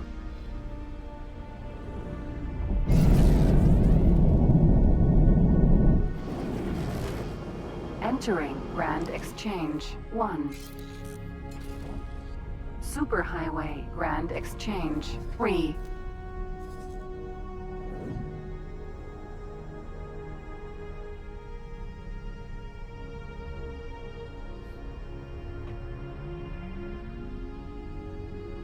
But I'll check over here. You've played this game for a fair time now. Could you please give it a short review? Where are all these new people coming from? The people who've been here for the entire stream and for all the other X4 streams are like, here he goes again. He's gonna say EVE offline again. He's gonna do it. He's gonna say like space sandbox. He's gonna use the word dynamic again. He loves that word.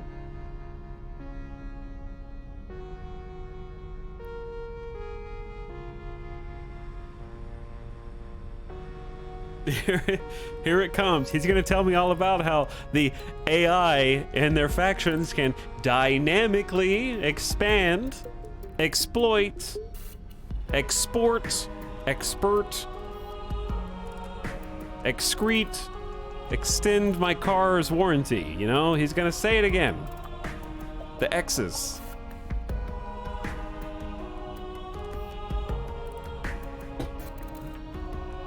So I take it the review is positive. Okay, the review is, I've played this, despite yesterday wasn't necessarily the game's fault. So, I would say that if I didn't like a game, I wouldn't stream it 4 times. But I think this is the kind of game that, will appeal to people who like granularity, who enjoy the zero to hero climb, who like starting small and creating goals for themselves, and who don't mind a bit of a learning curve. If you're the kind of person who will never watch a YouTube video to figure something out in your game, probably don't buy this. If you're the kind of person who doesn't mind doing that for things you're interested in, this is a great game for you.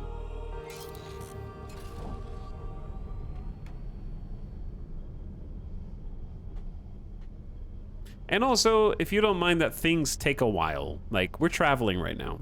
We're manually traveling. I could be doing other things.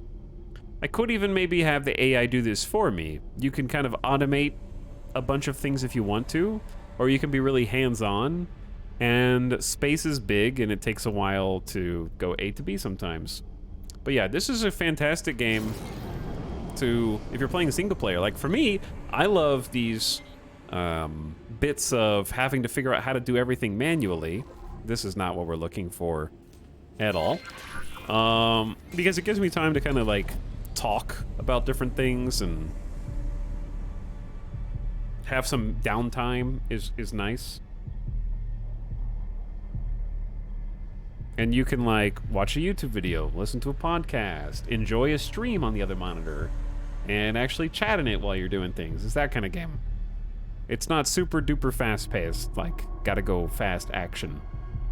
It's got a really good, I am just a guy making my way in a big pond, you know? Little fish in a big pond vibes. It's got an awesome tangible feeling of suspension of disbelief. The suspension of disbelief is great because everything is connected in ways that I think make sense. You got the space highways, the jump gates. You don't just get to willy-nilly teleport around the... You yourself can teleport to some extent, but like you can't teleport whole-ass ships instantly and drop them in and out where you want to go. So that feeling of interconnectedness, I think, is very important to the game in maintaining the suspension of disbelief.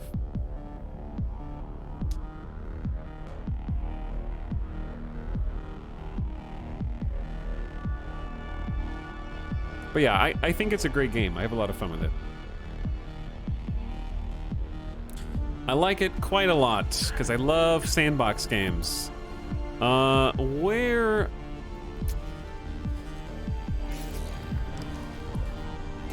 the hell?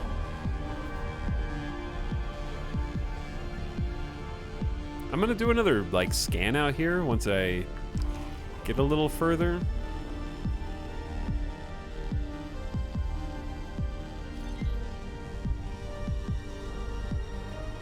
But I believe its location is randomized because it's definitely in a different place than it was last time I played. Or it's dead.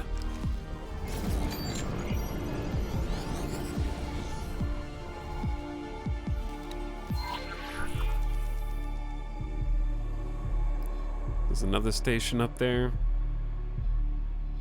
Because in my last game, it was right here.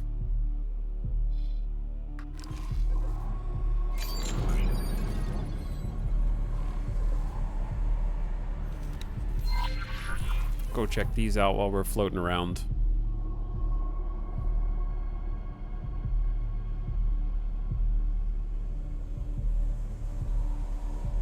What happens if you get scanned right now? If the goods are illegal in the sector of space I'm flying, then they'll either force me to drop my illegal goods or shoot me on sight.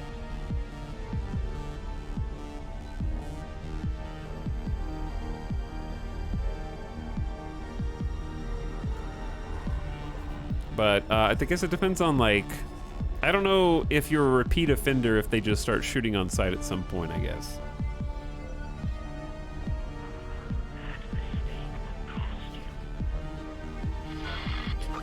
You know what? This has a lot of similarity to playing Diablo 2.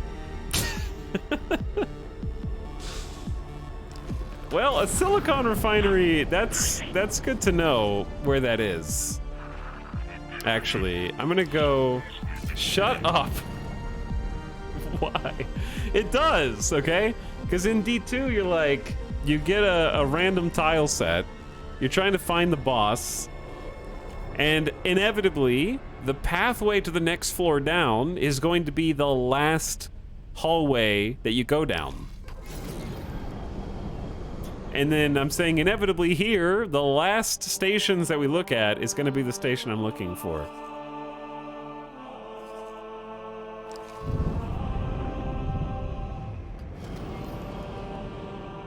Okay, let's drop a satellite here. That way we can get up-to-date information on silicon trading from this station. So, still useful. Plop another ping.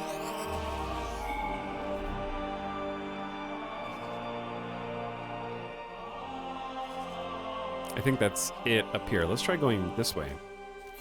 Chad, we gotta cross the whole region, the whole sector. But that's all good. It's just a little ways out.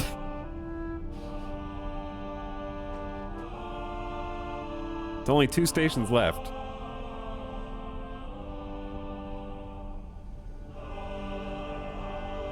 Why would you keep going down more hallways after you find the boss? What? If you go in a dungeon in Diablo 2, you have to typically, for example, if you want to fight Countess, you have to go down 5 floors to fight Countess. So in each floor, an exit spawns to the next floor. And so you have to find it.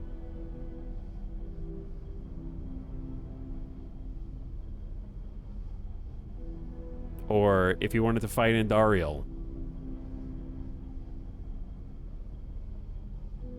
they're on the bottom floor of their dungeon.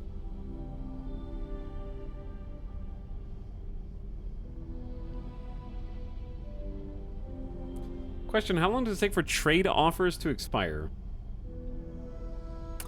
I don't know. Maybe chat can answer.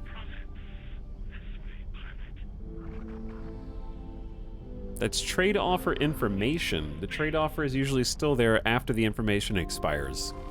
So you can like pick up trade info. Someone's fighting out here on a given good deal.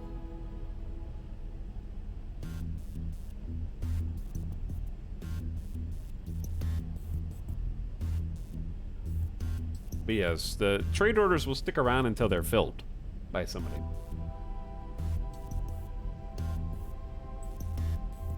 Either way, I'm gonna play some more D2 soon, chat. I gotta finish it. Like, I only have Act 4 and Act 5 to go on Hell. And then I can say, I have beat Diablo. You know, if you get a character all the way through Hell difficulty, good job. So, plenty of time. What, like 1 month until D4?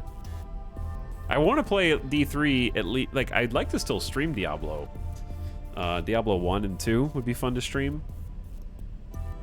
And I want to play some D3 off stream, initially at least, and just do a lore playthrough. But yeah, Act 4 and Act 5 are great.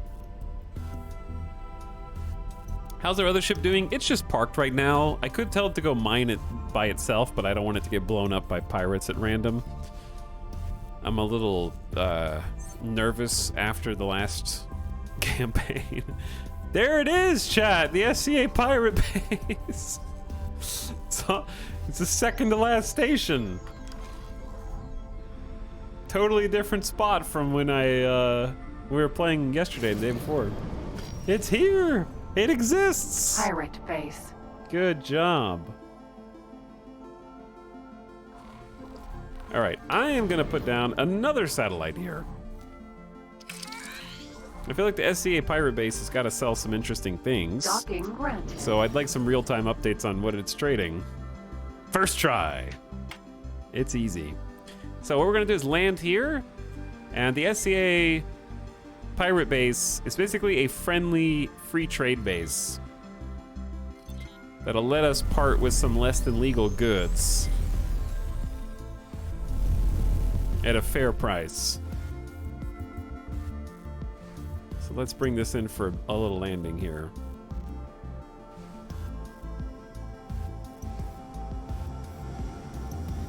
Perfect.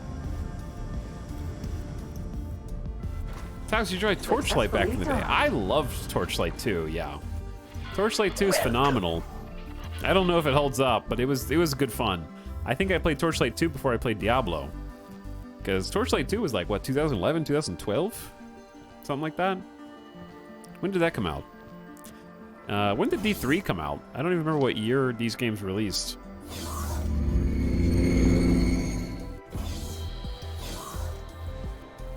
Okay, here's our vendor. Hello. Can I help? Here you go. Here you go. So, they'll buy some of these things. We have neural nets. Get rid of those. We have AGI processors. Get rid of those. We have 35 interface units, which is a crafting ware. That's not illegal. I'm just trying to make as much money as possible. Then they'll buy the security bypass systems, but only if we increase our rep first. Oh no. They don't like us enough. They'll buy my targeting modules. Carbon filter. So I'm stuck with the... Is there any way to store illegal goods on a station? We're still getting 126,000 credits, which isn't bad.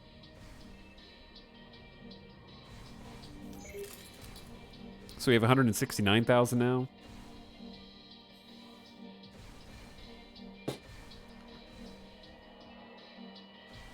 If you sell other stuff first, will it increase rep? Probably, but I don't think our rep is very good with the pirates. You have to sell a lot of stuff. That's SCA. They start at -5, and they won't buy the things we want to sell, I think, until +10. Is this guy's name Rat Pulp? I mean, it's raw to pulp. Raw to pulp.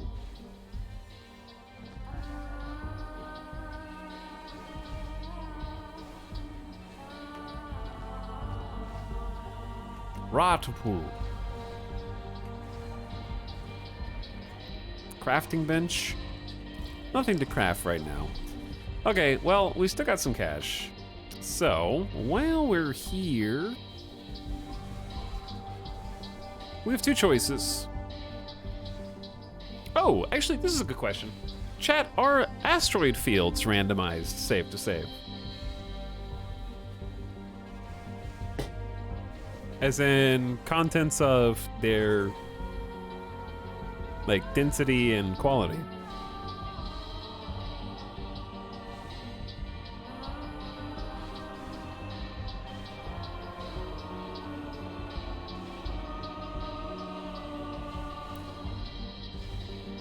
Oh, I thought they were gonna do the vocals again. I got excited.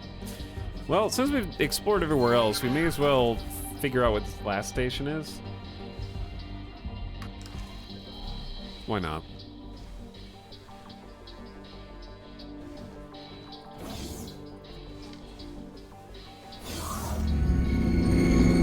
Okay, at least we know where this is. That's valuable information all on its own. Elite Vanguard. Because I think we were doing some mining up here in Grand Exchange 1. But the setup in Grand Exchange 1, like the asteroid field looks visually different, but maybe it's not? I thought we were like further away from everything.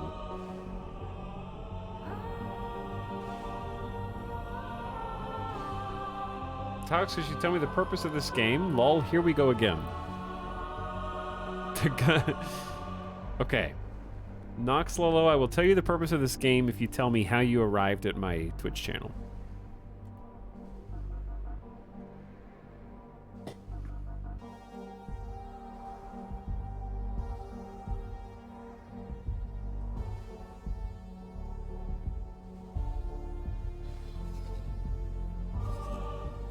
Oh, dear.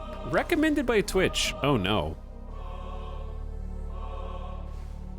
Like on the front page? On your front page recommended feed?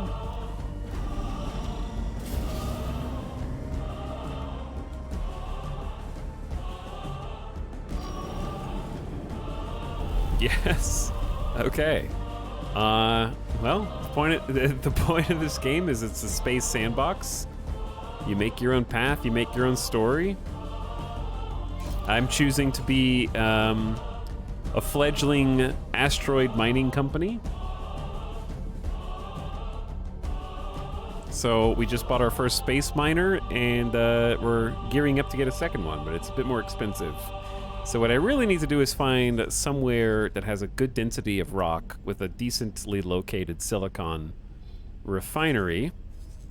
There is a silicon refinery here. What I might do is actually just tell my other ship, the Pebble, to meet me at the Talati trading station and send it over here. We were doing some mining in Grand Exchange before. I think let's do some more mining there. But yeah, you can... I'm choosing to be like a mining corp, but you can be like a trader, make a trading corp with AI-piloted ships that you control, that do execute trades for you, build space stations, war against other factions, all that stuff. Offline. Oops. Don't shoot the station. Every single ship in the game is pilotable, every station buildable. I think Silicon has better profit margins. Well, Silicon is what I meant to say, number one. Maybe I misspoke. I don't know what I said. Number two, Toast, I didn't ask you.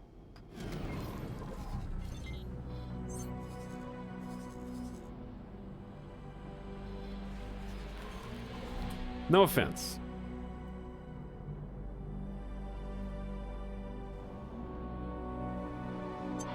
Identifying criminal Is this like that other 2D space game?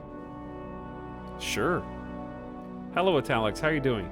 Bro, where are all the non-followers, first-time chatters coming from? Okay. I want to see only first-time chatters in the chat. Every message better be unique. I wanna just pop everybody's first-time chatter cherry at the same time, okay? And if you're not a first-time chatter, then don't speak.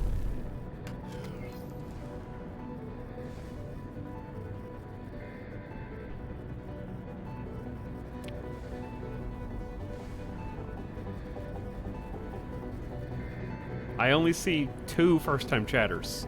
What is the deal? Make it 3. Make it 4. Hello, good sir. Splat said you were entertaining. Has it happened yet? Have I become entertaining yet? Probably not.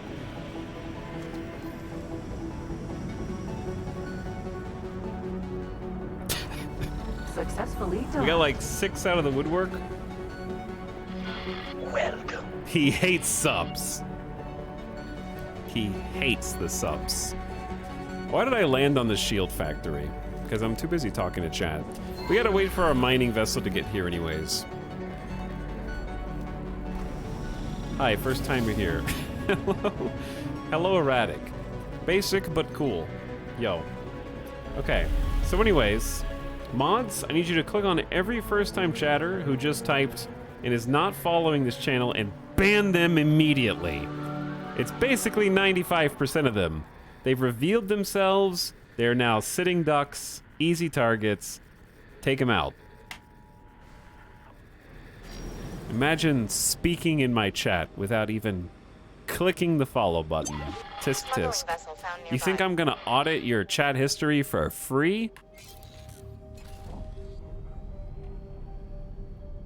You think I'm going to read your crass username that probably shouldn't be allowed by Twitch for free? Alex, I think it's something to do with you're the #1 X4 streamer. Bro, did you just read what you wrote before you typed enter, Influx?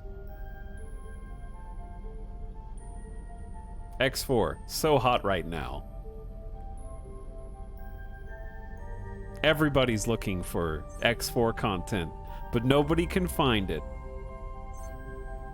There's probably like 3,000 people playing this game worldwide right now. You know? I don't think it's that. People read? Is this like EVE Offline? It actually sure is, Roar. Good job. Nail on the head. That's literally why I'm here. I want you all to just enjoy. First of all, Fidgeons, I can see that you've been following since 2021, all right? So don't lie to my face. Don't come in here and pretend like you're a directory crawler. You just decided to wait until now to speak. Kaladi Trading Station. For some reason. No one knows why.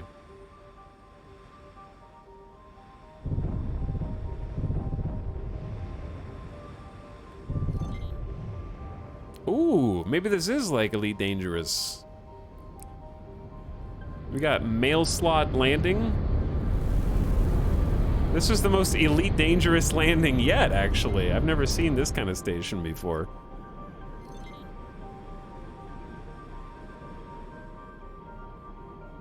All right, let's line this up. Back it up a little. Perfect. Take her down. Nice and easy. Successfully docked. Hello, Dreech. What's up? I was pumped to see you run into the station. I avoided it.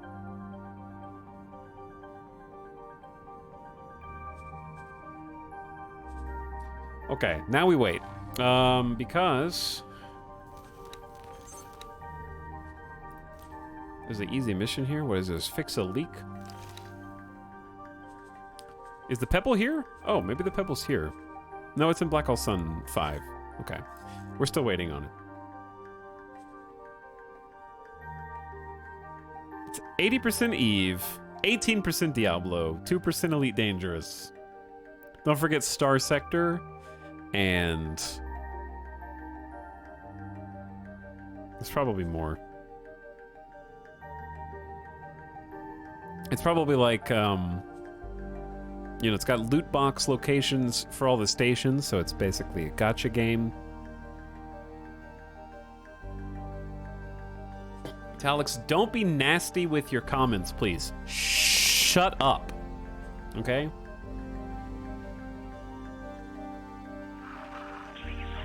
Telling me not to be nasty? Your mom is nasty.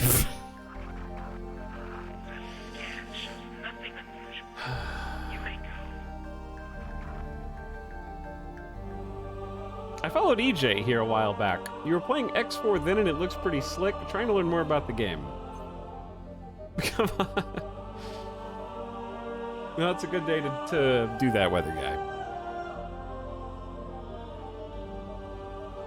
Don't worry, directory trawlers, he's already like this. Also, person whose username I don't like, I don't know how to do the quest that you can't figure out because I haven't done any of the quests in the entire game. Alex woke up this morning and chose violence. That's because, did you see what happened yesterday to the stream? Anyway, our other ship is here. They're coming into the mail slot now. In fact, we can get out and go see them as they arrive. Should be from over here. Forgot that we were sideways. Is this the in-game OST? No. This is, Space game. God, I don't know. Endless Space 2. Space is technically in the title.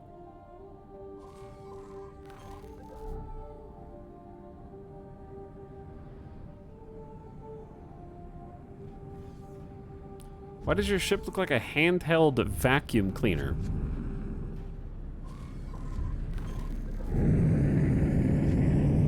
What are these, like, meteors? Are these bullets? Someone's... Dude! Is that my ship they're shooting? Hold on. No, right? Whose ship is that? My ship hasn't come in yet. That's my ship. Okay. Woo! I thought somebody was pew-pewing my ship. Alright, that one's mine.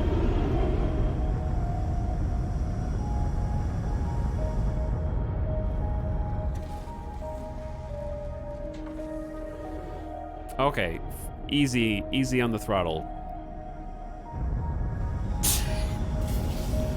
That is one way to land. You're doing great. Seems dangerous.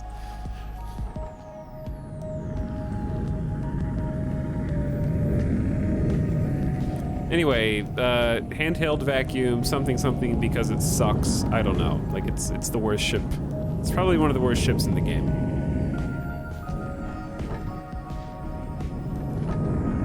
Magpie mineral. All right, this is our little mineral ship. Greetings. So now what we want to do, we're gonna take this, just do some good old-fashioned manual mining, chat. Because I can't sell. I don't know what to do with my illegal goods, so they're just gonna stay in my pocket for now. Let's make a save. Let's go find some silicon.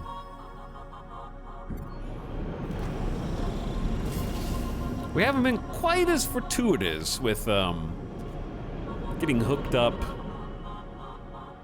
with sick, nasty lockboxes like we were last time. Of course, the safest thing to do with illegal goods is keep them on you for as long as possible. What do you want me to do? Get rid of them? They might be worth something someday. They're so valuable. I just won't get scanned. It's easy. All right, we're gonna start guidance to position towards the silicon refinery and look for some rocks to pop and bring the roach. Actually, yeah, let's bring the roach like this and then take them here. Because I think we got some resource probes. Drop a resource probe up there, buddy. So yeah, you can like command the AI ships while you're doing other things and then do some fleet management. How valuable can they be when you can't sell them? Tell it to my beanie babies. Okay? Try telling that to my Pokemon cards.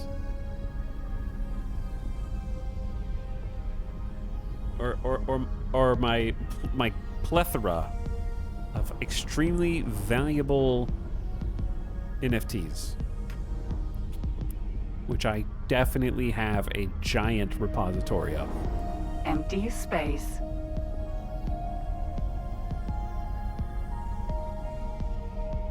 Asteroid. Empty space. Etal, don't.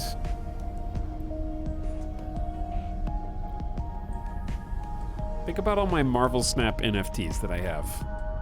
Think about how many card skins I own.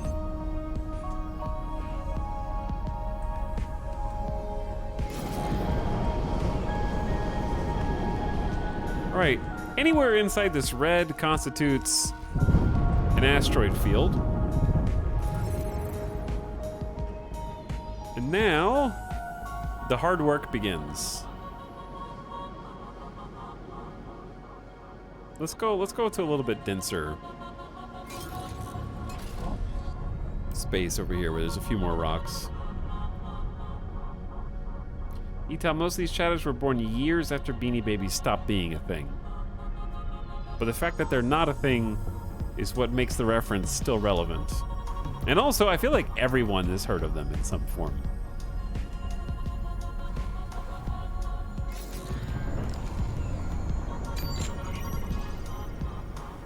All right, we got short-range scanners on. And they are very short range. Also, this ship is just kind of difficult to see out of. We're gonna neum this way towards some rocks.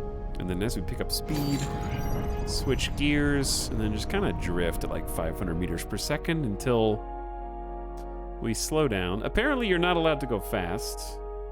Oh yeah, I have the wrong, hang on, I got it. It's gotta be purple. It has to be purple. There aren't any rocks anyways.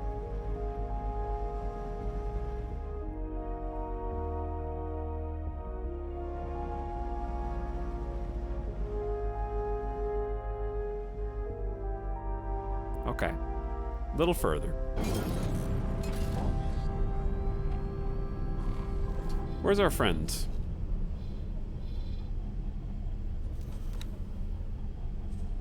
Roach? Bro, where's Roach going? Roach, get over here, dude. Hold on, chat. We need to slow down. I'm gonna end up running into a Xenon nerd out here if I'm not careful. Okay, we need to make sure we're going the other direction. Roach, come back out here, friend.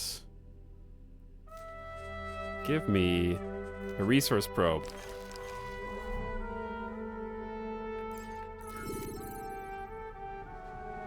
Seems like a fitting name. That it does.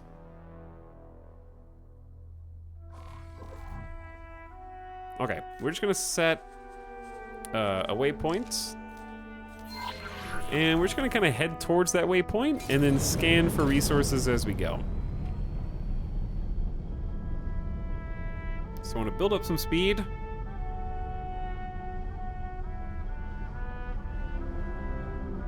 Switch to scan mode and then look around as we kind of drift by. I don't see anything. This area kind of sucks. But we're gonna find out how much it sucks once we get the resource probe down.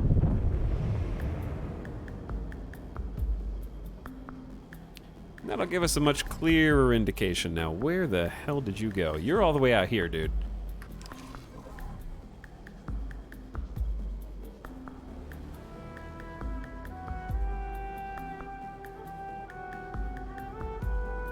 Problem is, they could be underneath us as well.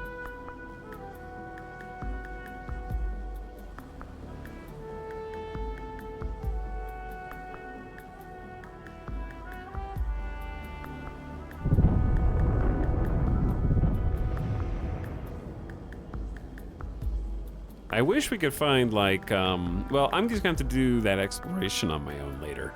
Right now, we just need to make some ends meet. It doesn't have to be the end-all, be-all, perfect mining field. We just need something to get us going here. Because one rock by itself right now will probably give us 2 trips.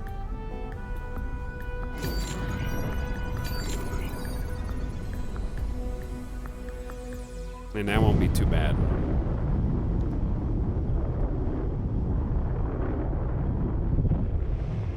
Well, I was hoping that we might have a little better luck out here. Chad, can I get stronger short-range asteroid scanners installed? Is that a thing?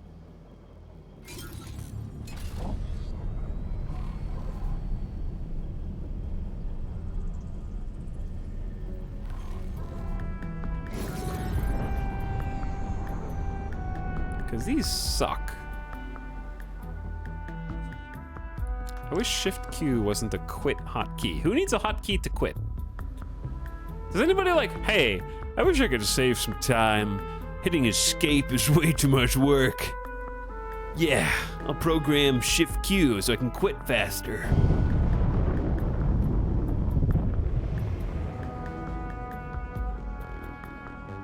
Damn, there's nothing out here.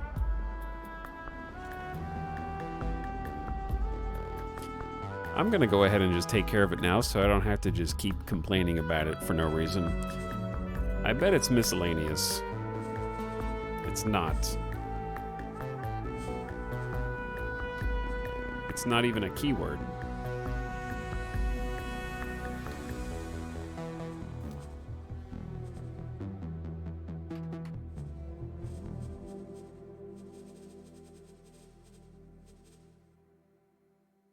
What is it even called? I don't know what it's called. So I can't find it. Surprised it's not menu navigation. Bind something else with Shift Q just to remove it. But then what if I accidentally push that binding? It needs to be something that doesn't matter if you accidentally push it then. I'm trying to unbind Shift Q from quit hotkey and I can't figure it out.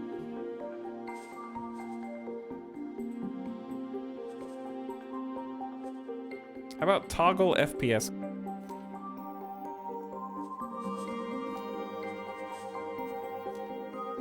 How do you... No. Just go.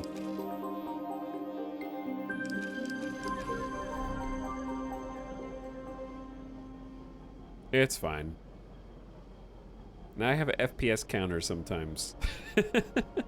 Yo, we're getting 112 FPS while streaming this game at 1080p 60 on max settings. That's pretty good.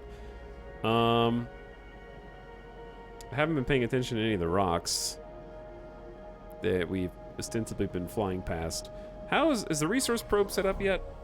They're getting there. They got stuck in traffic. Yo, I'm competing with other mineral miners. I'm competing with like AI mineral miners, man. That's who's taking all my stuff. Unacceptable.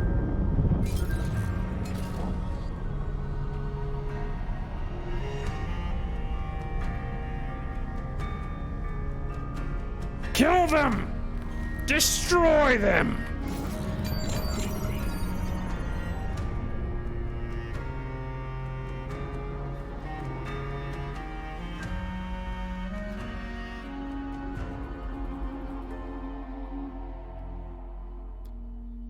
Yo, we got nothing here. Okay, I'm curious. Well, I mean, there's a couple of asteroids.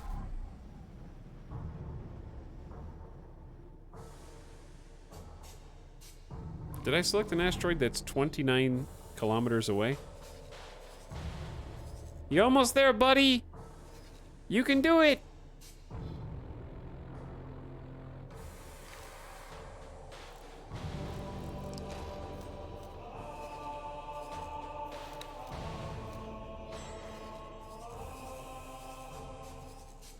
He did it!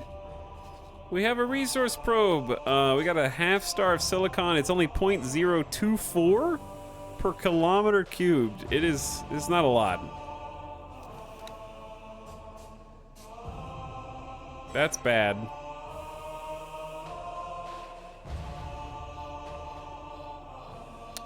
Let's go look this way.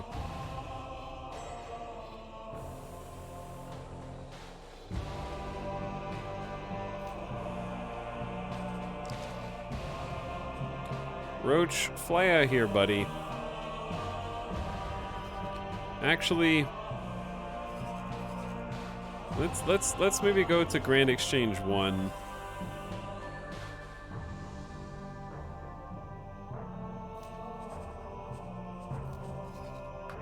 And check that.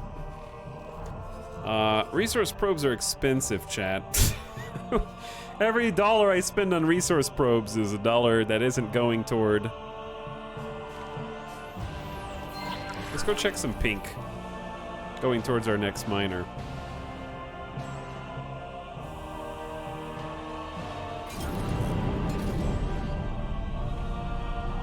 Can you transfer bulk inventory in space, like from a miner to a hauler? The problem is, miners are the haulers in this game, I think, and the haulers are like, they carry container inventory, whereas miners carry solids in raw materials. But yes, there actually is a way to transfer goods from one miner to another. The AI does it, so if you get out of your chair and let the pilot do it, you can right-click on one, initiate a trade with your own ship, and they'll transfer in space. It's pretty cool. We did that yesterday or the day before. But yes, it is viable. It's just I think that the cargo haulers, they have to be also miners.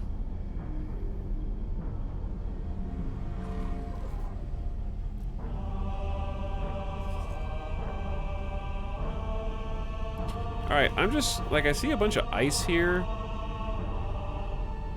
That may be all there is.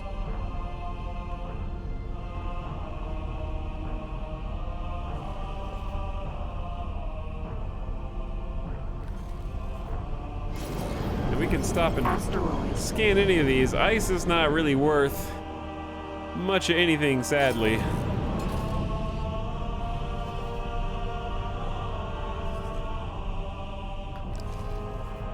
So I'm gonna head towards some of these rocks. There, yeah, somewhere over here maybe. Well, we've definitely... Oh, there we go. Oh, okay, I see at least 2 right here. I don't know if that's just coincidence. I see an ore rock. 2 ore rocks, 2 silicon rocks. Now we're in business.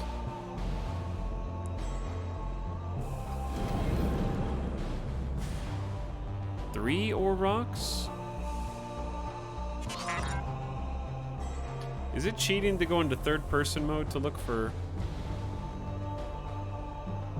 ore? There's 3 right next to each other? Okay. As long as we don't have to leave this system, those will kind of stay where they are. If you leave the system, it sort of resets the positions of the rocks. So just keep that in mind. I already lost the rock. I'm gonna start by setting out a beacon so I can find my way back to this exact location.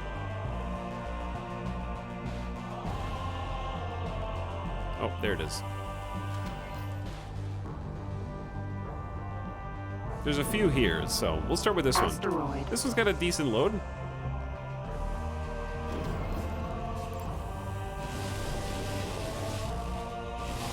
We'll do some precision mining on these bad boys, and we can make some bank now.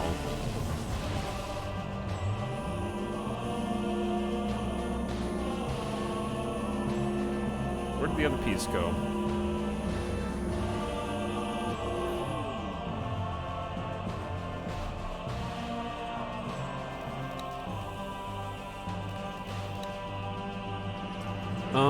Show me the pebble, please.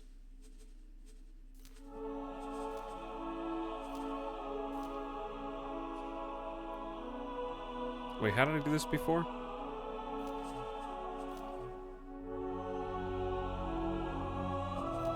There we go. You're basically full. Basically full. Any more would be a waste. So it's as easy as that.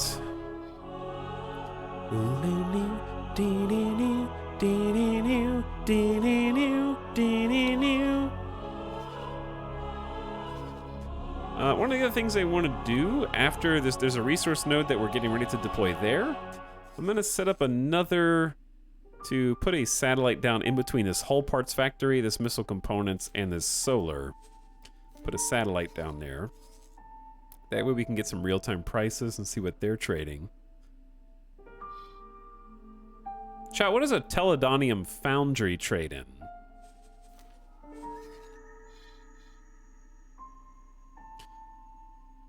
They trade in ore. They take ore. We need at least one satellite. Getting the trade station, the ice refinery. Okay. But yeah, we want to just take this on up to the silicon refinery. Oops.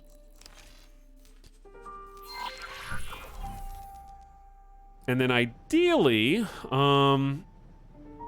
we can start double fisting this at some point in the near future. Oh, this is hefty.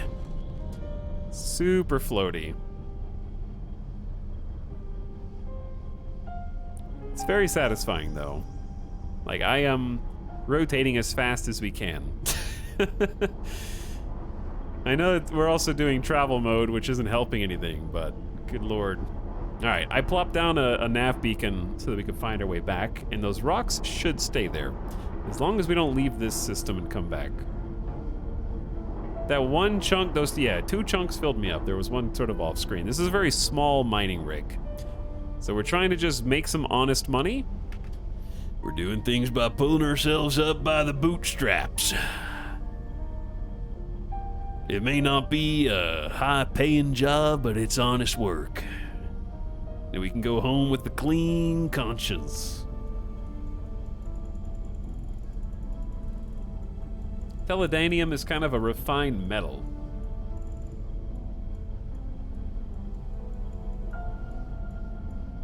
Did I see crystals? You might have. There might be crystals all around there. We might be able to find some crystals over there too. But we don't want to look for them while our pockets are full right now.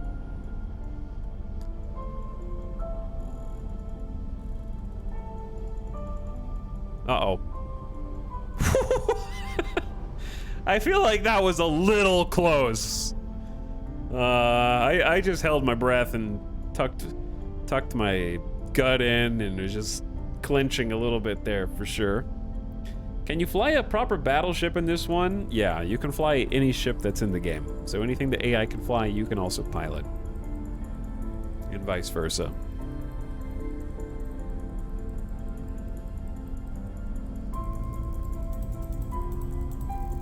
But we have a little tiny guy right here. Oops. Little tiny guy. All right, we're gonna start slowing down here soon. Otherwise, we're gonna crash into this. Probably give ourselves at least do we need 10 or 20 kilometers? Let's find out.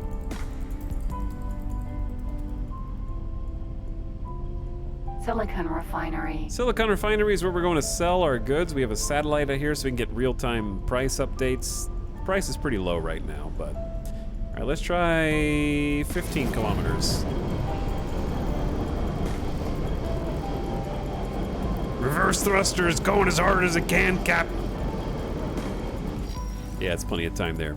All right. Docking granted. Get some docking permission and see if we can maneuver this boat up into position. People arrive. Hello, Mary Skipper. How's it going?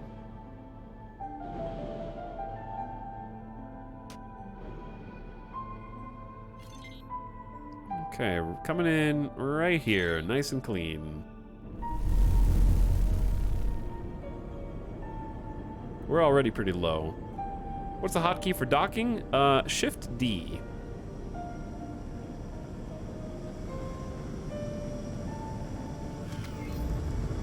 And take her in.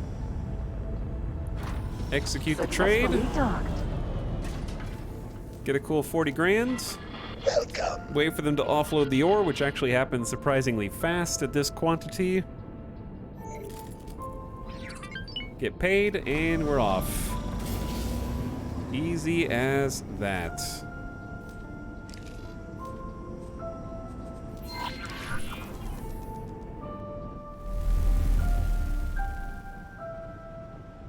And we're ready to go. Back for a second load. Nav beacon.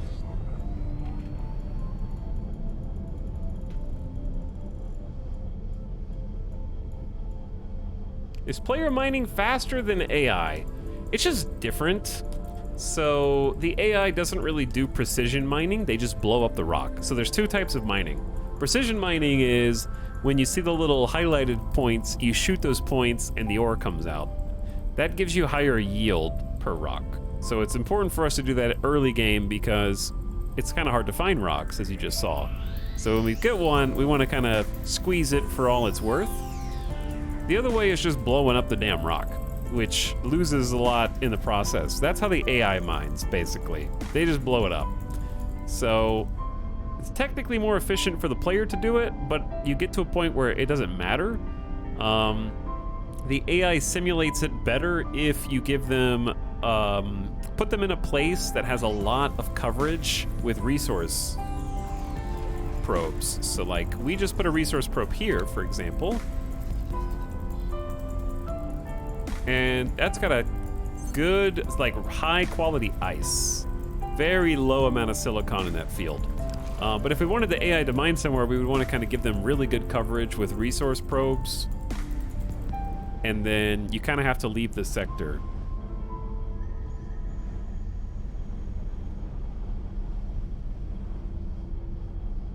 For them to do things most efficiently.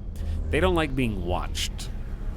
Basically, the physics simulation changes their dynamics and how they operate when you're in the same region as them and they're actually being rendered.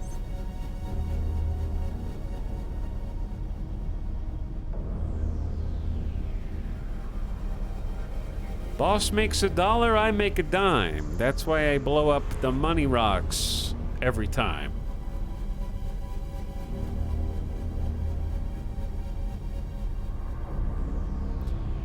If you're out of sector, the AI doesn't even blow up rocks. Hold on, are you telling me that when I'm not in a sector, the game doesn't just render the entire universe? Oh my god. I thought that every pixel was still rendered when I wasn't looking. Wow, my suspension of disbelief is ruined. Lazy devs. Lazy devs. People arrive. Rock?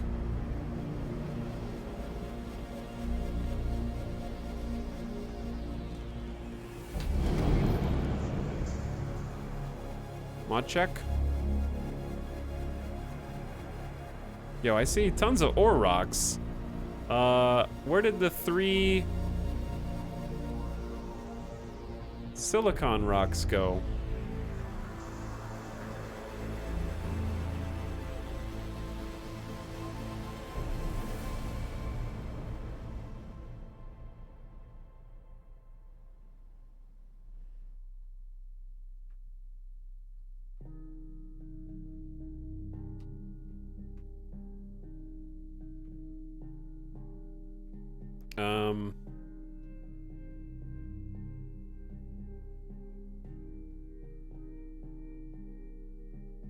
I'm right next to my probe. I put this probe down right in between 3 silicon rocks, and now there's not even 1 silicon rock.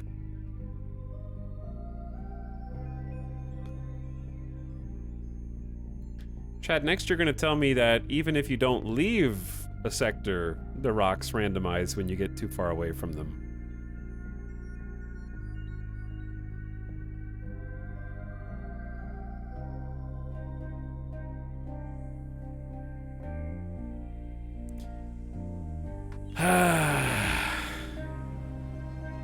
Nothing's perfect.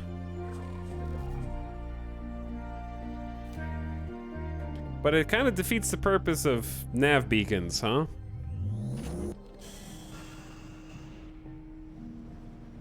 And also, wham, my suspension of disbelief.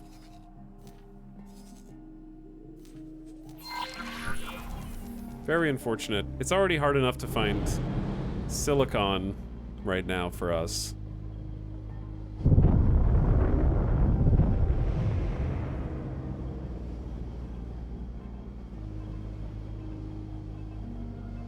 And we had found 3. There's 1.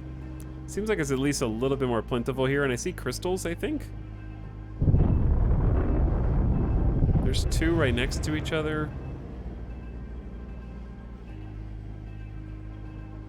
Too bad they won't be here when I get back. But for sure want to snipe the crystals. Oh yeah.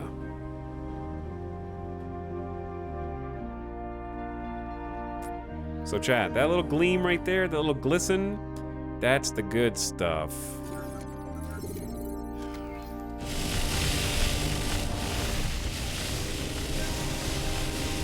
Get it all! Is there more? You picked up spacefly eggs. I can't really tell if there's more or not.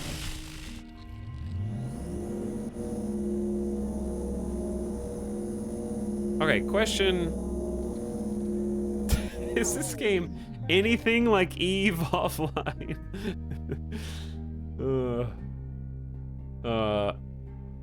You asked that an hour ago, Uncle Owen. You can't do the same joke twice. Just space it an hour apart.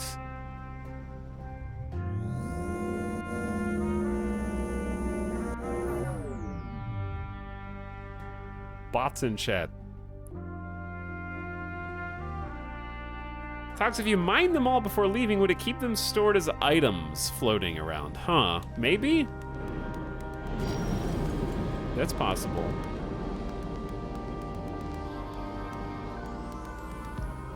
Here's the thing.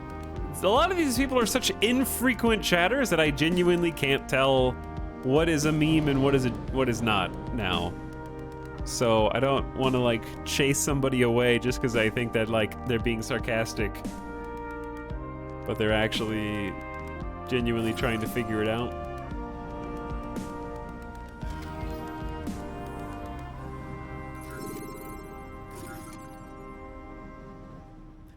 Everything is a meme. Okay, let me see what we just got. That's pretty good. We just got 150 grand just in crystals. Nice. To be fair, both of the games are in space. Chat?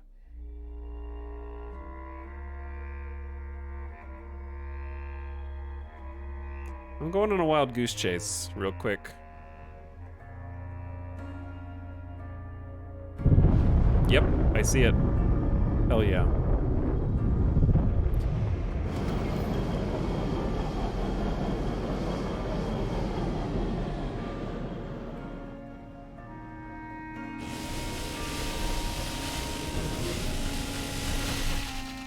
More crystals! Okay, so these are different crystals.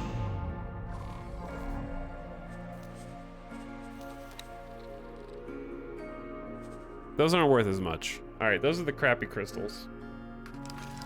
That's too bad.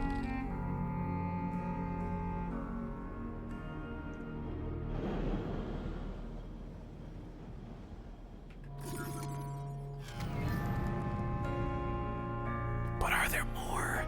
So we found the really good crystals first. Now I kind of want to just be like a crystal mining guy. Which apparently used to be OP, and they had to nerf it. Big time nerfs.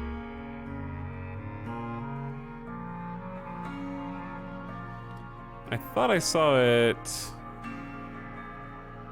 I don't know, there's something just really like peaceful and zen about just being here along with the rotating asteroids.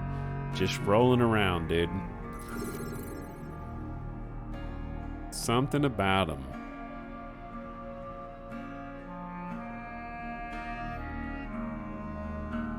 The music helps. Yeah, the Endless Space soundtrack is excellent. Chat, where did my damn silicon rocks go? Oh, there's one.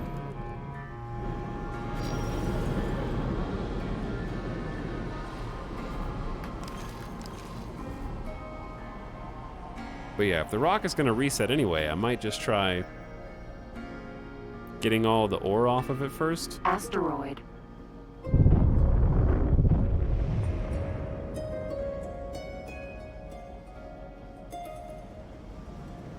The freaking music, dude. The freaking jams, dude.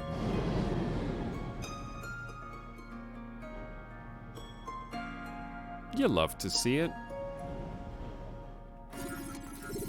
Chat. Where are the little orange parts that I'm supposed to shoot?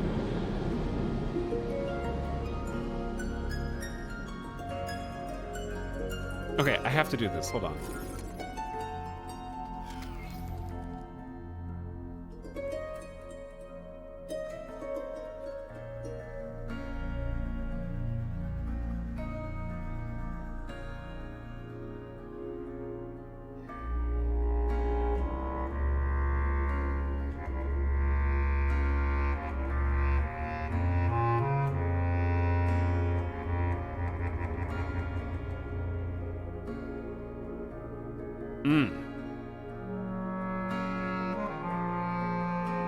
I like how cinematic camera gave me one angle and then kicked me back into the driver's seat. There we go.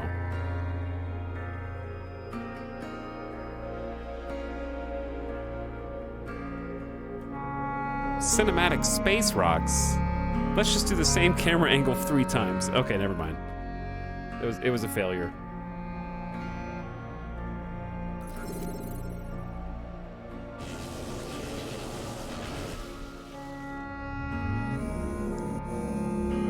Does it take a bunch of ore runs to get another miner? It can, yeah.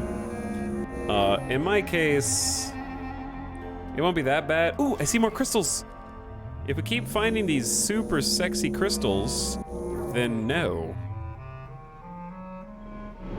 But if you want to just do the like exploration and getting lockboxes and stuff, Alex, is probably one of the quickest ways to make money at the beginning of the game.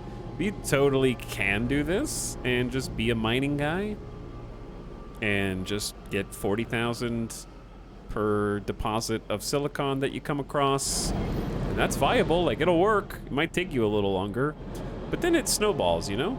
Oh, it's the wrong crystal.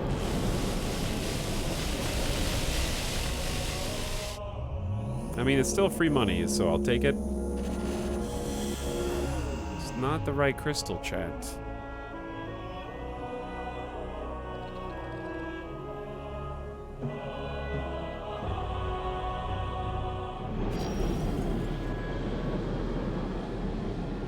But you get what you get. All right, how full are we? Not full. Not yet, anyway. That rock's not supposed to be moving. I think that this small piece of silicon is stuck inside of it somehow. Where is it? Give me my stuff! Oh. I don't know how it came from up there, but thanks. Alright, we're basically full, but now I kind of want to try the thing that chat said and see if we can put a beacon here.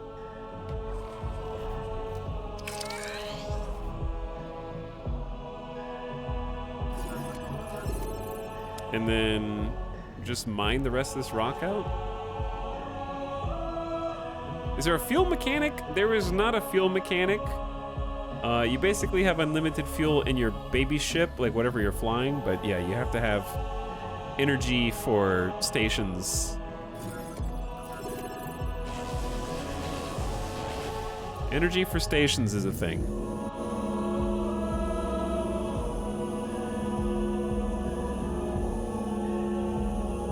Come to me.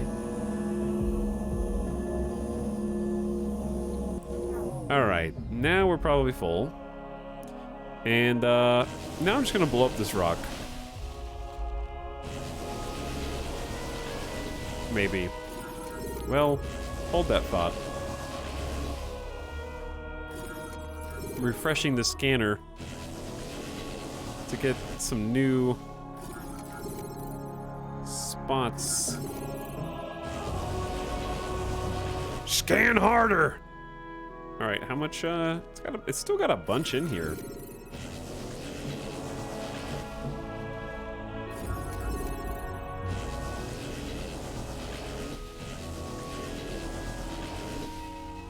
Or does it? It says there's 77 left.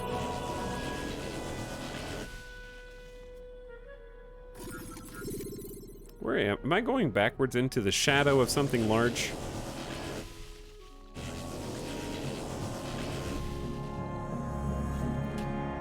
Alright, its yield is 49, so there's really not that much left. I'm just gonna try and blow it up. Which this poor level 1 mining laser doesn't do so well. Surgical laser. How are you getting small chunks off the rock? By shooting the orange glowy bits. You get much higher density resources there. Okay, so now what we need is to go make a big sail. We're gonna head to the silicon refinery, which is sort of across this system.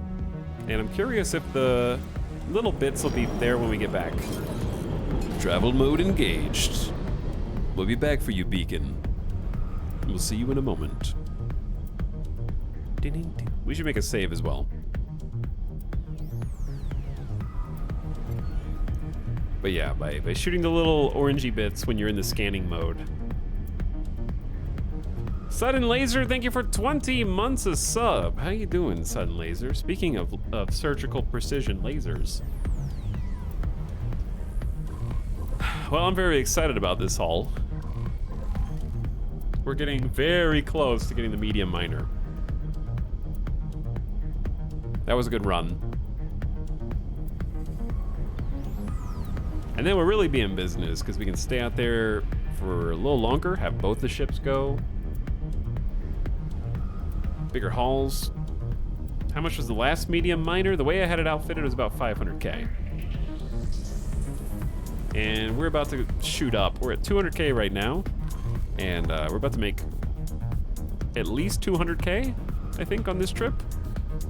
So we're about to double our money.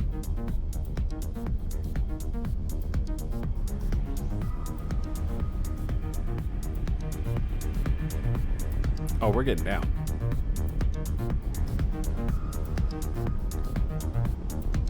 Let's try and dodge the incoming asteroids.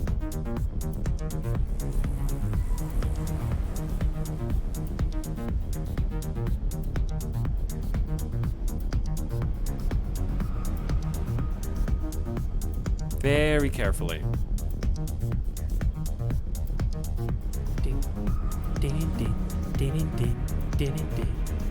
Can you get rave cockpit lights?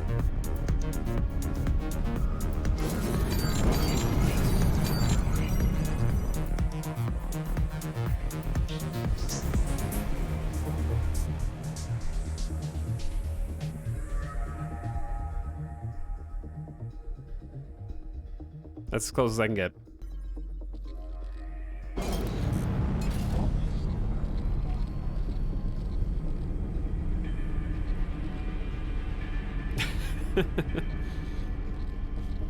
God, I love being able to turn the volume up and down on stuff without having to alt-tab. It's so nice. All right, full load coming in.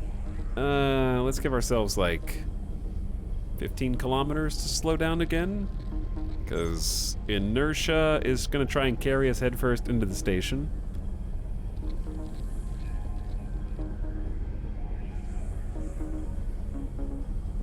Do asteroids move around on their own? Are you talking about in real life or in the game?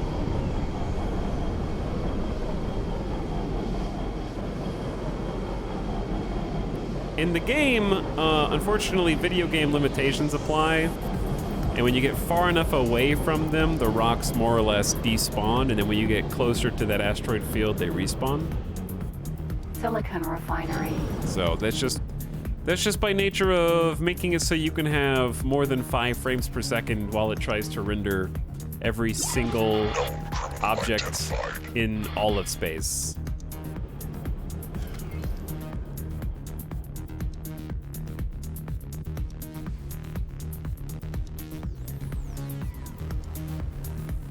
The only way you could probably do that is the way that Starbase did, with a dedicated server that keeps track of all those things. Entitled streamer wants more than 5 FPS. I am an entitled streamer now. If I don't get more than 5 FPS, something's wrong with your game. At this stage. Successfully docked. Okay, I'm very excited about this. Number 1, basic silicon exchange. We're giving them 40,000 worth of silicon, and then we can just hop off our ship.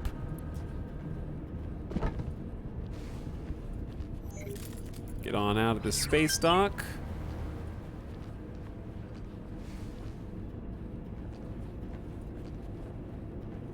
Hello? I'll just be passing you by. And then head to the Trader's Corner, because we've got some special crystals to exchange. Hello, can I help? Here you go. Would you like a spacefly egg as well? You can have it, it's yours. Okay, so we got 10 of the good crystals. Each of those is worth 15K a piece. We have 23 of the not as good crystals at like 1,000 a piece. Are we allowed to listen to the lyric song on this soundtrack? Good profit to you. And we have 439,000 credits. Hey, almost there.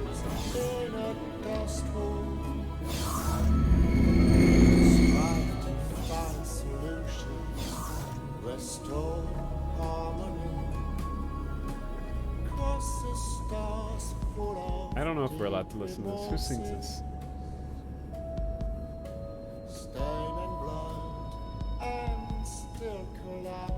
I mean, it's a good song, so I'll take the risk. Is Endless Space 2 any good? I literally bought the whole game for just a soundtrack. I have no idea. I think I own it too, and also have never played it.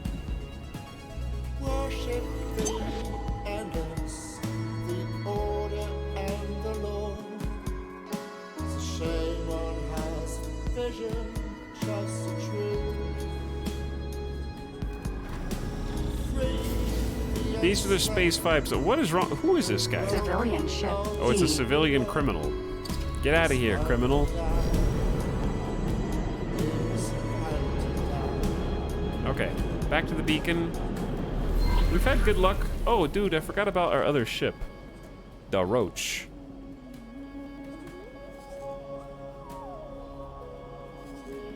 I think that includes the ice refinery and the jump gate. That's a good little spot. All right, I'm gonna have him go over here and put down a resource probe.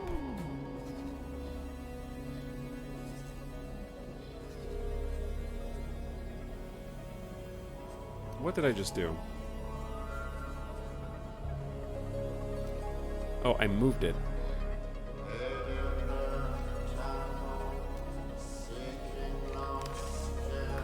Okay. This should be the last trip before the medium minor, so we're making great time. Nav beacon. So eventually they would auto mine for you. Yeah, we're gonna transition into auto mining. And then have like pilots go get the stuff for us and start making us some passive income.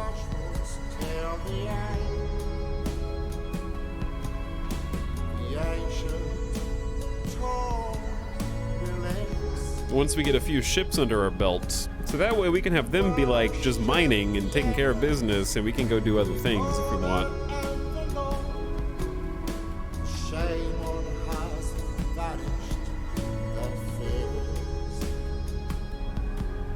However, this time I'm not going to make the same mistake we did, and I'm going to make sure we have some escorts for our medium mining ship, or at least have some tower lasers in the tailpipe.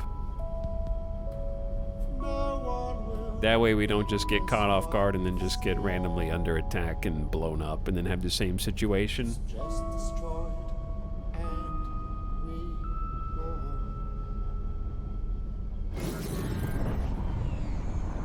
I'm just checking to see if there's anything. We're still 200 kilometers out.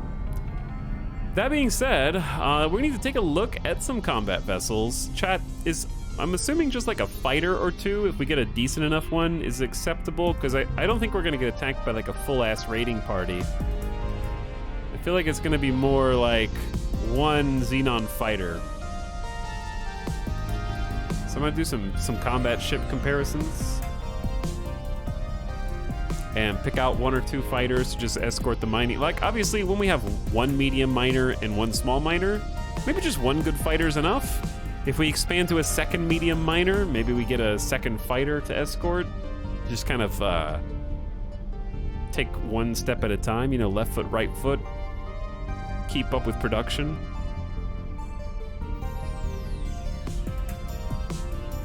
Don't go too far in on one side or the other, right?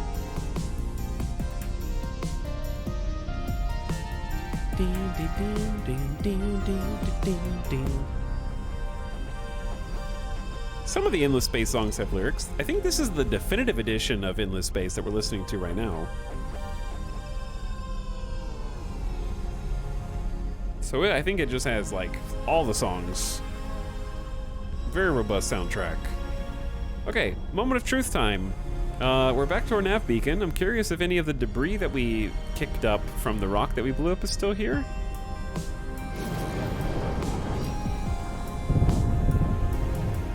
It would have been nice if we just put it squarely.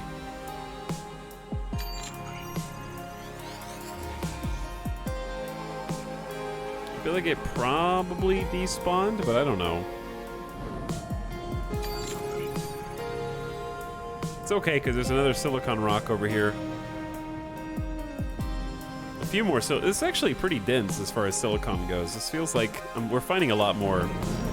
Much better region than we were looking in previously. This is a small one, but it'll still work. We also got a resource probe deployed. Yep, this is a 1.5 star silicon with 0.78 per kilometer cubes. Decent readings.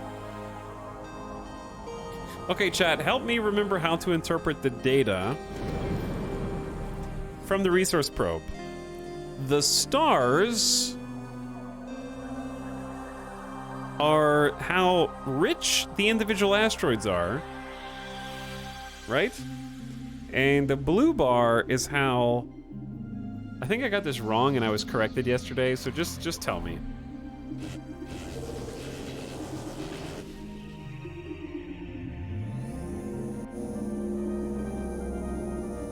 More stars determines the top number on the blue bar. Define top number, like maximum? Asteroid.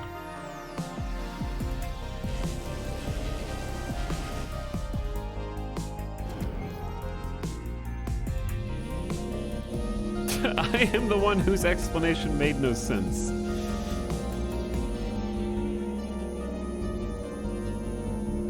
Can you go to Earth in this game? You can go to Earth by stepping outside and touching some grass. We don't need video games to go to Earth. Just kidding. I love you, Microsoft Flight Sim. I love you, Microsoft Flight Sim.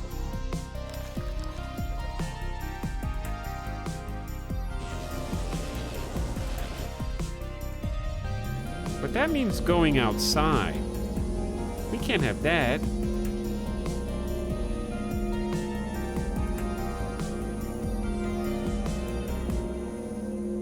Asteroid. Chat, how far? What is this rock just so big? Why are my tractor beams so small? Asteroid. Your mom's an asteroid.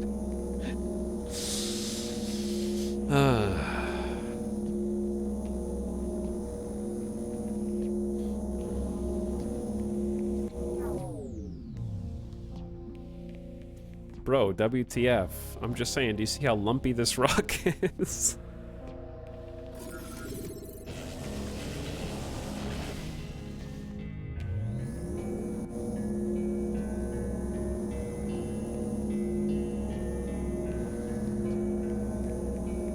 Are we full? Not quite. Asteroid.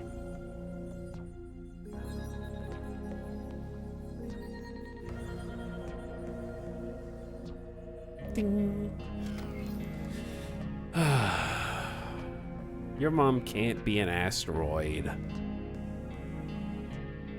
That's impossible.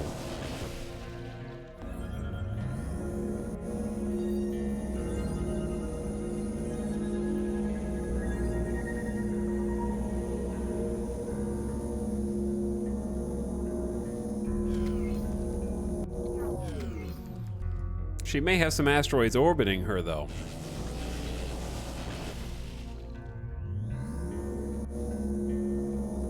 Asteroid. Dude, stop.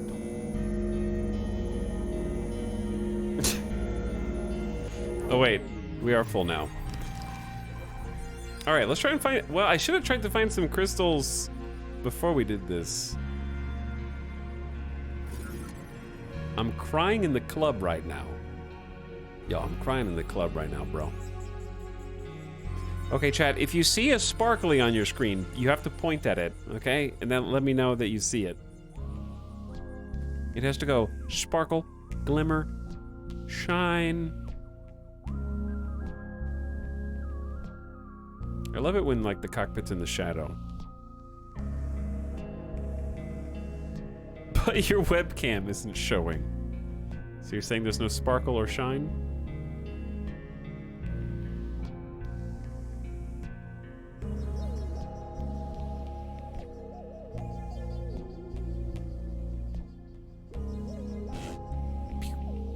Okay, there's not really any rocks around this guy. If there was a sparkle, it would be this way.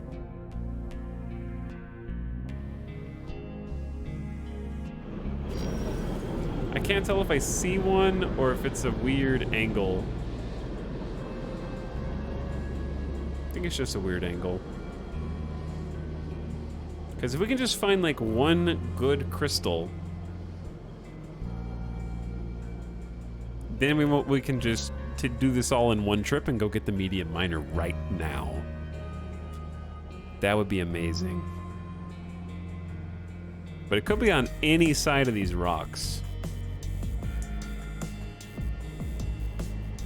And that may not be facing us.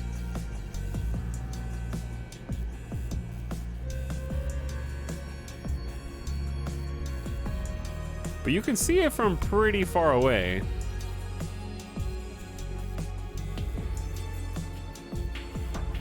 It's like a word search.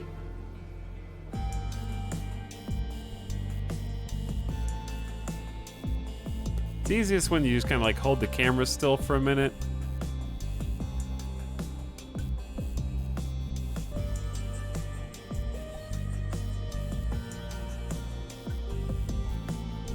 Huh. Yeah, I don't see anything.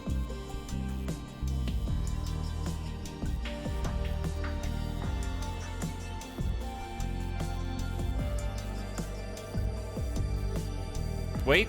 Oh, I see something. Got it. It's right here. Come on, big money. Asteroid.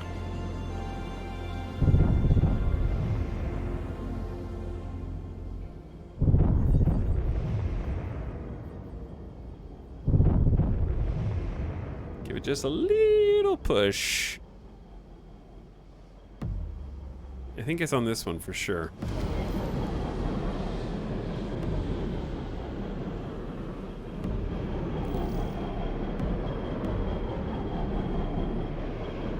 Is that it?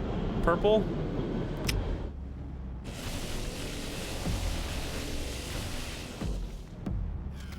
That's too bad.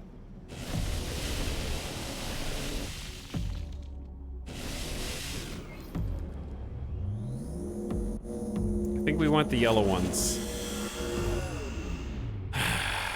We want the yellow ones. Is it possible for there to be two crystals on the same rock? Because that's on the opposite side from where I was looking.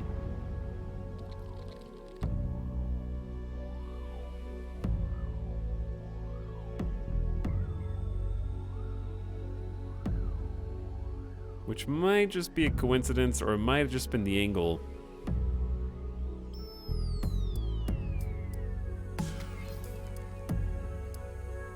Be funny if we just see another one in the background. Damn. Okay. Well, I don't think there's anything on there then. Still, good eye. I can't believe how lucky I got finding the yellow crystals first try today and also yesterday. Or the day before.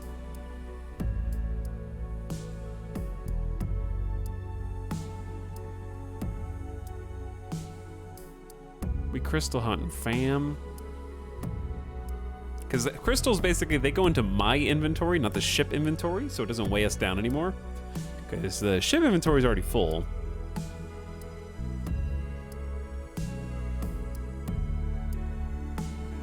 Okay, we might...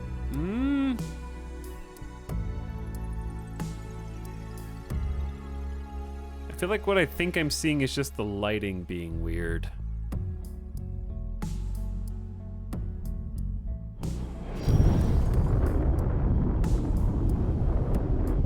And I also don't want to go out too far because I'm worried about like encountering a pirate or Xenon or some shit over here. It's a little spoopy. It's a little too spoopy.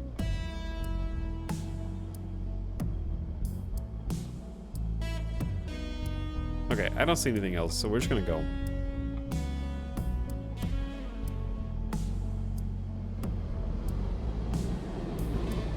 Take me home.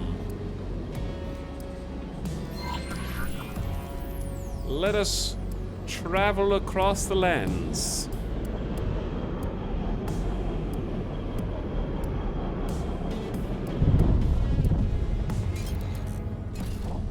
Watch us see like a crystal on the way out.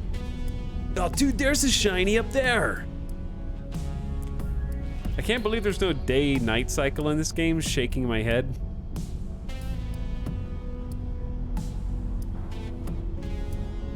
The sun is always out.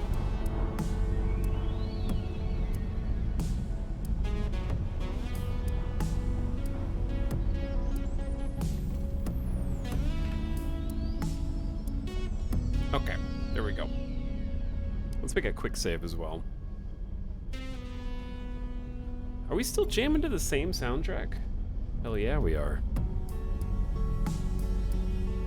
Space vibes. Now, we still have the other ship. Roach is just wandering around over here.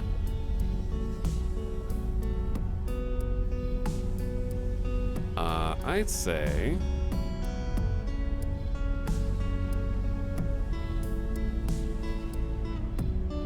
Roach can do a little exploration, maybe? Maybe we should do some exploration in some safer space.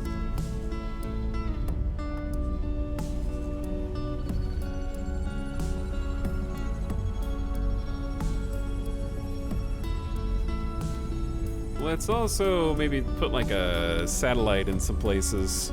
We have 4 satellites. Plop one there. Is this equipment dock still alive?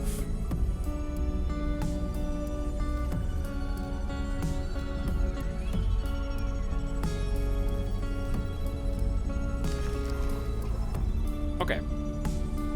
Gave him some orders so he's not just sitting around waiting for instructions. While we head back and make a sail on this hull. Just got here. We rocking a fleet yet?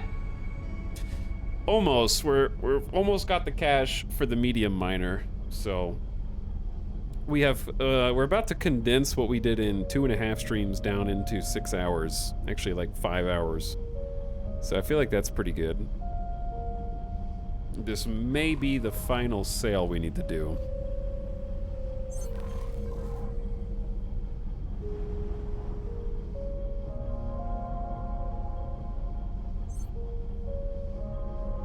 It's getting toasty in here. Now we're starting to do it in 2 hours. Mining is not the fastest start in the world, but I honestly think it's just quite a lot of fun in that it teaches you how to use like different items like resource probes. You also are prompted to kind of get some satellite networks set up, just like if you were trading, which is always fun. All right, let's start slowing down before we ram into the station. I also enjoy the convoy aspect of the prospect of getting like a fleet of miners up and figuring out how to protect them, because as we saw yesterday, space is a dangerous place. Docking granted. I'm not trying to go this hardcore swing, but... Oh dear. Cease! The ship controls are just so floaty right now with the inventory. This is the best I got.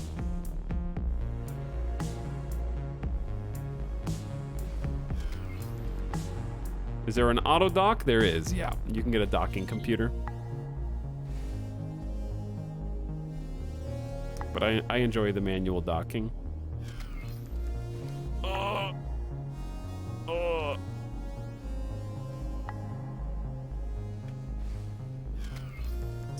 Oof, so hefty. Line up the shoulders, set her down, nice and gently. Okay, let's offload the ore first. And then we have a little bit, we're not gonna make a bunch of money, but we have a little bit to sell for crystals.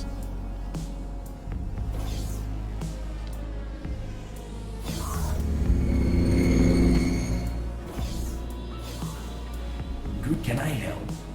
Show me your wares. shuttles.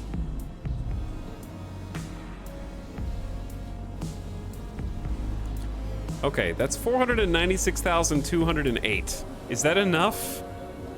It probably is. Good profit. We had like 500k before. All right, it's time.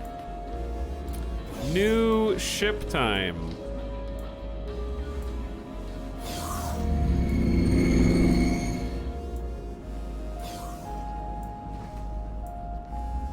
Back to the medium miner we go, with plenty of time to spare to actually use it tonight. Magpie. Mineral. Did someone say new ship? We did say new ship.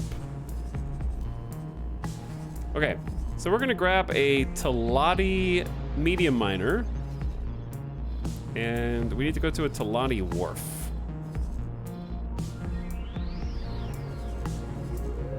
That's Paranid. Okay, Talati wharf is up here. So chat, I got an idea. I need to take a BRB, change the air, close the windows, take a bathroom break, take the dog outside, get a snack, all that good stuff. But that doesn't mean that nothing's gonna happen. You guys are gonna go on a ride, okay? The AI is gonna pilot you to the station we need to be at in order to buy our new ship. Okay.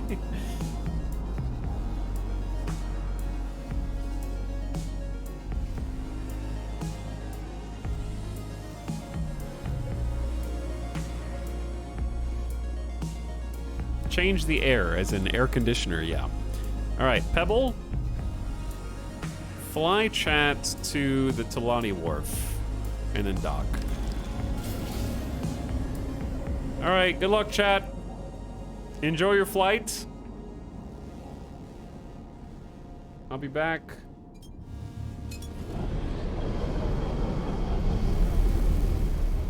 Listen to this while I'm gone. Have a nice flight. I'll be RB.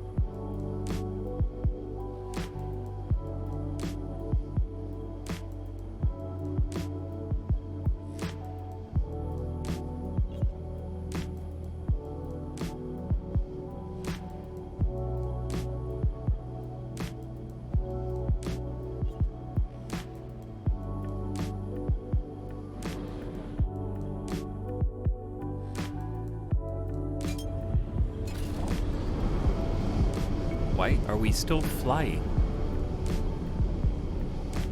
Also, thanks for your patience. I'm trying to like vent my office out because it is hot as hell in here. It's not even summer yet in Vegas.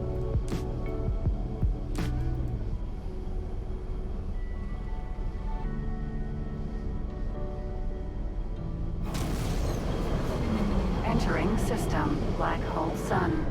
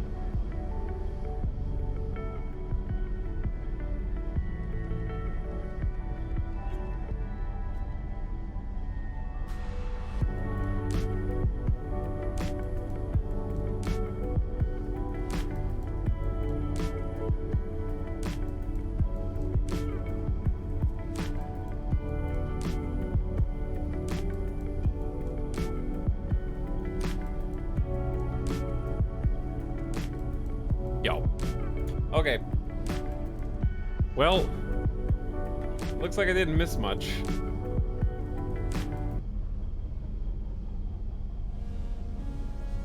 But I'm back.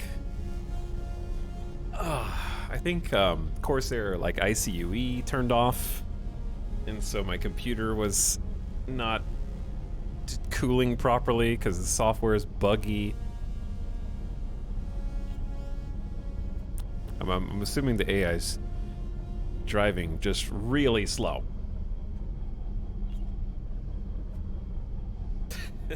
The pilot stopped to get some snacks from the gas station. Is that true? Ooh, also chat, look what I did. I configured some buttons. So now, when it's nighttime and you don't have the sun anymore, we can make sure that the white balance and the intensity of these. Ooh. Ooh. Hold on, we can do some like mood lighting. Entering black hole sun 4. Got mood lighting going on here. So it's not so blindingly bright. Anyway, I actually am gonna have some RGB gamer lights back there at some point soon, because I'm tired of just like having the vanilla plain wall. Can I help? I don't know. Goodbye. Where are you, sir? Where are we? What? We are like 2 systems away from where we what? What is your current? I'm taking over. I don't know what happened. You're fired. You were supposed to save us the travel time.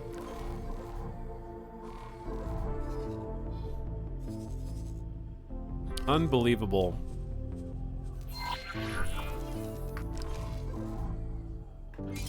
Jump gate, second contact. Pilot lied on his resume.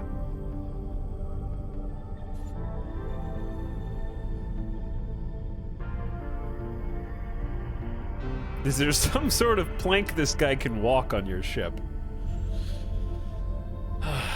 He's gonna go back down into the basement.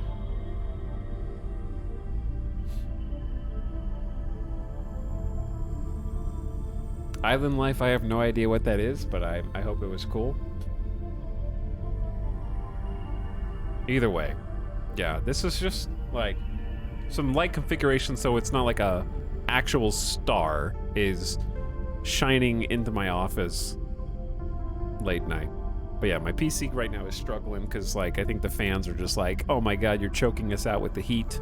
I opened my door to let some of the air vent out, and then the air conditioner was like, oh my god, what am I dealing with here? And it instantly turned on. Are you looking to use Philips Hue? Probably, yeah. It seems like the most standard, and also I believe it integrates with the Stream Deck. So that's useful. I think it does anyway.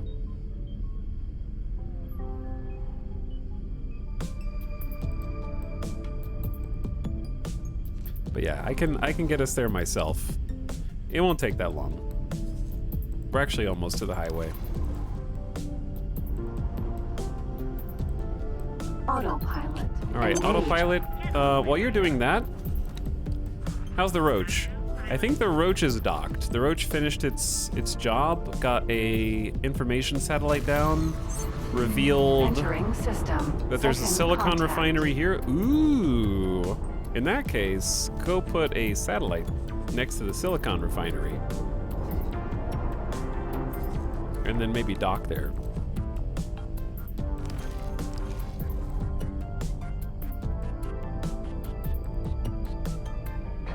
But yeah, probably we'll use some Philips Hue. How many Philips Hue do you need to have, like... I don't want it to be like a rave. It doesn't need to be like a dozen lights, all different color, but I also don't want it to be like one super sad light, you know? Where we just like, back in the corner, it's just like one little red spot on the wall. It's just be like, what are you doing?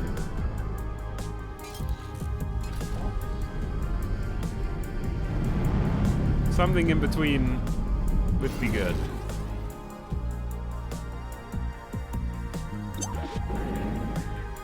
Okay, we hit the space highway. If you just got here while I was BRB, first of all, thank you for waiting.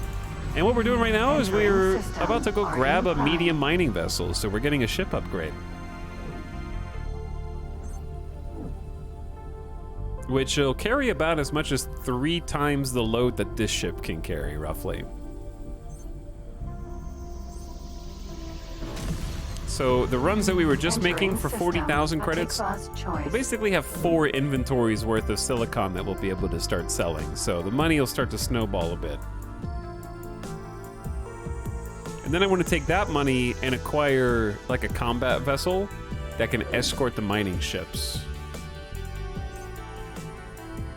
Some kind of just like nimble fighter that can hold its own against just a regular Xenon. And this time on the mining vessel, I might just put some actual turrets on the side instead of the mining turrets. Silent witness. I don't know if that would actually help enough, but I'm also going to plug in some laser turrets into the back, so we'll have like a fighter and some laser towers that we can just drop out for some quick defense. And that should hopefully do it. Is silicon the most profitable mineral? Nevidium is actually the most profitable, I think, but also the hardest to find. And then is silicon, which is a bit easier to find and doesn't sell for as much. And then there's ore. Ore is plentiful, there's a lot of it, but it also sells for cheaper. So ore is about having extremely high quantities. And then there's ice, which isn't really something that you mine for profit, but it is something that's still used in the game for various things. So you may end up wanting some ice miners too. At some point. Now you can go mine ice. Nobody's gonna stop you. And you can sell ice. You're just gonna make slow money. Nothing wrong with that. If you got the patience. You have to have quite a bit of patience though. Ooh, don't run into that guy. That's a cool looking ship. Osprey, Vanguard. Thing looks pretty sweet. Isn't there gas mining as well? Yes, but you, the player, can't physically gas mine. The AI has to. Like mineral mining, as the player, you go up to a rock, you hit the rock, it explodes. There's not really a physical thing you can do. So the AI sort of, you have to tell the AI to go gas mine and they'll just kind of hand wave it more or less. Still has to be in the appropriate zones, you know. With the resource has to be present, whatnot. Successfully docked. Okay, it's ship buying time. We're going to Lottie again. I enjoyed it. Didn't really get to experience it as much as I wanted to last time. The Manarina. So this may not look like a huge ship, but it is. You get to see it again here in a moment. 4 engines. Requesting immediate backup. We're gonna stick with the... I'm fine with the all-arounder just because the travel speed in meters per second is just slightly faster, like 10% faster. And it's cheaper. We need to save some money right now. Basic thrusters, we're just throwing as basic as it comes on this thing. We got a couple of shield slots. So we're gonna fill both of the shield slots. We have to click on the shield slot. If you just do it from the left-hand side, it'll only put one shield. And we wanna make sure we have 2 shields. Because otherwise we only have 5,600. And we want double that. Also, I can turn that down while we're here.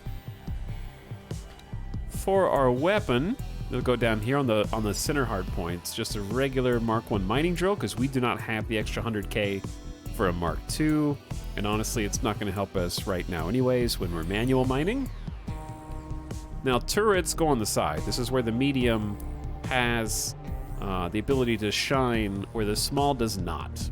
These are optional. And I was using the mining Mark 1 before, and I think that that's good when the AI is piloting your ship. It didn't seem to help me mine. So, I might chuck a couple of pulse. Even though I don't know how Talati Pulse stacks up against anybody else. Pulse is going to serve us defensively, I think, for now.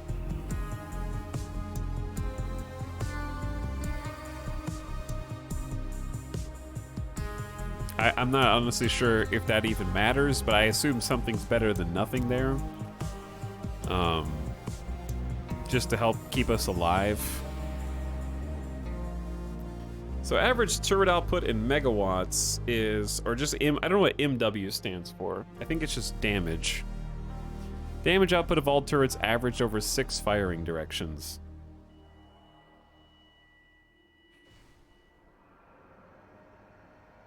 They'll help out your laser towers a little. Yeah, it's probably just got to be better than having the Mining Mark 1, because I don't use those. The AI will, but I won't. Software, no docking computer for me. We need to have assistance. We need to have a basic scanner, a basic long-range scanner, and how much money do we have left? We need to get a crew, so we want a captain, and at least, I don't know, 5 crew to get us started. We can always fill in the rest later. More crew equals better AI, piloting, and mining. And as the crew levels up, that'll get continuously better as well. And then with whatever we have left, because we're going to be the ones flying this. I think if we can afford some resource probes, that'd be good. I can barely afford like 5 of these, but I think laser towers will be better regardless. And I have a few on the other ship. We shouldn't need that many. I think I have 3 on the other ship, and I'll try to transfer them to this ship. That way we can have 6 laser towers. And my total's about 467,000 credits right now. So we're cutting it close. We're cutting it close. 3 resource probes, 3 laser towers.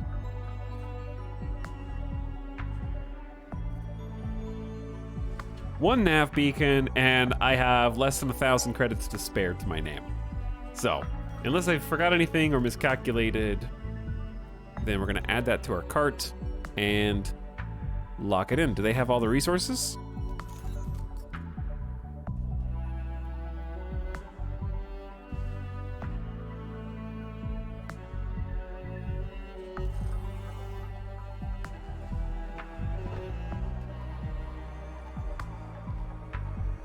There it is. It's being built right now, apparently.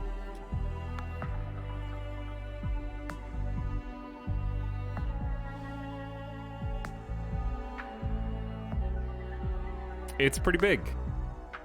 So, this is the Mark 1 miner that we've been flying. It's landing on one of the small docks. We need to go down there to the big docks. Is there a way? Oh, you can take this elevator, probably. I love that there's an actual physical elevator that you can take. Trade software improves the duration of the trade info. Can you elaborate on that?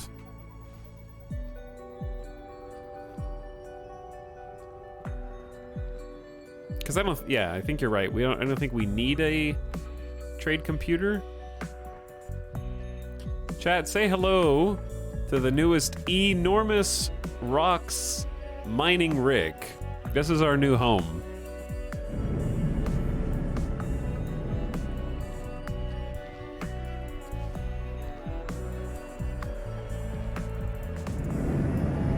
We are small.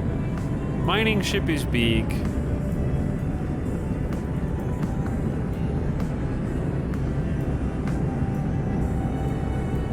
Loud. That ship is loud.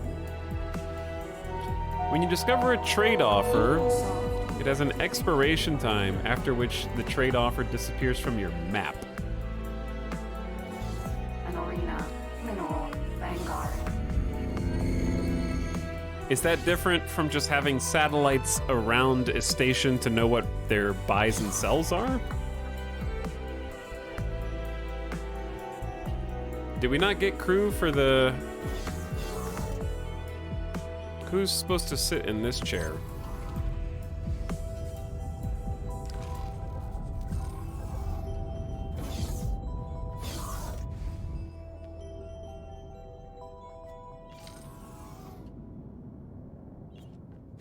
I thought we were supposed to have a second in command. Maybe I don't have enough crew total.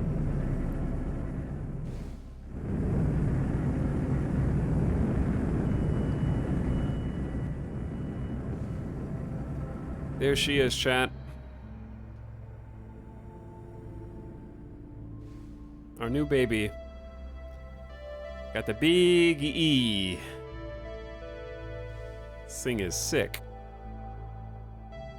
Also, thankfully, the computer's cooling down now. The coolant was getting a little out of hand. You need to name the captain. I don't need to... Oh, wait. We already hired a captain. You mean, like... For funsies, name him? I can name the ship. I would rather name the ship than the captain.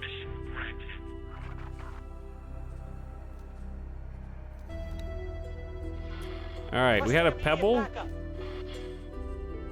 And now we have... I don't want to keep naming them different sized rocks.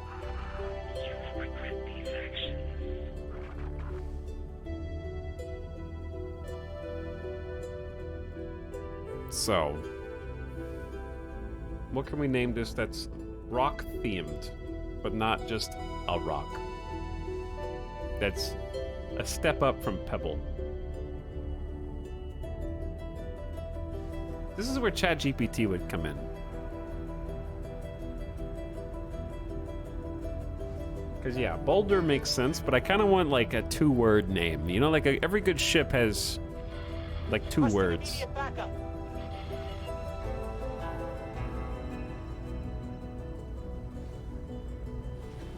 This is where ChatGPT comes in. I need to log back in anyways. Hold on. I'm just gonna do it.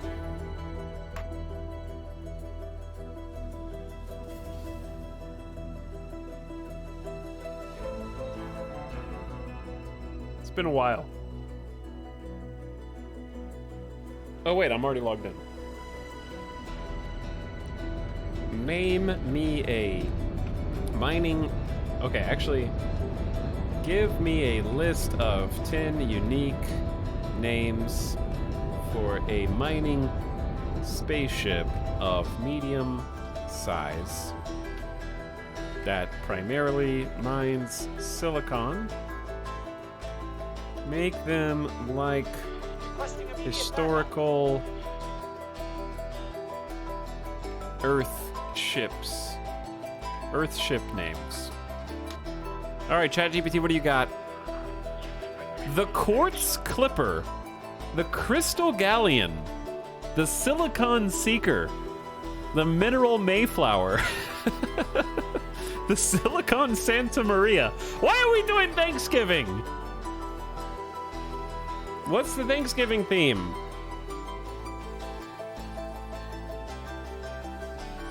Alliteration gets bonus points. You told it historical. I guess so. Do that again. I just meant like real. Crystal Clipper is actually good though, so we're just gonna stick with Crystal Clipper.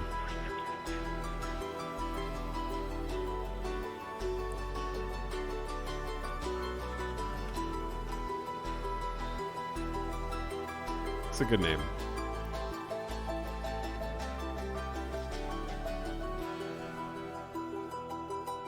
Maybe the Mineral Mayflower can be the larger ship, because this isn't even the large one. All right, let's do this.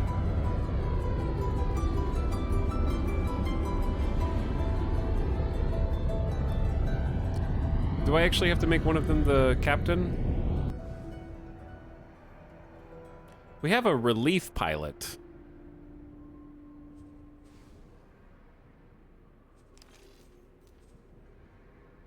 Okay, did we just change the relief pilot?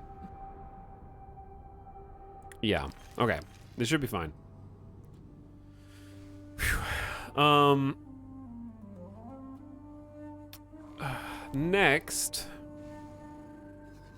we just head back to where we were mining in Grand Exchange. Like, honestly, was decent. It was just a bit of a drive to go from A to B.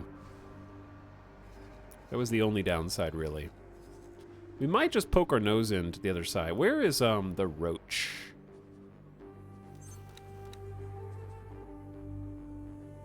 Oh, roach. Can you explore the superhighway, please? And see where it goes to the other side. The original relief pilot was a full 1-star. I don't know, dude. What do you want me to do, Because look down here. He can be... It was some other chatter that told me I had to promote some guy. There, all right? There you go. Now... Okay, Roach is moving and is gonna go through the superhighway for us and kind of see what's over there. I want to put a resource node down in Grand Exchange 4 and kind of see what we're dealing with. Meanwhile, the Pebble can kind of meet us back over near this resource probe, and we'll meet it over there too. Here we go, chat. It's time. Hell yeah. Look at this. Look at this giant cockpit. Let's get out of here. Big.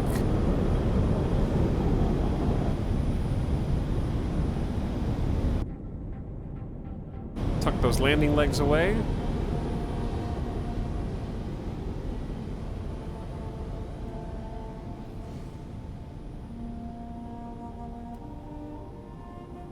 Hello? There we go. I wanted to change camera angles. I don't know why, but it sort of reminds me of the style of like the Battlestar Galactica ships a little bit.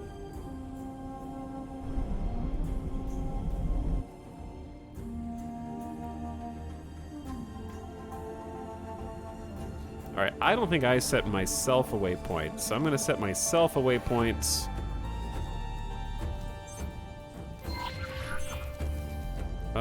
Which for some reason we can't do. I don't know, sometimes the guidance system gets confused. I'm not really sure why. All right, well, we're flying a medium boat and it has its weaknesses such as speed and maneuverability.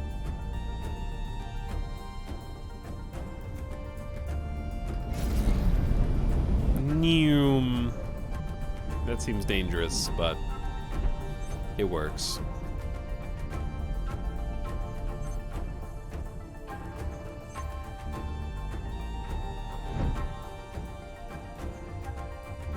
But yeah, we can transfer laser turrets. 3 is probably still enough, plus we actually have pulse turrets on the side of this ship now, which I didn't last time we played this. That being said, I need to make a save. I do need to be making a save. Entering system. Silent witness. Either way, very excited. So now we can have about 4 loads of ores simultaneously. Which, if we get full inventories for both ships, it's basically like 160 grand per ore run. Entering system. Atikva's choice. So I don't really know how much I need to make like a decent combat ship. I want to have a fighter that we build specifically to escort us.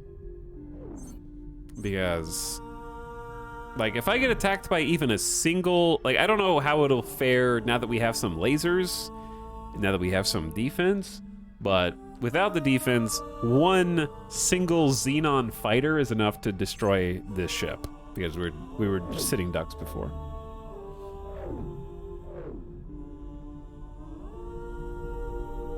Okay, GPT, now write an epic about my character from X4, an unnamed spaceman who tries to die, but nothing and no one will kill him.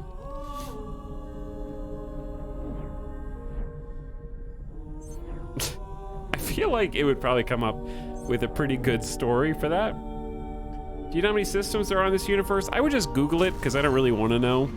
Entering system. Second contact. So it doesn't quantify. I know that there is a lot of space. There's also a difference between systems and... I don't want to go through the portal. Don't take me... Don't... Too bad. Entering system. Too damn bad. And there's combat out here too. Behemoth. Sentinel. It's scary out here.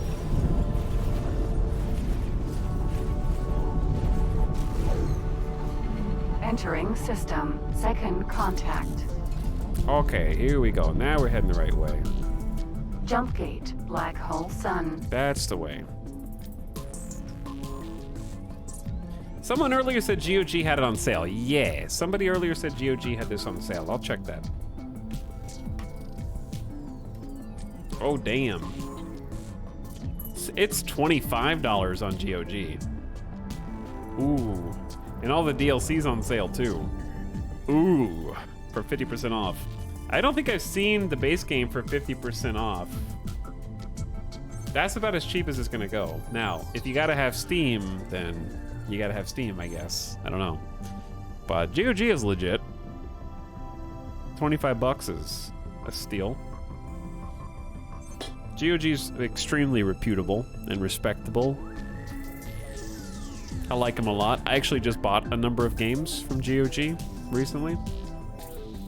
Hello, how's the game going? It's going good, DV Music. We literally just bought our brand new medium miner to catch up in the new campaign. It's basically where we were previously. We just did it in record time. And now we're heading back. Entering system. Black hole sun. We are heading back to our mining spot. Try to make some money. Gotta turn. Is GOG having like a sale for a bunch of stuff, or does it just happen to have X4 on sale? I don't know.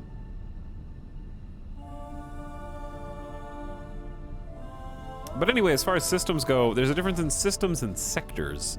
A lot of sectors are still in the same system. They just take you to different portions of it. Like, hypothetically, there would be, we have a jump gate that takes you from Earth orbit to Mars orbit. You're still in the same system, but you're in a different sector of space that needs to be connected via jump gates because of the amount of time it would take you to travel that distance without some sort of warp or superhighway. So there's more sectors than there are systems, I guess. But either way, this is just scratching the surface. We really haven't explored much at all. This is just the core, most immediately accessible systems and sectors, and there's a lot more besides this. Much more. I haven't even gotten to any of the DLC sectors. I haven't gotten to any of the pirate or Xenon sectors. Haven't gotten to... I assume there's at least a couple sectors that are sort of contested as well. How does the trading feel in this game compare to Star Sector? I would say that the trading is very good in this game, and probably maybe even the most lucrative way to play, much like Star Sector. I feel like trading is probably easier in Star Sector because in this game, your goal is to scale up, where you can do, like, I like doing manual trading in this, but you have to do more legwork. In this game, you need updates on current prices, and that means you need to set up your own Entering Black Hole Sun 5. Your own network of satellites to get real-time feedback at trade centers that you're interested in, so that you know what the current prices are for things. So that's a factor.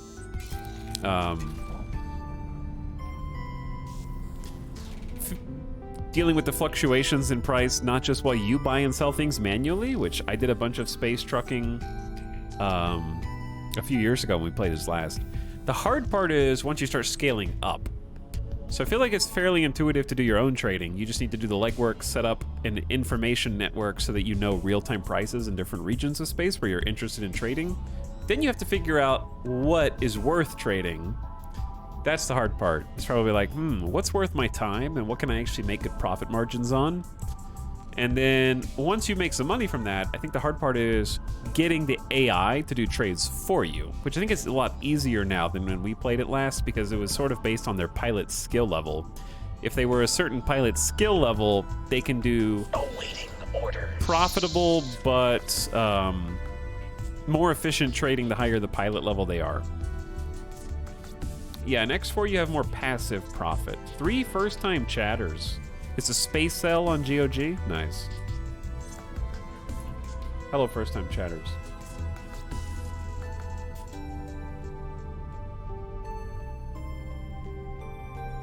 Now it's time to gamify these rogue first-time chatters by turning on 10-minute only follow mode before you can chat to force them to follow my channel and come to every single one of my streams from now on.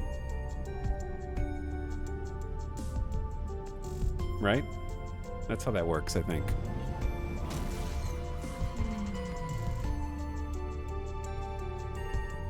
Entering system. Grand Exchange.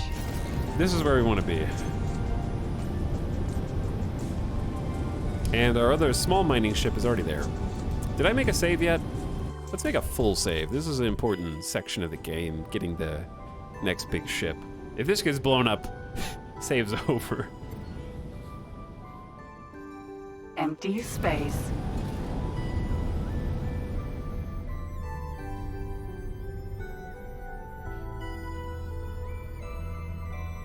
I'm back from hanging at the mall. Hello, Robot Mystic. How you doing? Is this a hardcore game by default? You die and it's over? It's just, it has a game over screen. So you just need to be, like, there's an autosave feature.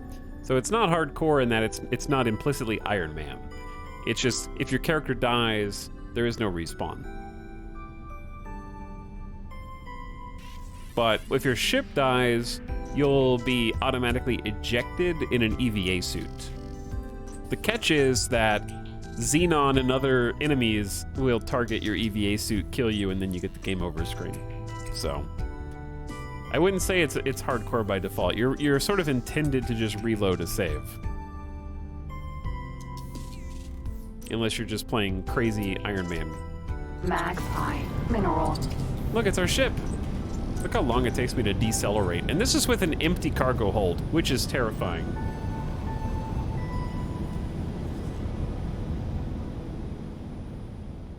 This is kind of the, like... You didn't technically do anything, but also...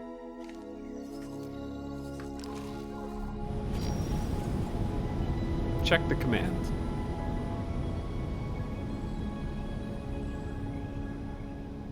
Okay. What I'm gonna do is tell the Pebble to remove all orders and then follow me until further notice. And then we're gonna go probably just pick up our nav beacon. Nav beacon. Go ahead and turn on the short range scanner and start looking for the goods. It wasn't directed at you, though. If you type in my chat, you can't be like, this is an extreme example, but you can't just be like, hey, so what if I spoiled the end of Dune 2, the movie? I wasn't talking to the streamer. I was talking to someone else who's okay with spoiling it. I guess they didn't do anything on that level, but if you're in a public space, then, you know, that's not really an excuse, is it? Asteroid. And also, 90 seconds was the least amount of time I could possibly click. But that's not true, but it was whatever. Anyway, found the rock. It's not great, but it'll work for our purposes. And here's what we're gonna do. We're gonna tell the magpie, aka the pebble, to kind of just sidle up next to us and await offloading.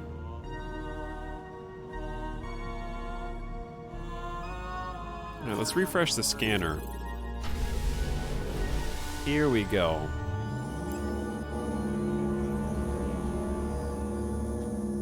So it begins. Now, blue, it means it's a silicon rock, and the yield that you see, 231, that doesn't automatically update for some reason. So you have to click off and click back on, and that'll just give you a general idea of roughly how much silicon is still present inside this rock.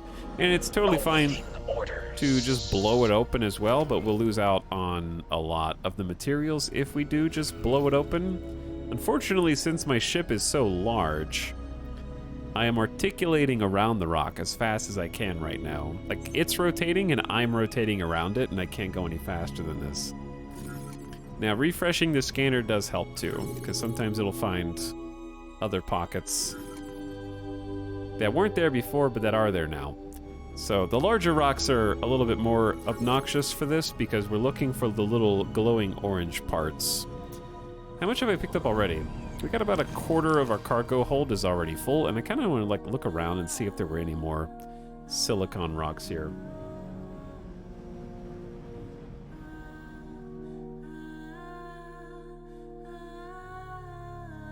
I too enjoy the joyous whimsy of Discovery chat. Oh, there we go. Now we're cooking. Let me see another one. Start filling up that cargo hold. Okay, it's about 90 left. The first bits that you mine off the top are going to be the juiciest chunks, and the lower it gets, the more you have to work for it, I guess is the best way to say it. All right, we're like 60% full.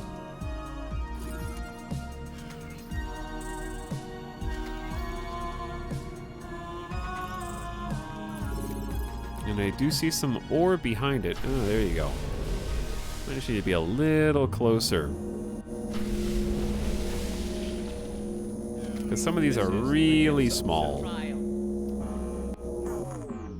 There's one.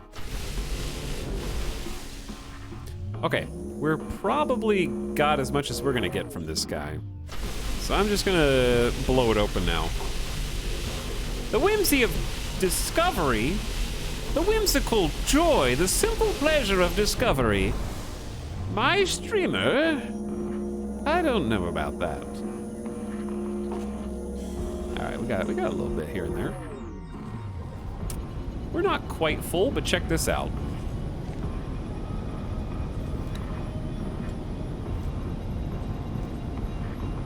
We got our secondary miner right here, which I can kind of like turn and face, just so you can see that they're there. There's our other ship. Magpie.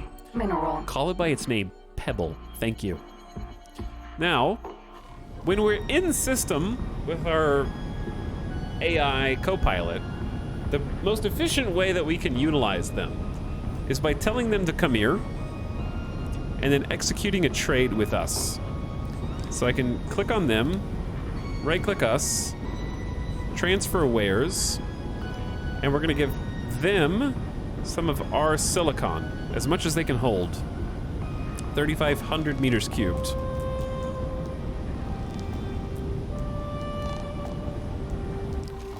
Okay, so then what I do is, I think we hop out. If we jump out and let the other captain co-pilot, let's see if they do it. Or if I need to do something differently. Maybe I'm supposed to do it from... They've already done it, or no?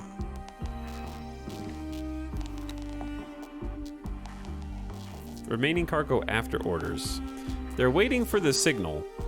This, I don't know how to give the signal other than deleting that command. And now they'll do the ware exchange. An arena. Maybe that is the signal. Vanguard. Don't, watch out for the rock. Oh. Oh. Okay. You guys are doing great. Yep. Steady as she goes. Awaiting orders. Okay, I think it's done.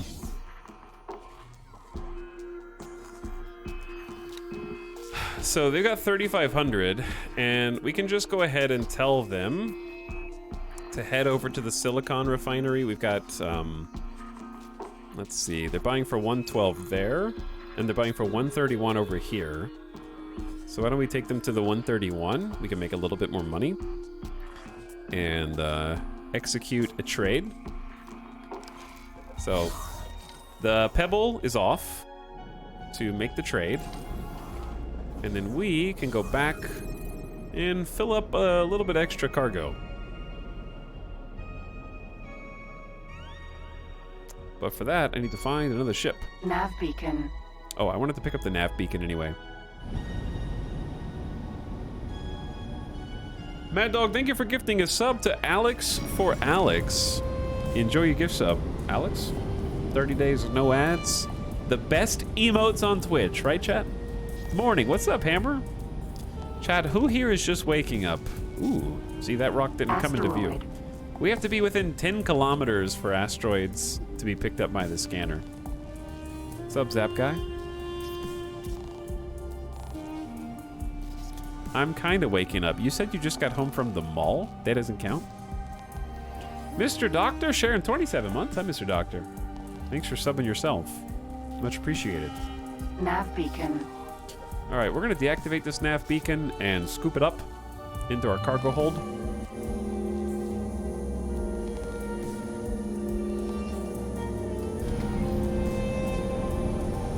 Come to a stop here, and we can pick on this silicon.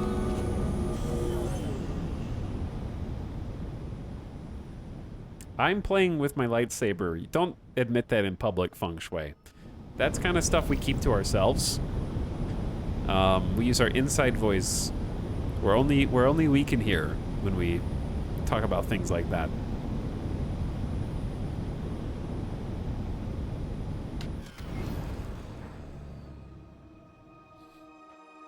I was sleepy at the mall too.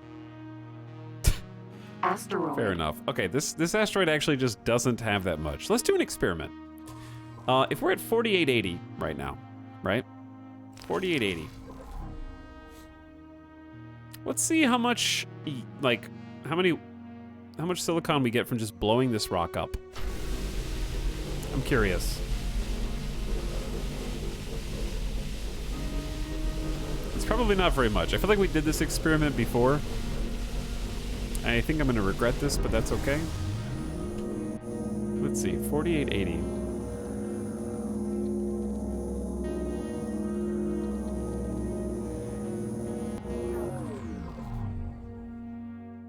That was like 3,000 capacity. It's not that much. We can get a little more while we're out here. God, it's so nice having a larger ship for this kind of stuff. Okay, if I wanted to emergency deploy, yeah, laser towers, I could probably set that to a hotkey. That might be a good idea.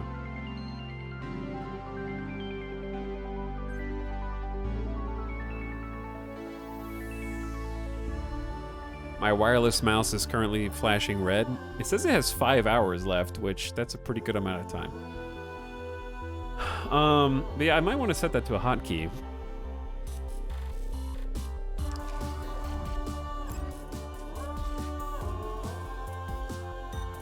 But I don't know what hotkey. I have a few. Do better mining lasers increase your yield or just mining speed? That's a great question. I don't know. I have no idea.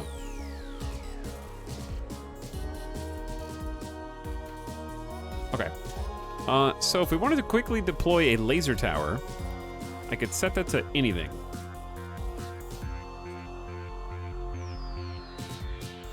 I think I want to set it to something I'm not going to accidentally click, like Shift mouse 5 is toggle turret arming. Oh wait, I already did that. Oh my god, I just tried to do the same. That's like thinking you're setting a new password, but you're using the same password.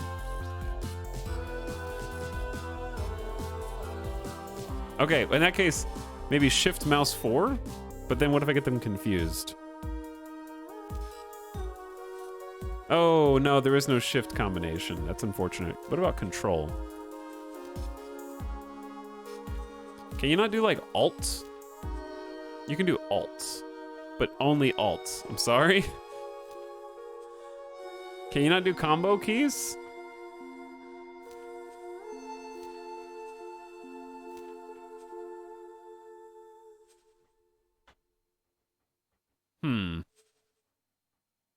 Ow. You should be able to do shift. Maybe you can't do shift plus a mouse 4.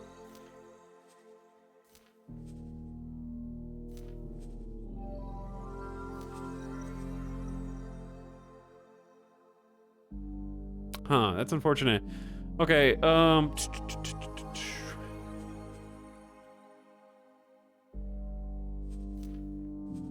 what about... You can't do alt plus 1. Shift 1? That's no, those are travel modes. That's too bad.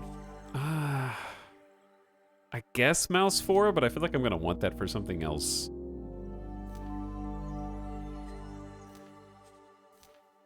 Man.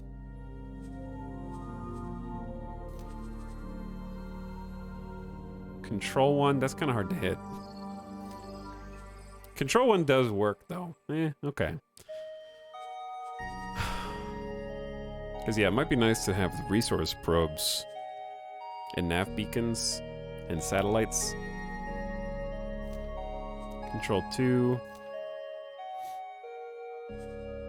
Control 3, Control 4, maybe? Control 5? Yeah, we'll go with something like that.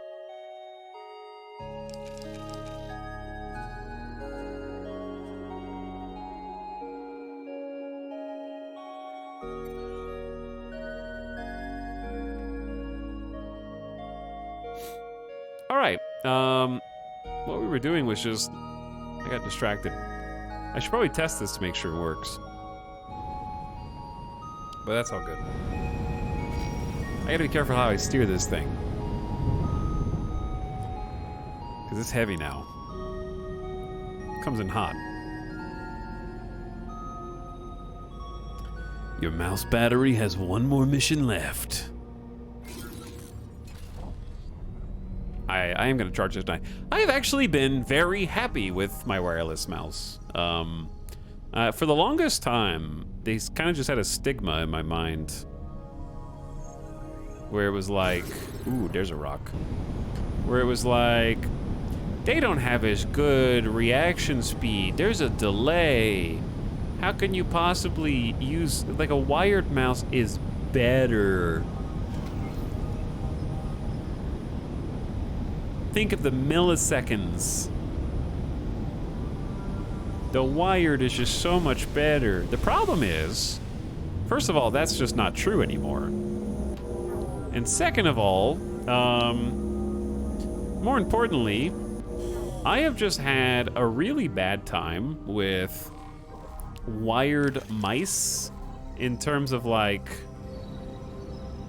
getting caught on my table. My table, I guess, is just crappy, but the number of times that you have to go like, pull the mouse to get some slack on the cord cable is just such a pain in the ass. Screws you up during games when you're like bumping into stuff, getting tangled up somehow. And that's way worse, I think, than anything else. All right, I think we're full. Yeah, we're good. We're good. Let's go sell some silicon.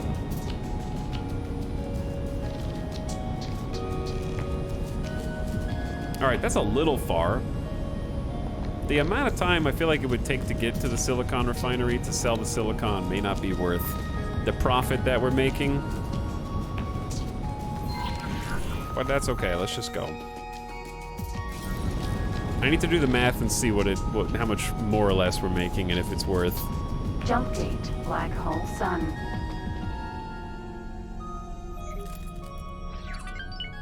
I just don't want to deal with forgetting to charge it. Here's the beauty of forgetting to charge a wireless mouse.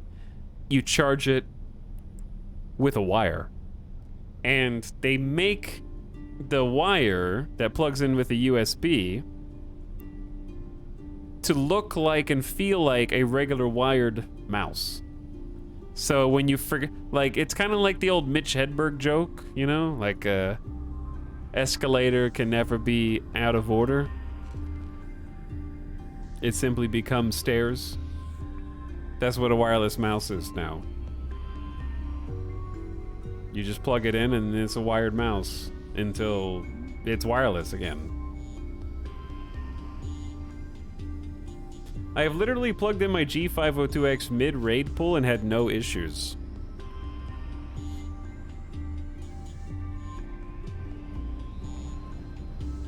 That's mostly true unless you're using the Magic Mouse from Apple. That was your first mistake. Alright, we gotta start slowing down really early with this boat. Fully laden with ore.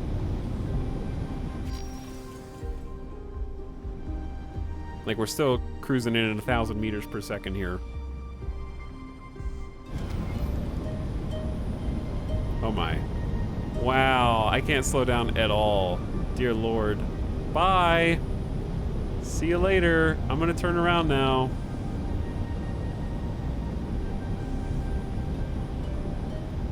It's gonna take a little getting used to. Tax, what mouse do you use? I think I have the G502 Plus.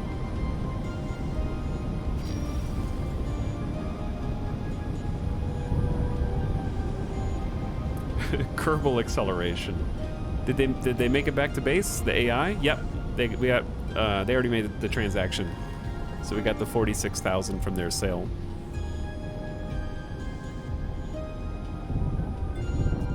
All right, I'm on my way. We're going in. Mew. Entering system, black hole sun. All right, let's turn on autopilot for a sec.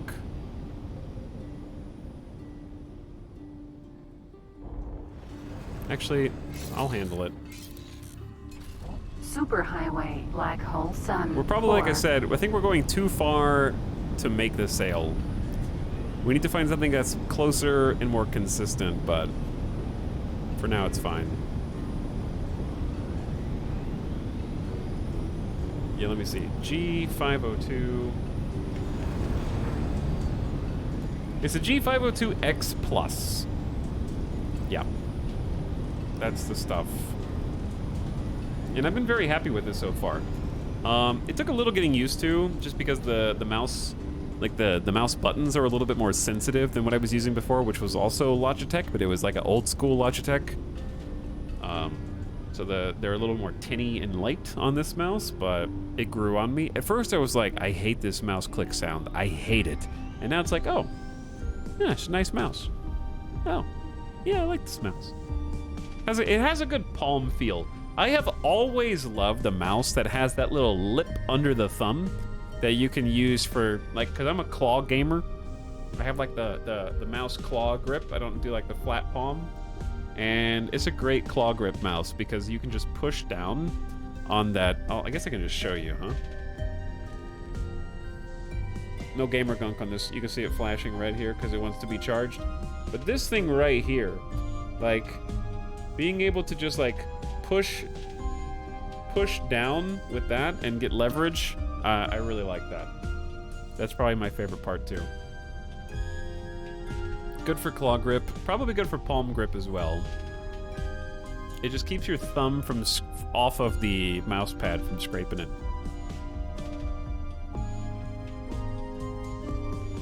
8-year-old wired G502. Do they just still make the G502 for like a decade, Dorito? I am still waking up. Good morning, Grugan. But I just made the change to wireless. I like it a lot. And it charges really fast, too. The downside for wired mice is probably more long-term. Just like when the battery starts to be holding less of a charge, as all batteries do. I hope you're getting Logitech money for this segment. No. I've never been sponsored by Logitech, but I've used Logitech since I was a wee lad. And in general, I've never had a bad experience. The only bad experiences I've had with Logitech are their webcams, actually. Entering Black Hole Sun 4. I would say Logitech webcam's really the only thing that's disappointing about them. I've always enjoyed their mouse and keyboard. And other... I'm sitting in a Logitech chair, okay? This is the Logitech gamer chair.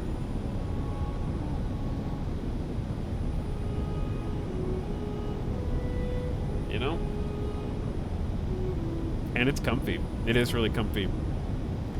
It's the one they did the partnership with, what's their name?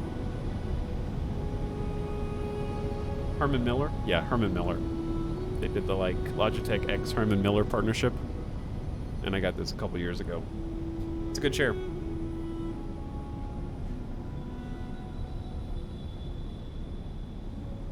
Shill Gamer. Sounds expensive. It was.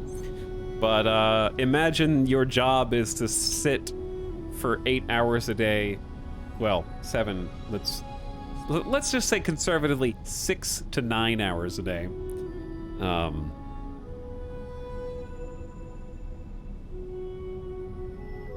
It's for work, you know? This is for work.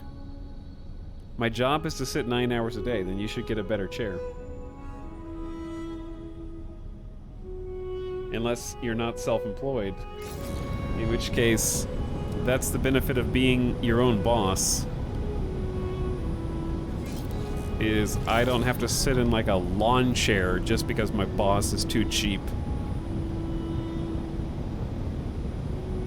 Spending money on the things you use the most is always good advice. I think so too. I agree.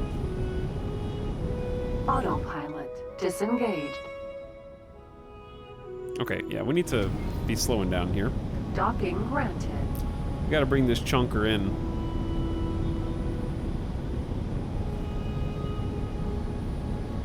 Yeah, a lot of offices do have fancy chairs, but that's very much like fancy white-collar job, you know? You don't get one of those chairs for free unless you're already, like, someone above you is making the big bucks. If you're like a security guard and you sit for 8 hours a day, the bank that you do security for is not going to give you a Herman Miller, you know? They're just going to be like, here's a folding chair. But then again, if the bank is paying you to do security for 8 hours a day, I don't want to hear it because I know how much you're making. And you can afford a chair if you're getting paid for 8 hours of security extra job. Now, if you're like, I'm talking about if you're a third party security. If you're like first party, like you work for an apartment complex and you're like their permanent golf cart security, you're probably not getting as much money. There's a big ship, chat. There's a big ship to land.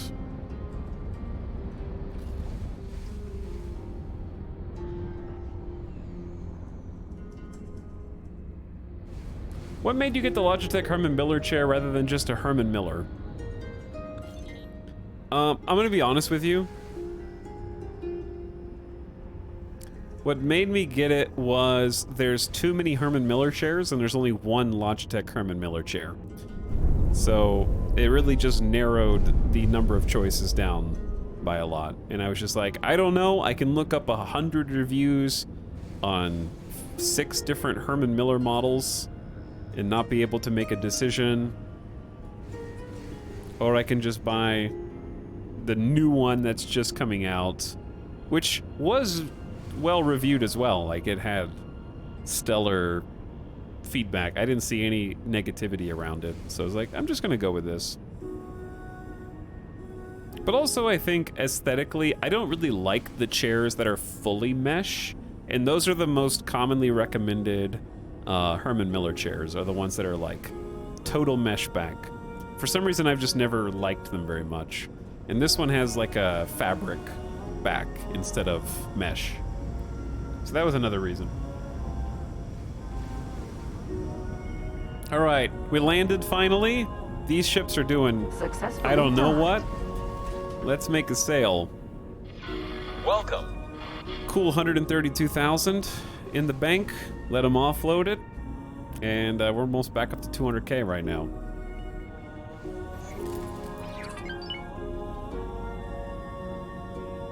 I sat at a desk all day and got myself a nice chair too. My back thanks me. And that was the other thing, like, I'd always had a good experience with Logitech stuff. I understand, like, I finally switched off of Logitech keyboard, and I love my new keyboard. But the Logitech keyboard I had was fine. I just let it fall into disrepair and get dirty with the normal amount of disgusting gamer gunk, you know, but that was on me. It was a good keyboard, though.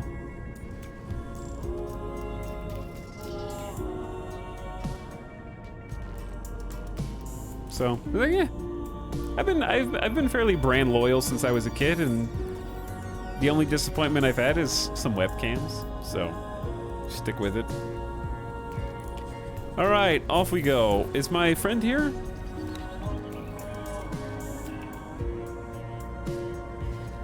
Oh, Roach is exploring the zone. Okay, sweet. I kind of forgot you were here. That's our little guy. What'd you find for us?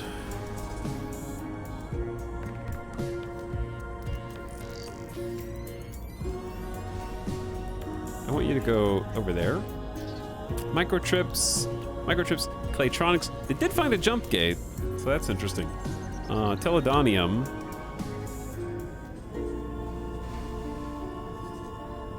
So if we wanted to sell silicon, that's still the main place. Like, I don't think any of these... Chat, do whole part factories ever buy silicon?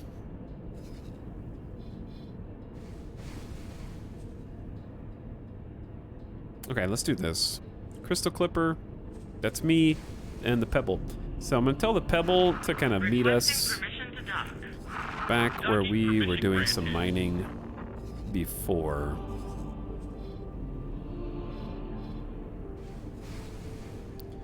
It was pretty good over here.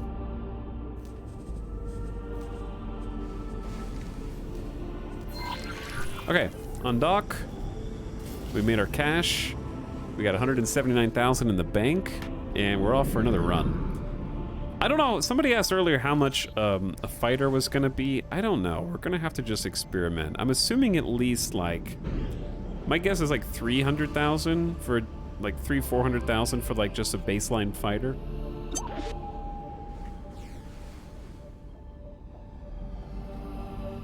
Add italics, no. I didn't say anything controversial. Shut up.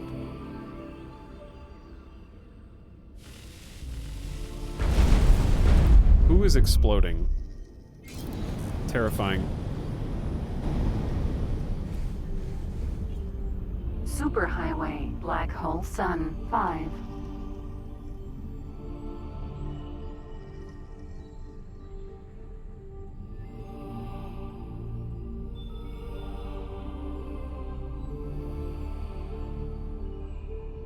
Mr. Dr. Professor Nova, by the way, thank you for 27 months, and I appreciate the tier 1 sub. Welcome back. I think I got you, but just in case I didn't, what's up? Also, Schnoodly, no need to be a dick. Cinematic view? Yes, this is cinematic view. Wow, I'm late. What's up, Bucky? How's it going? Good evening. Chat, what are you guys playing right now?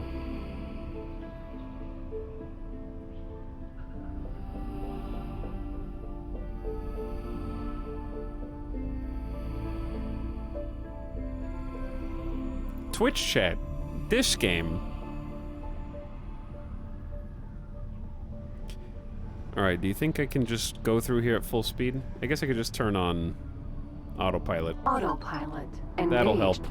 X4 because I'm easily influenced. We should also quick save. Slime Rancher? Oh, nice. Roots of Pacha looks cool.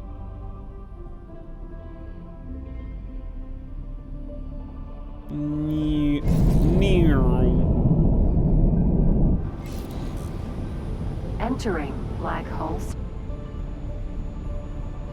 There's cinematic cam. Doing homework, that doesn't count. We got multiple War Tales gamers. Anno 1800. I've always wanted to play Anno, but I feel like I wouldn't like it. Hades still. There's a lot of game in Hades, though. Like, there's a lot of game. So that's not surprising. I'm just watching, but I'm itching for some D2R. You itching for some Diablo 2s? I really want to try Against the Storm since catching some of your streams. D2R ladder reset. I've never made a ladder character. I don't have the meta knowledge. I play too slowly. To like, they'd be like, oh, new rune words. And I'll be like, what? I bought a Steam Deck. Oh, nice. I really like my Steam Deck. It's good stuff.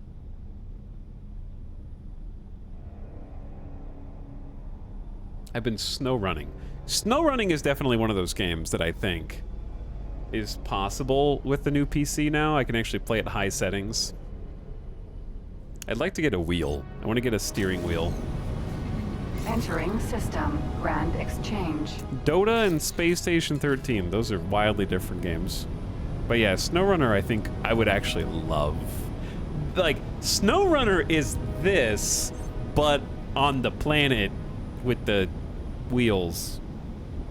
You know, it's kind of, they're like in that same area. Yeah, I think that would be fun.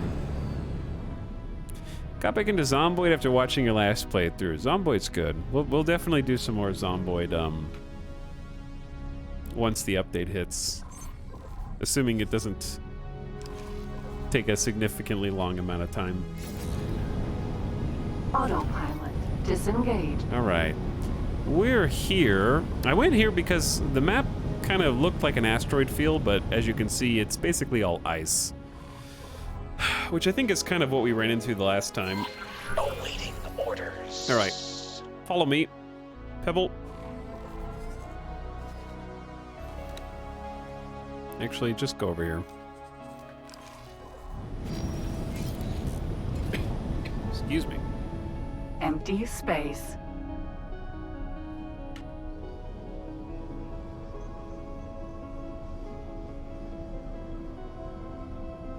I want to take my time playing D2R offline. Playing online is still fun. I think you can play online or offline, whatever your preference. Personally, I like online better than offline. I enjoy that the game randomizes the What is flashing here? What is this? Is this my resource probe? Probably. Yeah, it's my resource probe. Anyway, I enjoy it that the online randomizes the dungeons every time you go in.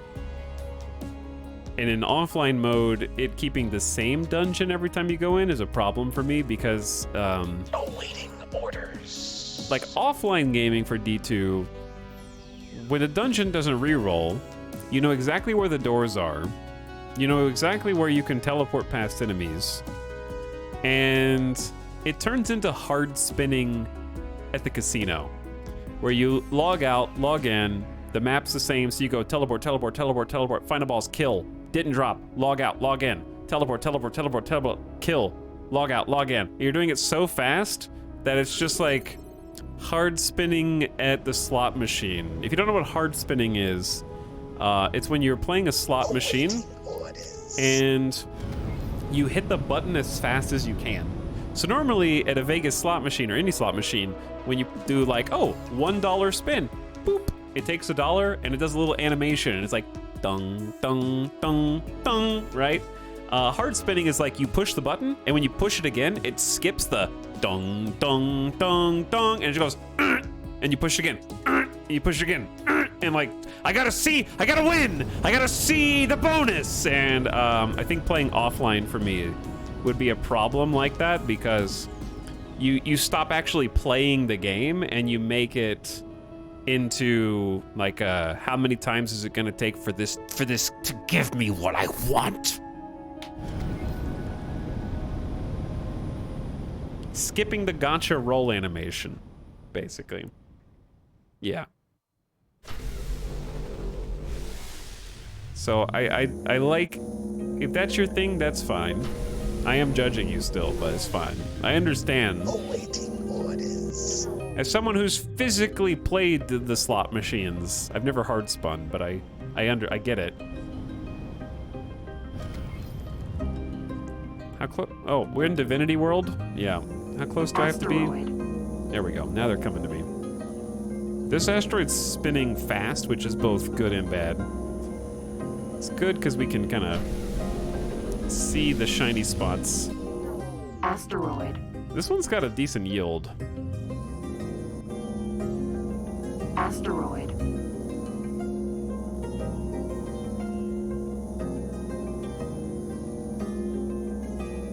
I clicked a button.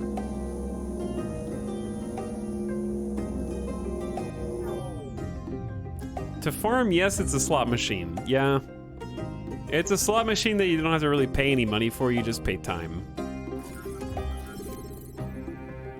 God, where are the hotspots on this? How much have we got so far? About half a cargo hold. All right, we need to bring in the pebble.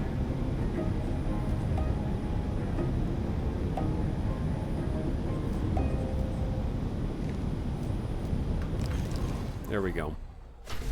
Bring in the pebble so we can offload some of this silicon.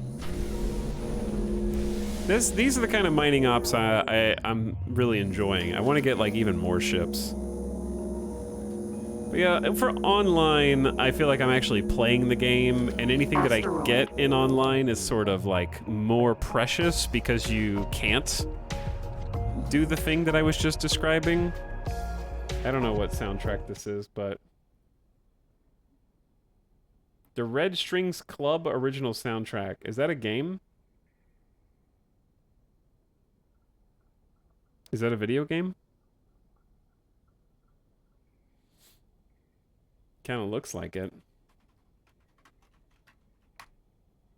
Yeah, it's a Steam game.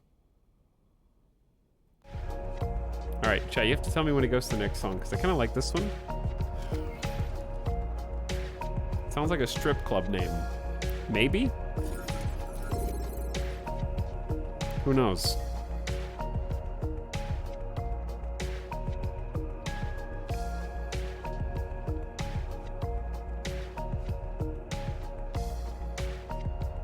Alright, first of all, there's still some ore over here. Second of all, man, these are tiny little pips. Asteroid. Is there a way to toggle the tractor beam? Asteroid. Awaiting orders.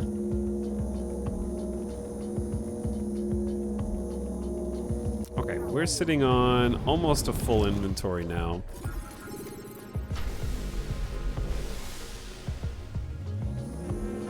Yeah, I'm holding O, but I don't know how to, I want to toggle it, not just hold it down. That's okay. Okay, so here's what we're gonna do now. Since we have a full cargo hold and we got our sister ship over here that's a little bit smaller, we can click on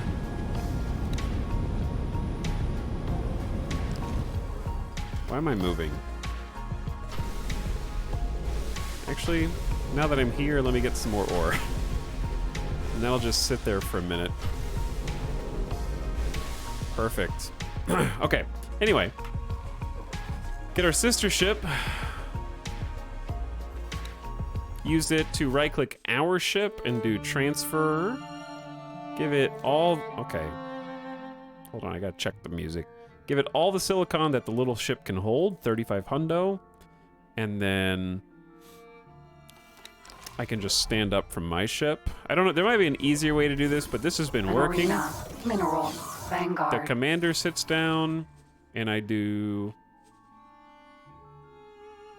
I know I can just cancel this. How do I give the order?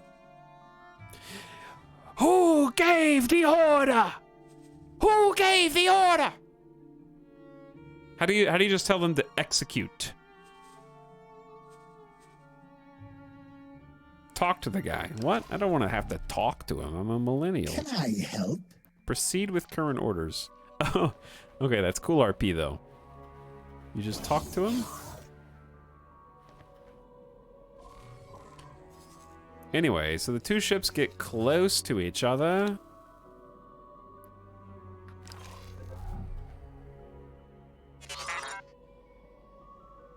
And they make the transfer via magic.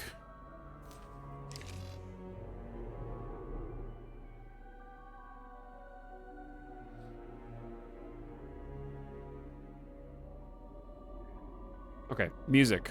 Let me fix the music. We are turning. I don't know where we're going, but we're turning. All right, let's listen to...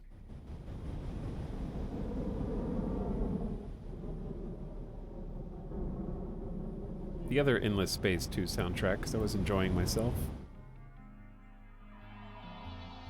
I don't know if these songs are included on the definitive edition. Did we already hear this? Maybe. Yeah, I feel like we did. Did it work? Yep. Okay. Sick. It did indeed. Now, where the hell did you spin us?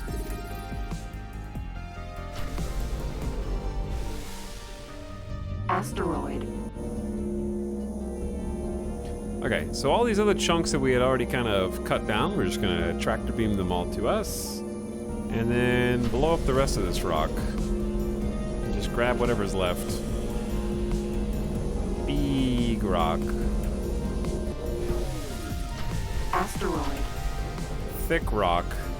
Now this is the kind of rock that having some mining turrets would help with. Because it is a chunky lad.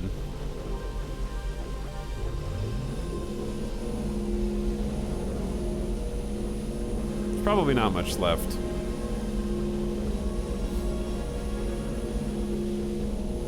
Can't I just text him instead? I gotta talk to my co-pilot? I have to speak to the captain? Yeah, yeah, disgusting.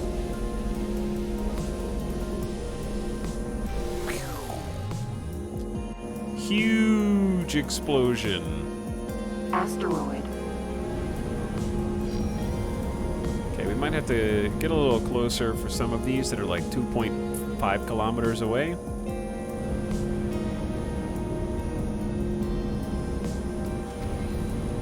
Asteroid. Asteroid. Damn, these are like 2.5? That was a huge explosion. Asteroid. All right, I am pulling them all towards me right now. Hopefully they're all getting here. Asteroid. Yeah, they're coming in. Taking their sweet time. Did you ever listen to the Outer Wilds 22-minute suite? I don't know if I have, no. I don't think so.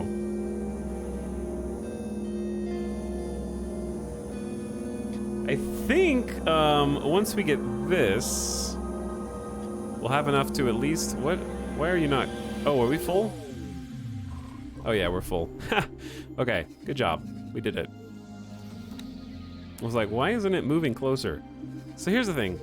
We can go to the closer location and probably just save some time because we're only getting like 10, 15 credits more per silicon here.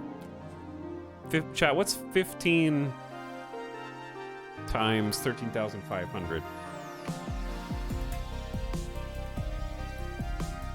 It doesn't make any sense. How much do we actually have? That's how much space it takes up is 3,500, but we don't have that many individuals. How much ore do we have? Silicon is,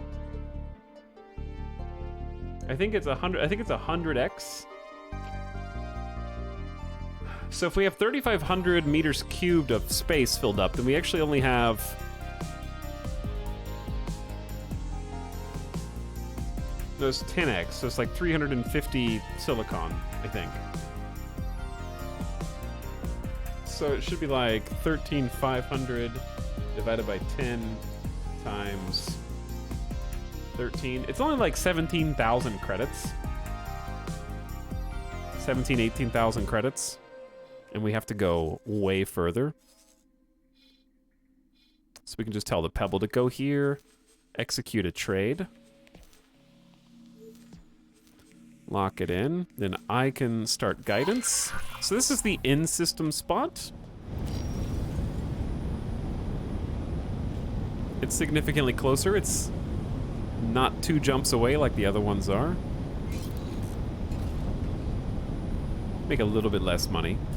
Now at larger scale ops, that's gonna scale, right? Like if we started getting a bunch of haulers, then if you're doing a bunch of haulers, then 20 credits per silicon does start to add up and matter, right?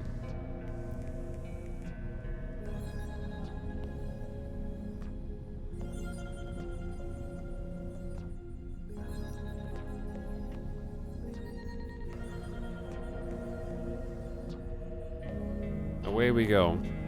Through the void. God, I love our little ship. I really need to get X4 complete next time it hits a sale. Just a friendly reminder, as was pointed out by chat earlier, X4 and all DLCs are on sale on GOG. So I haven't really ever seen it this cheap before. Just maybe it has been, but it's 50% off on GOG. And GOG is legit, so if you don't mind not having it on Steam, now's a great time to pick it up.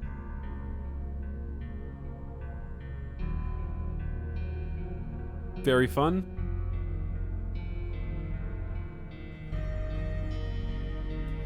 I'm about to pull the trigger on the base game! I hope you have fun, Soul James. Hope you enjoy.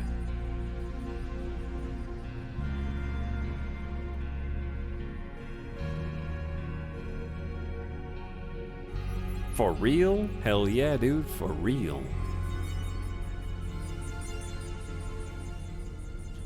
Might want to send your crap starter to the shipyard. Yeah, I haven't done the research on what shipyard I want to buy from, though. So that's the thing.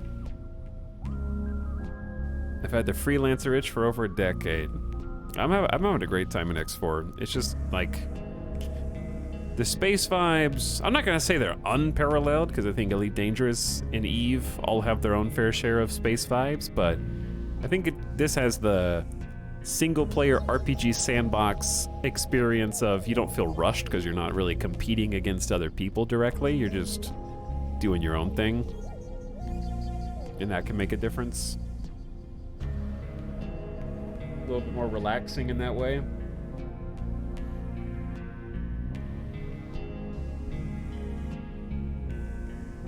Void, as far as the DLC goes, people seem to prefer the Cradle of Humanity DLC. That being said, there's not really many mechanics tied behind DLCs. It's not like Stellaris or Crusader Kings 2 or something. The game's had 6 major free updates since launch in 2018. So it's the base game's in a much better place than it was before. All right, let's start slowing down.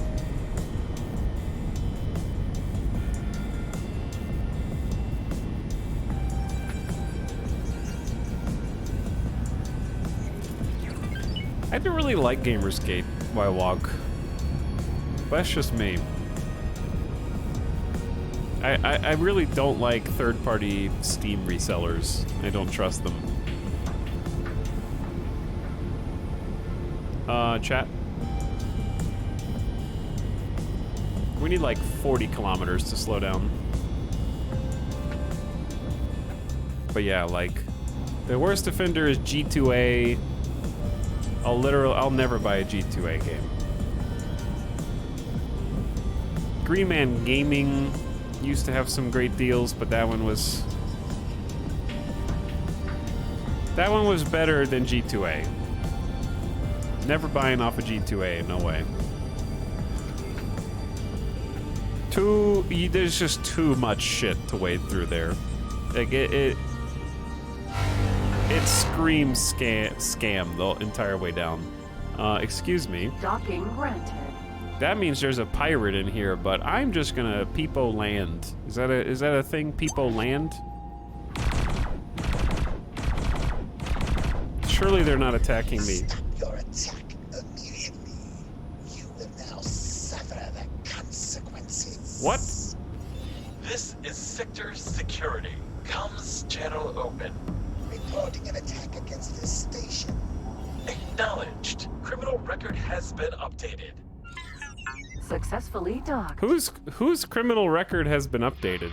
Welcome. They weren't talking to me, right?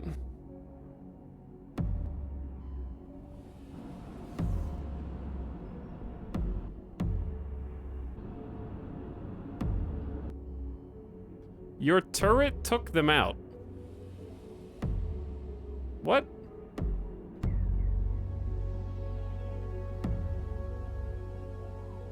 A station security vessel detected contraband in your inventory and your turret killed them. I have my turrets off.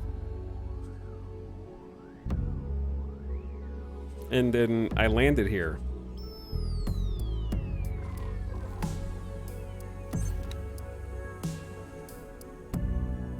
I feel like we went into third person mode and nothing was happening. I'm very confused. Check log under player information. This faction is Talati, right? We're +1 with Talati. Stop right there, criminal scum. Player log? Oh yeah, I did lose run reputation. Unauthorized kill. Trade completed +1 rep. 2 I killed 2 people? Tell that to the judge, buddy.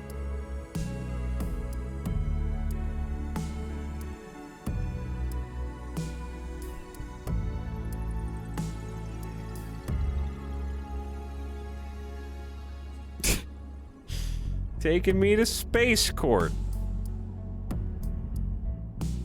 Oopsie whoopsie.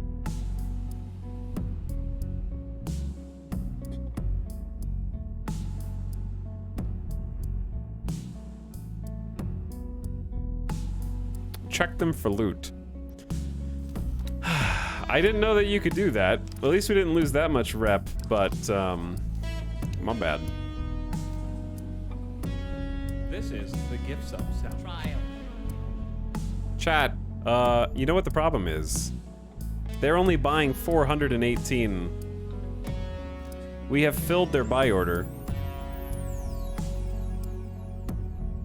Now they don't want any more. We've officially given the silicon refinery more silicon than they want.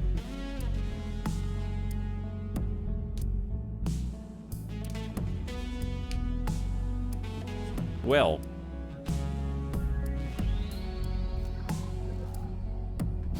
Okay, so about the turrets and the scanning. All right, now my turrets are off. My apologies.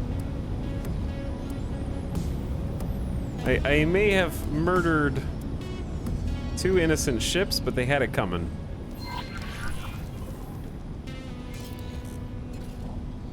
Jump gate, black hole sun. Alright. Apologies won't bring them back to life. It won't bring them back. Alright, the other ship, our other Pebble ship, did get the sale. They did make the transaction.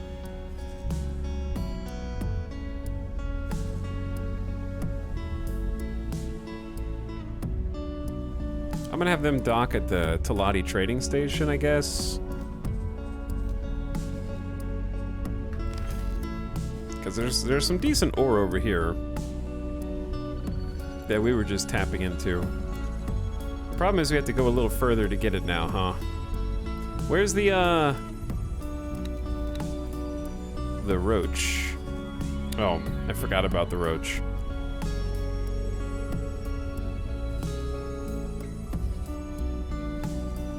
Let's take the roach over here.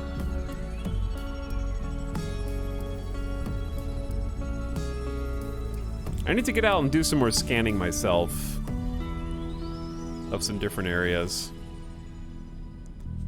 Because, like, there's the silicon refinery in system here in Black Hole Sun 4, but there's not really, like, silicon.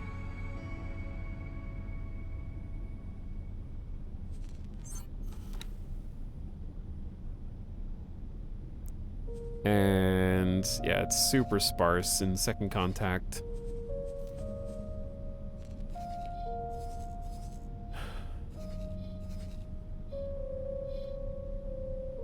Okay, anyway, sorry.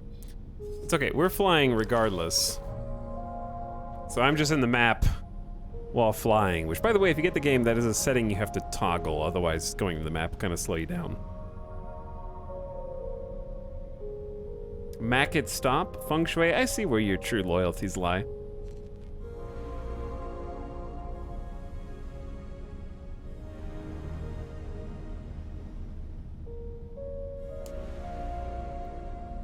You've revealed your true form.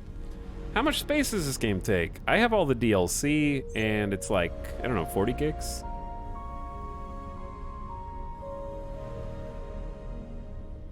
Chat.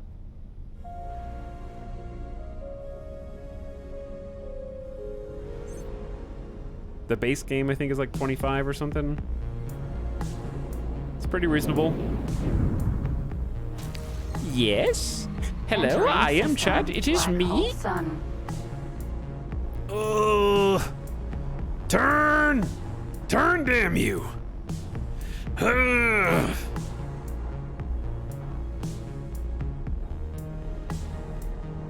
How many black hole suns are there? Well, it's like there's different regions in space. It would be like having a station outside of Mars and then another station outside of Earth. We might be in like Sol 1 and then Sol 2 and then Sol 3 outside of another planetary body, you know? They're like same system, different regions in that system.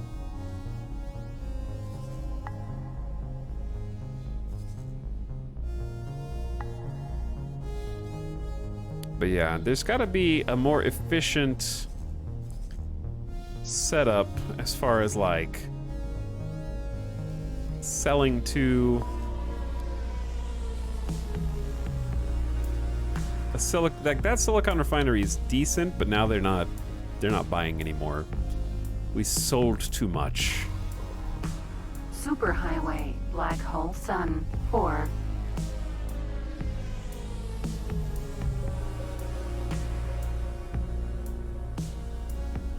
Mad Dog Mac, thank you for gifting a sub to Sirenthra.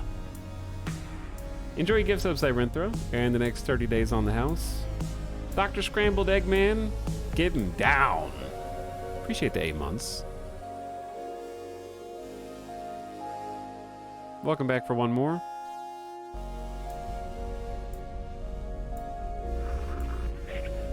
Yeah, see how slow we are? 1,975 meters per second. That's because we have the crappiest engines that you can possibly have.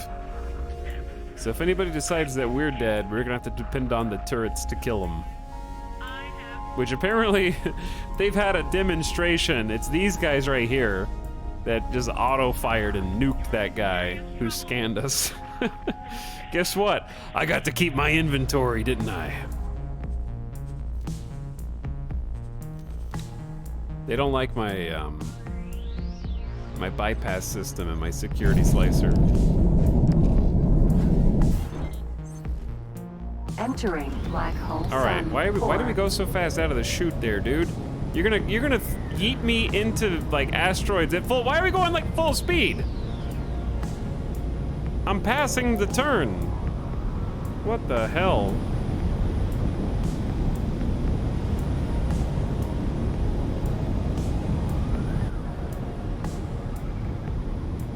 I can't turn out of this.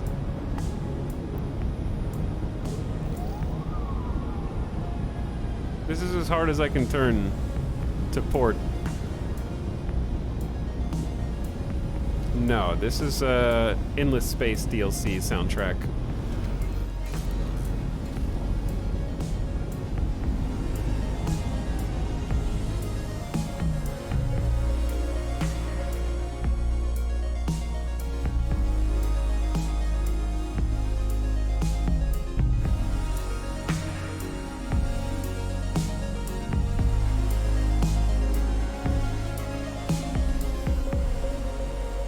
Perfect space vibes.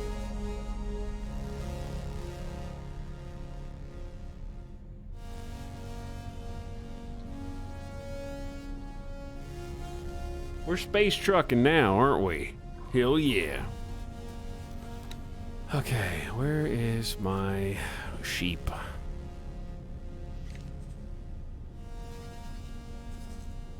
Well, the roach did find another jump. Go ahead and explore.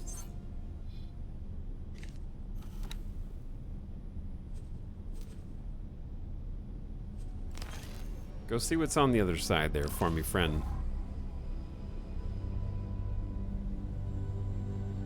Data vault. Why is there a data vault on my map? Did we already look at that earlier or something? Alright, let's start slowing down.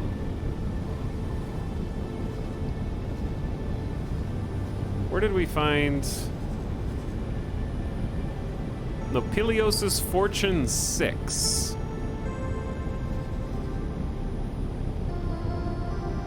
Why do I see a lot of dead ships? Monkas.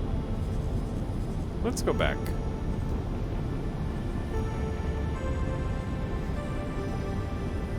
Let's not go there.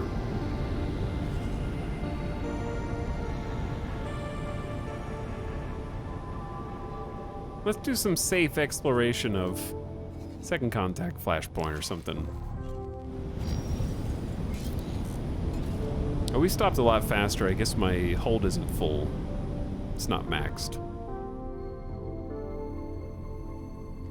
We have about half a tank of silicon to sell. Out of docking range. Docking granted.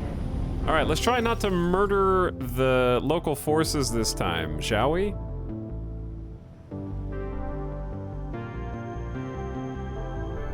No promises.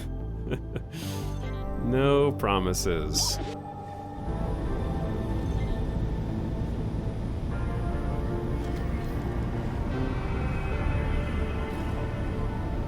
Oh, there's a big boy, chat. There's a big boy. All right, we kind of overshot by a little bit.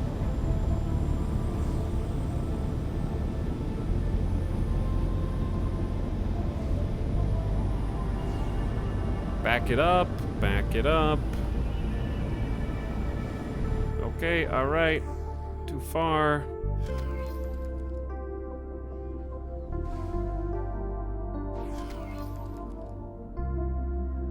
And take her down, nice and easy. Docking permission granted.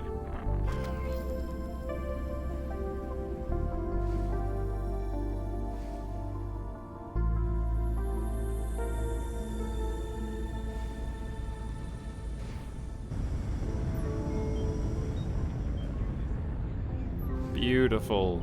Good Successfully touchdown. docked. Yeah. All right. Please take the rest of my Welcome. ore. Give me my monies. I have no idea, Evilon. I am a beginner player. I have not gotten very far in the campaign yet.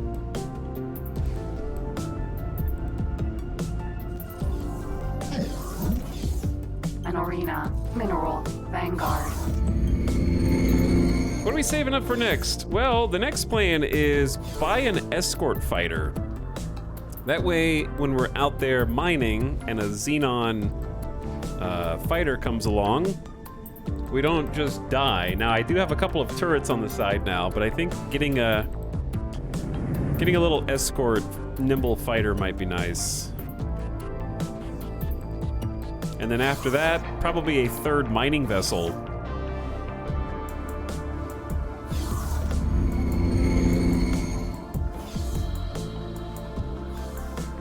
Can I help?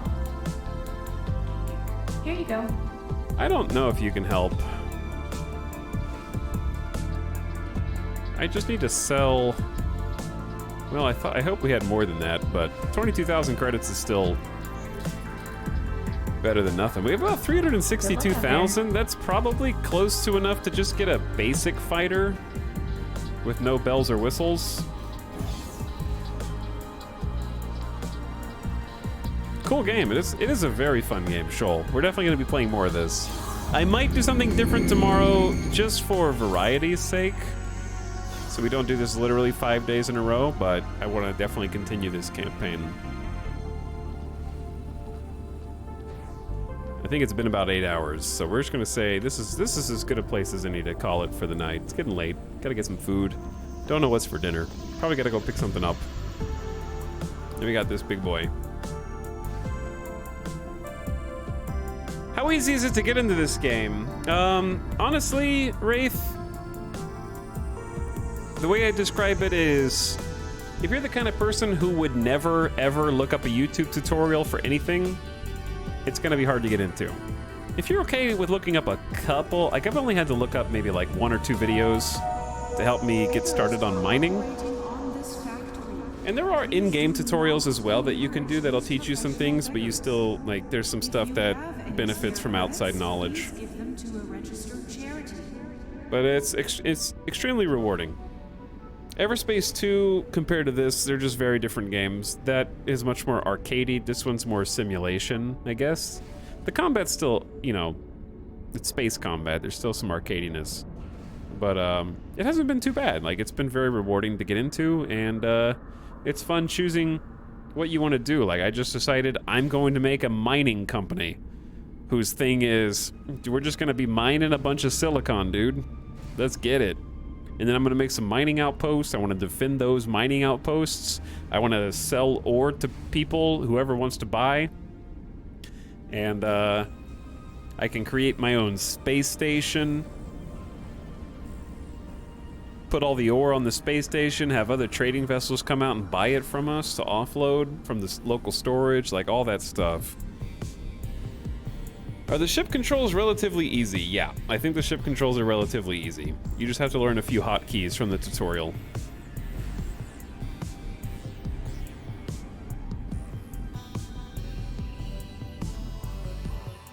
And the tutorial can be a little buggy too. Like, it's just that kind of game. Like, it's trying to do a lot of things. But yeah, it's on sale on GOG right now, 50% off. So now's a good time to get into it, because I'm definitely going to be playing this more. And if you want to know what it's like getting kind of off the ground, then this stream's a good one, because we started with a brand new campaign today from scratch. And now we're at the point where we've got 2 dedicated mining rigs, including this beauty. And we got enough money to buy a fighter, so we're gonna look up fighters and figure out what to invest in next time. And that way, like, if I want to, I can pilot that fighter, you know? And that can be my personal ship, and I can let the mining vessels mine somewhere safe and take the fighter and go do some exploration, set up some infrastructure, maybe get some more resource nodes deployed in different areas, do some scouting, set up some satellite data networks, all that stuff. All right, I did save, but I'm gonna double save because I think I didn't save, but I did.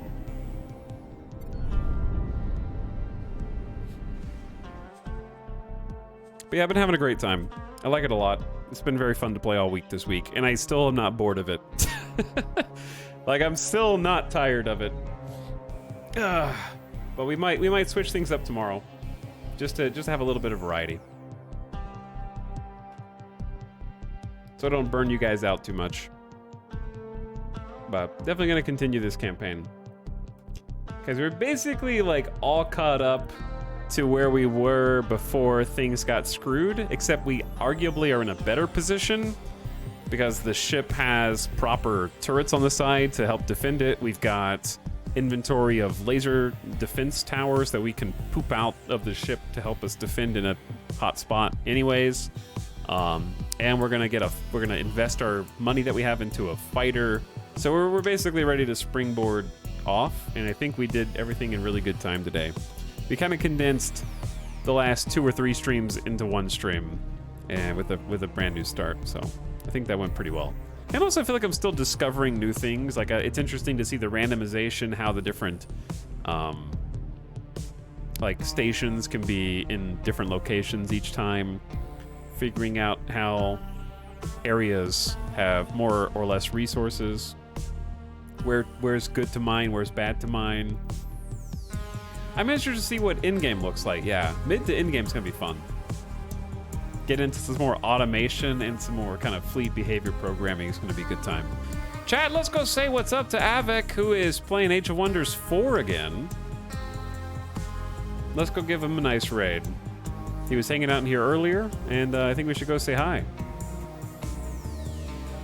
Later, looking forward to the next one. I'll be back tomorrow for another stream.